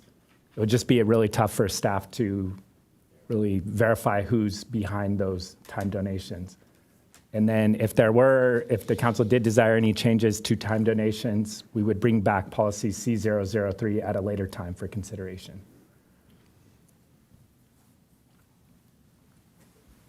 And so, kick it over to Karen for this piece. Thanks, Pete. And yeah, so with SB 707, the two-way audiovisual platform is a big piece of it, but there's also a couple other things that we're going to have to do. And so with our agendas and webcast page, we're already ahead of the curve. We have all of our agendas listed, and we have centralized access, which that's already just compliance for the Brown Act. And then with SB 707, we'll have 2 documents added to, which is what you guys are shown tonight, and that's the meeting disruption policy and digital speaker instructions, so people will know how to access these meetings. Language translation, so with SB 707, there's certain cities that are required to translate their agendas. The city of Encinitas does not meet those requirements, but we're having this service available as we have done in the past, and we use Google's neural machine translation, which gives just a little more context rather than just a word-for-word translation, gives a little bit more of a background, so that's something that we'll be having and just make it a little more prominent on the site when we have these implemented. And then with public outreach, we'll be working closely with the city manager's office and just kind of make sure that we give them technical information and that we can work on the different communication channels. It'll be focused on a lot of the underserved communities is what SB 707 outlines. So priority demographics will be seniors, non-English speakers, and we'll work with community partners to make sure that we get the word out to everyone. Thank you, and we are now open for any questions. Interim City Attorney Ajit then was also very instrumental in developing the meeting disruption policy, and he'll be assisting us in answering questions as well. Okay. And are there any clarification questions before we go to our one public speaker? No? We'll go to public speaker. Scott Campbell with the time donation from Ellen Burr.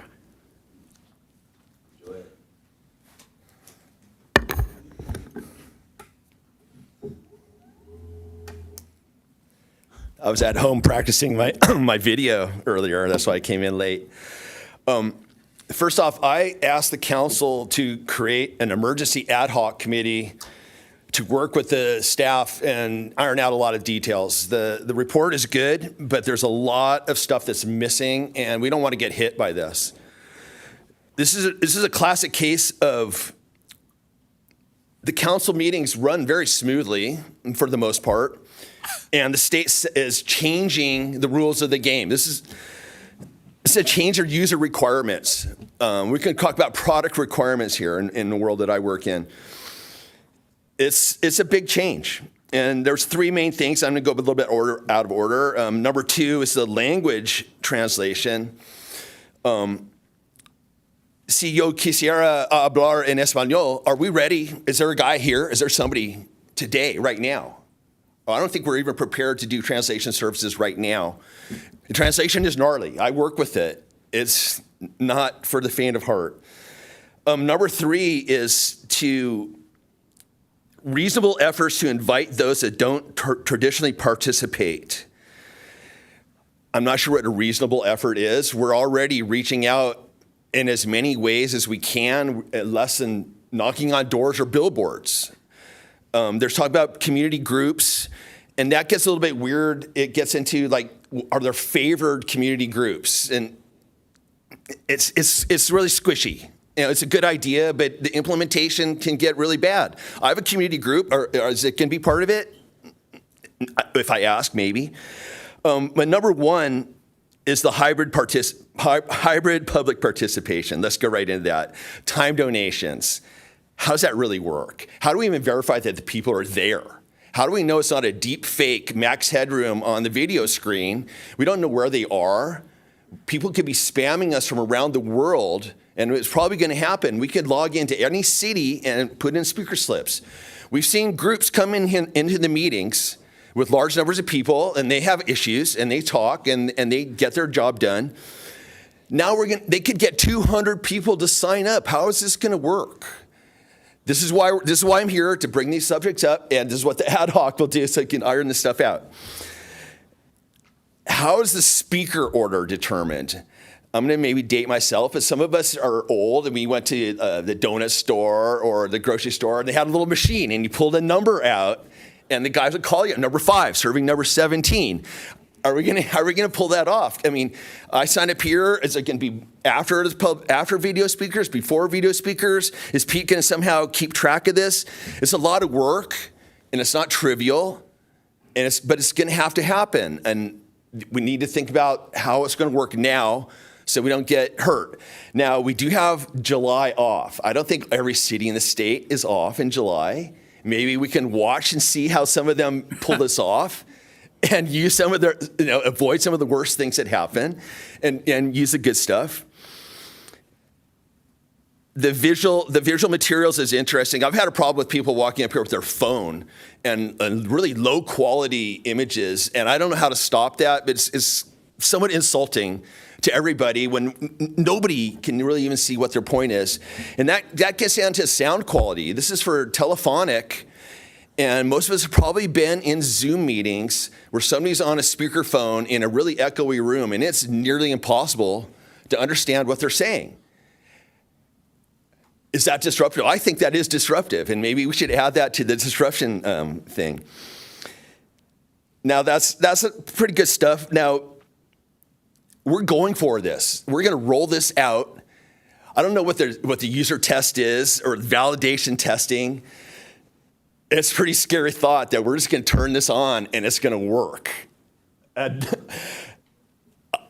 I I would quit if I had to do that. I wouldn't do it. Now, it's really nice that this is getting paid for from our cable fees, franchise fees. It's good to see this is working for us and has a designated purpose. Let's add on to this. There's a couple cameras here, and if you watch the videos, you can see they switch around. Let's get a pay-per-view, and the users can select which camera they want to use. And think about that. Now, a lot of us do the Zoom meetings. We don't get the Zoom here. At Zoom, you see all the people there. How does that work? What is the user at home? What are they going to see? These are things that we need to think about and get decided so we don't just turn it on and have a lot of problems. Is the user going to see all the people there? They just see the same camera? Are they going to be looking at me? I don't know. That's what the council's here for. And I think I've talked for enough and given you enough stuff to think about. And let's get on. Thank you. Thank you. That concludes speaking. That concludes. Okay. So I've got Councilmember Lyons. Well, this is complex stuff. Cities and agencies way bigger than us attempt this already in some ways and have lots of challenges. I have a lot of questions, but I think there's certain things maybe to focus on. Maybe just some clarification first, if you would, staff. So I understand there's no screen sharing, but is there visual on the Zoom? We'll see who's talking, or we'll see whatever that camera shows us? So to kind of clarify with the visual presentation, so we're approaching everything to keep things the exact same for in-person and remote attendees. And so with that, the same way we don't allow someone to bring their own device and show whatever they want without coming through the IT service desk and doing things the proper channels, we're going to do the same thing for remote users. So they'll, with our agenda, still go through the process, sending to IT service desk. We'll make sure to vet the content, and then we present it for them. Got it. Okay. And visually as well, you will be able to see the speaker If they as they are choose? speaking, if they choose as well. But there is also an option, for example, for someone just to use a telephonic dial-in, similar to what you would do today, where you have a telephone number you dial into. Yes.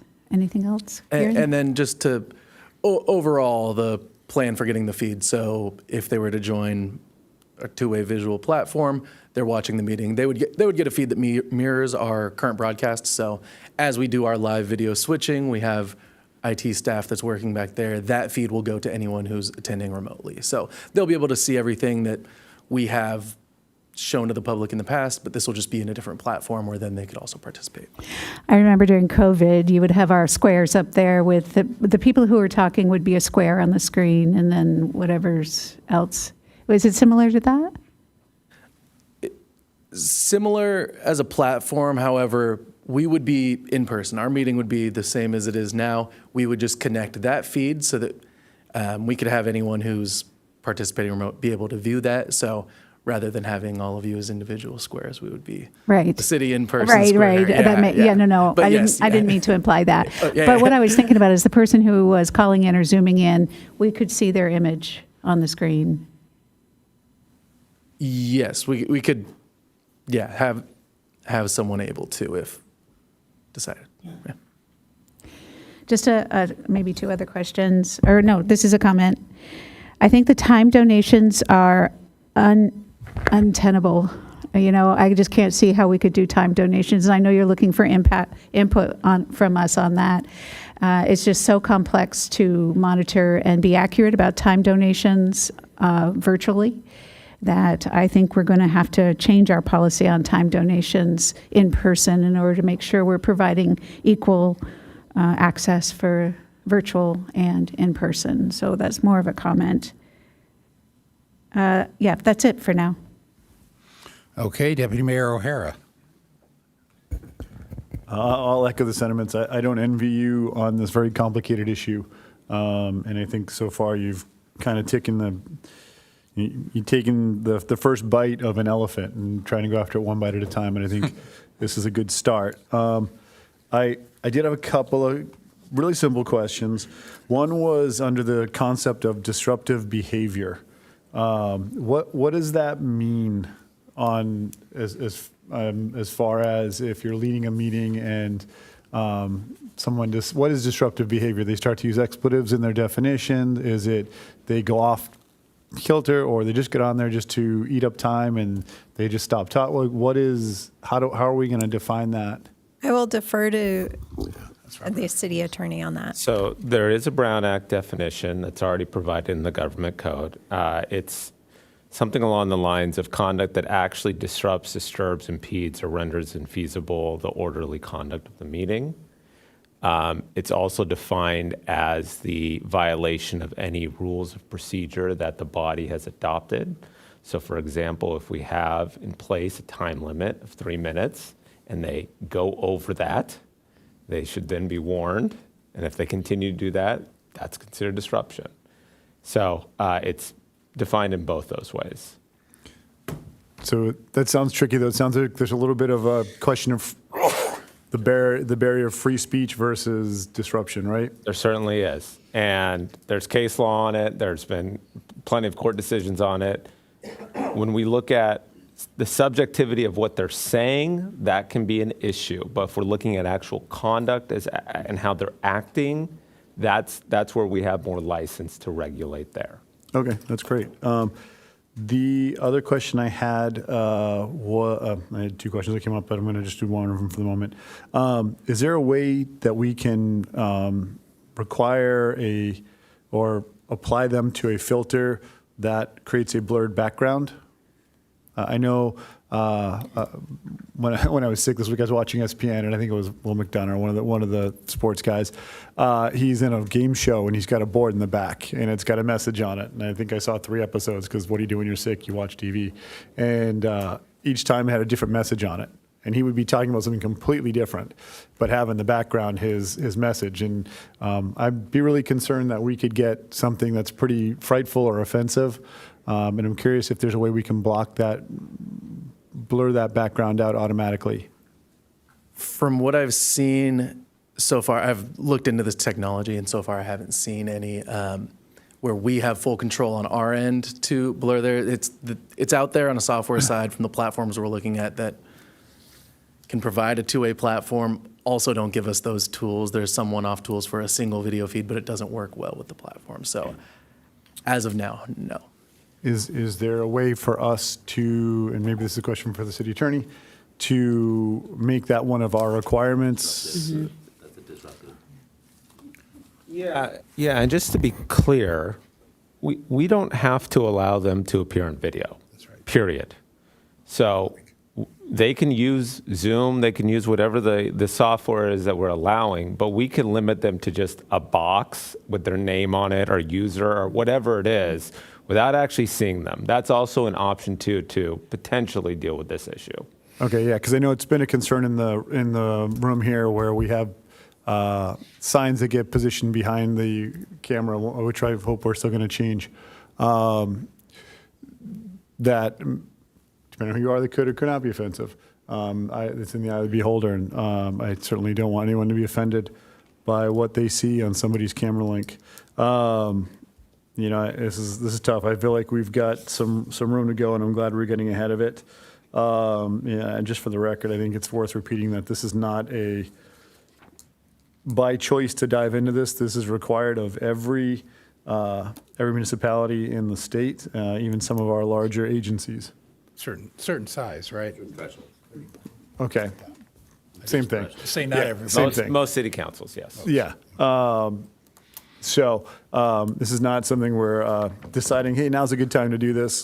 This is something that came to us, and we're going to do the best we can with it, and staff is going to do a great job of coming up with solutions that will hopefully help us get out of the gate as clean as possible. I don't expect this to be perfect. I expect us to respond and do a great job with that. You're yielding? Okay. So I was going to use the example of Sandag. I've been dealing with it now for a year. It's been doing this for a while now, telephonic only. So it really is at most a box. We're not seeing the images. I would make the recommendation we follow that because I've seen it work. Scott brought up the order of speakers. Again, like Sandag, I would do the in-person first and the first come, first serve, followed by the online. And then I would, of course, always put in as every give the option to the chair to reorder as necessary. So make sure that wording is in there. Let's see. Whether we do commissions now, no. Let's take the conservative approach. I would recommend no. And I had one question, and I really appreciate the comment that we don't have to do video and it's not a requirement of 707. What about verbal testimony over the air or in person? We talked about making available translations. We're not going to translate real time anybody with neural nets, right? So the technology is out there right now. We haven't just due to restrictions. So, for example, it's not the best technology out there. Other cities I've talked to, they have skipped on that unless by request. So for something that we've done in the past, if someone needed last-minute translations, we'll usually connect a video stream to Zoom, use real-time translation that way. It's not the same. It's not as powerful as the translation services we have when it comes to agendas. And okay. Yeah. So is it a requirement of SB 707 that somebody walks in the room verbally or is on telephonic? Do we have to now translate their foreign language? There is no requirement for the city to provide a translator of either in person or somebody online that is testifying. However, we do have to allow them, if they have a translator that's available to them, the translator gets to basically translate, and they usually get, I think it's double the time, essentially, under the Brown Act that they do get. But we don't have to corroborate it with a translator that we have. So we probably should bake in that double the time in our processes if they have a translator present. We're hearing both a foreign language and translated. But at this time, I wouldn't go as far as to try and do any automatic translation of testimony.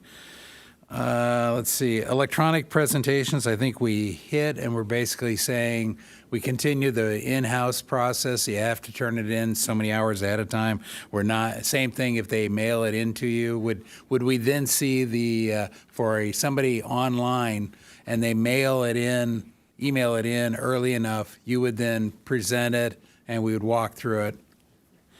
Okay, we're going to have to be really crisp how we tie people and presentations so we don't spend a minute or two between. Yes. Also, the clerk does post those now as well. We receive them in time. Okay, and if we follow what I'm recommending, and we don't have to worry about the background messages for now because there wouldn't be, so that solves that. Code of conduct we've talked about. That's actually C003, which is coming in front of us when? Yes. So with the SB 707, we are going to be changing how we run meetings. So we do have, and I have it here, our policies and protocols for city council meetings is C003. So what comes out of this meeting tonight, we'll look to take that in May to update, or at least we have to have it updated by June because you folks go on break. Absolutely. Yeah. So we will have C003 as part of this effort updated, and we can that's an opportunity to insert the code of conduct. So. And that's, you're saying in May. Excellent. Time donation, I forget who said it's untenable. I agree. I hate giving it up. I really do. But I don't see how we're going to do it. Sandag does not have time donations. And they do 2-minute, which is incredibly short. And when I first got on Sandag, they did 1 minute. It was like speed talking. It was almost performance art. So if we stuck at 3 minutes, no time donations, I think that's the place to start. So that's my recommendation. I'll yield to Councilmember Schaefer. Thank you. As far as disruptive again, if there's going to be a background, I'm going to go right into the idea that if we did audio only, how do we verify? Right? How do we verify who they are, especially in the modern AI style world where people can voice modulate? And there's a number of people here in town that would, maybe not as intelligent in person and are a lot more intelligent digitally. And there you go. Now we start having another issue where people are getting points across. I would 100% agree with the time donation. We cannot do it. So it just doesn't make sense. The other thing I would say to this is, and I brought this up in my brief, but why now are we doing this, and why does this have a sunset? What's the reasoning behind the sunset? It doesn't. It's more of a question for the whole. But why would this have a sunset, and what is the purpose of our state government for doing this? And again, why now? Why does it have a sunset? I think it's just a question for the whole. But as far as the recommendations, I would agree with everything that's already been recommended and move to approve. Okay, and we'll move on to Councilmember Lyons again. Thanks. I have two questions. The first one is on page 10 of 10, where we say, under virtual public comments on agenda items, we say that the queue for virtual will be closed after in-person testimony ends. Is that required? I can take that really quick. Okay. We provided you an updated attachment 2. It actually will say the queue will close after in-person testimony begins. Oh, thank not you. Ends. That's the same in person and virtual then? Yeah. And that seems like it's fair across? Yeah. Okay. We have to apply equal treatment for both in-person and virtual. Okay, good. So it can't be. And my second comment and last comment is, Mayor, you mentioned C003, and then you mentioned code of conduct, and I know that there's been a little bit of dialogue, informal, not formal, but about us adopting a code of conduct just in general, not having to do with this, that's similar to the city of Carlsbad. And I don't know when the appropriate time to suggest that is, but I hear our city manager saying we're going to be looking to update it. Would that be the appropriate time? Yeah, she said in May. But so would that it'll be here in front of council in May. So when you say code of conduct, you mean similar to what Yes. Carlsbad has? Okay, Yeah, I just needed. we will have the opportunity to discuss it and adopt it if we so choose. Thank you for that clarification. But I think the whole point is it's that same procedure is getting updated as part of this process. It's like a byproduct, so it's a good time to do it. And then Deputy Mayor O'Hara. Yep. I just had one thing to add, just so it doesn't get left off the table, but I imagine it's probably in there. With your time allotted online, one of the simple features that a lot of the agencies I've worked with do is at 30 seconds they give a beep, at 10 seconds they give 2 beeps, so that the person doesn't run out mid-sentence, and if they do, they can't say, "Oh, well, I didn't know." I think that's a courtesy, and it's also a safeguard for the system itself. I will second the motion, and I believe the motion is based on the recommendations and suggestions that the mayor repeated that you were second on. Yes. Okay. Yeah. And then I'll hop in again. And to add to your beeps, what Sandag does is they have the countdown timer on the screen. So you're not having a talking head, but you've got at least a countdown timer. And it turns red, and I think there's a beep. So have some sort of, what'd you say, 10 seconds? 30 and 10. 30 and 10. So, beep and beep, beep. Beep, yeah, something like that. And then the same 3 beeps we do here, so we don't have to change this system. So I would add that to the motion if that's part of the motion, or it is now part of the motion. On page 9, I think at the bottom, it says mayors or San Diego Water District presidents. I think we have to add the or presiding officer there, just to clean it up, just in case. Page 9 of the report, or is it On the correct? updated one, we corrected that, what we just provided to you. I'm looking at the one you provided, and at the bottom of the first page of draft digital speaker instructions, it says mayors or SD Water District President's determination doesn't have or presiding officer in that. Okay, we can include that, So absolutely. include that one. Yep. Just make sure I got all my check boxes checked. I think that was it. Yeah. I think I'm good. Councilmember San Antonio. I'll just add to this that I've been to some SADAG meetings with both of you, and I believe that system works pretty well there. I mean, for the most part, I think everything that you guys have suggested is used there, and it's listening to it and watching the countdown seemed to work really well. That beep, I guess, for people that are just going to be calling in. I guess the part I don't really understand or how we're going to do it is how to really verify it. I mean, that's probably for me, seems to be a looming question, considering this could be, so how would we run our meeting here? It's still 20, 30 minutes and then wait till the end, or? Well, in the case of, if I can respond, oral comments, we don't have donations anyway, so we do the same protocol for oral comments that if we had, and what I've been typically doing is if they're 15, then we go down to 2 minutes, it goes 17, 18, 19, then I bifurcate and 2 minutes. Yeah, so and we do the take same it to the thing. end? Yeah, and Sandag has done that, something very similar. Okay, I haven't been there for that long of a. Can I tag on to that? Sure. I don't mean to jump in line here, but how do we keep from having 200 people Exactly. chime in? I mean, that's the question, and that's really the issue here. Is this seems to me like a way for them to set up filibusters on cities like Encinitas. Well, the way we do it, I think, is we can't to some degree, but we can adjust the time like we did tonight and drop it to 2 minutes to 1 minute as necessary. So 400 minutes for 200 people, right? And that's what they'll do. We should see that coming and try to figure out some way to offset that, right? And I think this is what you're saying, is we get a filibuster of 200 people here, 400 minutes. I could see some people that come here every week who bring people in and recruit them to come here just to talk recruiting 400 people online.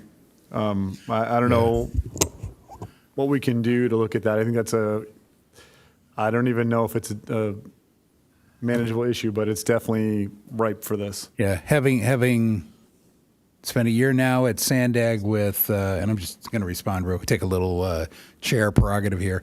At Sandag, we have people that are off topic constantly, and it's hard to talk 200 people to talk on topic the whole time. If it comes to that, then I say we use Robert's rules, point of order to get people back on topic, and it would be painful. I have no doubt about it, but I can't think of a procedural way that would allow us to limit that without limiting the free speech of valid people who want to testify, and who gets to decide who's valid. Within great bounds, the chair can do some, or any one of you can do a point of order, and I can rule on it, and we can go down that path. But it's going to be one of those things that we will deal with it when it comes, if it comes. So. If we vote not to extend the meeting. There's that too. Yeah, exactly. Understanding. So the question is when we do the 30 up front, all of the speakers have to have their stuff in by the start of the first speaker? Yes, that's the modification in the handout that you got tonight that I think is part of the motion we agreed to. And then how soon before the meetings can they get their speaker slips then? 2 hours? No. 30 minutes. No, we would stick with the consistent policy in person, so it'd be applied equally, so no earlier than 30 minutes prior to the commencement of the meeting. So. Okay. And then if for some reason we don't take that, do we have to take those speakers on the next meeting? So if we don't do the vote to extend the meeting and we just go home. We would probably have to do a motion to continue, either date certain or off calendar, and I'm not entirely sure, to be honest, but it may actually be that we have to just take them at the next meeting then. I'll have to look at that. Yeah. And then that means that they have to show up, or at least digitally. Yeah. Yeah. And then we have the problem of verifying, well, we wouldn't even probably attempt to verify they're the same person the next time because they're going to come in, who knows how they're identified. Yeah. Yeah. So, okay. Well, you've got the floor. Anything else? That was it. And Councilmember Lyons. Pete, we'll be taking from in person their support for an item but not wishing to speak. Will we? Yeah, I would still announce that as the clerk after public speaking ends. I would also say public speaking has ended. However, so and so registered support but chose not to speak, and then make it part of the minutes as well. Would you take that register of support from the online source as have well? to treat it equally, the way I understand Okay. 707. Yep. That's how I would understand. So yeah, thanks. Okay. Okay, That's it. I've got a motion and a second. Do you want to read it back? I will take a shot at it.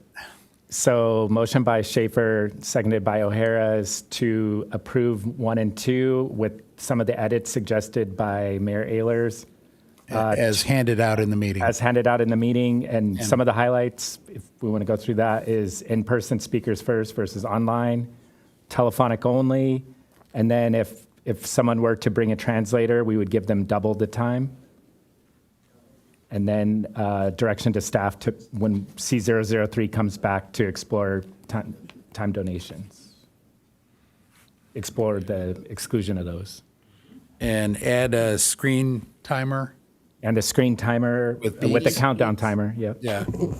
And a friendly amendment is cut off the mic at the end of the third beep like we have been doing here, but do it online. That seems to be very effective at Sandag. Correct. And then one more question to that is if somebody verifiably speaks English but brings a translator, do they still get extra time? I just, again, I don't want to put the stupid past some of the. Yeah. I'll look into that one too. Yeah. Would that be disruptive almost? I guess what I'm trying to say is, do we have a way to stop any kind of finagling of the rules? We'll look for advice. We don't have to have that answer right now. We'll fit that in there. Uh-oh, they're getting slap happy down at the far end. We best hurry. Time to go home. Yeah. And we didn't explicitly say no time donations in the no, doc, but we're adding that. We're adding that. So that'll mean that C003 will have to come back. Okay. Yep. So we motion and second. Second, we're good. Call the question.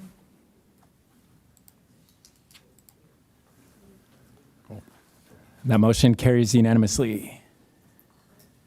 Excellent. Okay, now we're on to, we don't have any informational items, no council initiated. That takes us to item 13.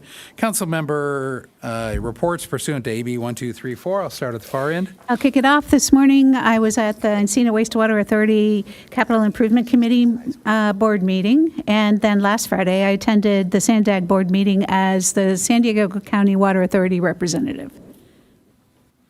I have nothing to report. Nothing to report.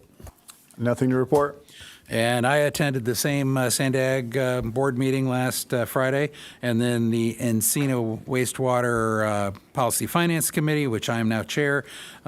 We discussed and commented on a new AI implementation policy and plan, and it was actually pretty well thought through. And so I suggested staff here take a look at it.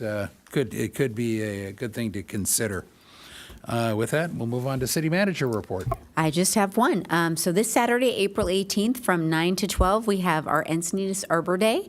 It's going to be held this year at Hawkview Park. It's our 15th annual Arbor Day celebration. So again, 9 to noon, Hawkview. We'll celebrate being a Tree City USA. So come out with friends, family, and neighbors and plant dozens of trees. And we'll also have family-friendly activities and educational booths. So again, this Saturday. Okay, city attorney report. No report. And city clerk. And with that, we are adjourned.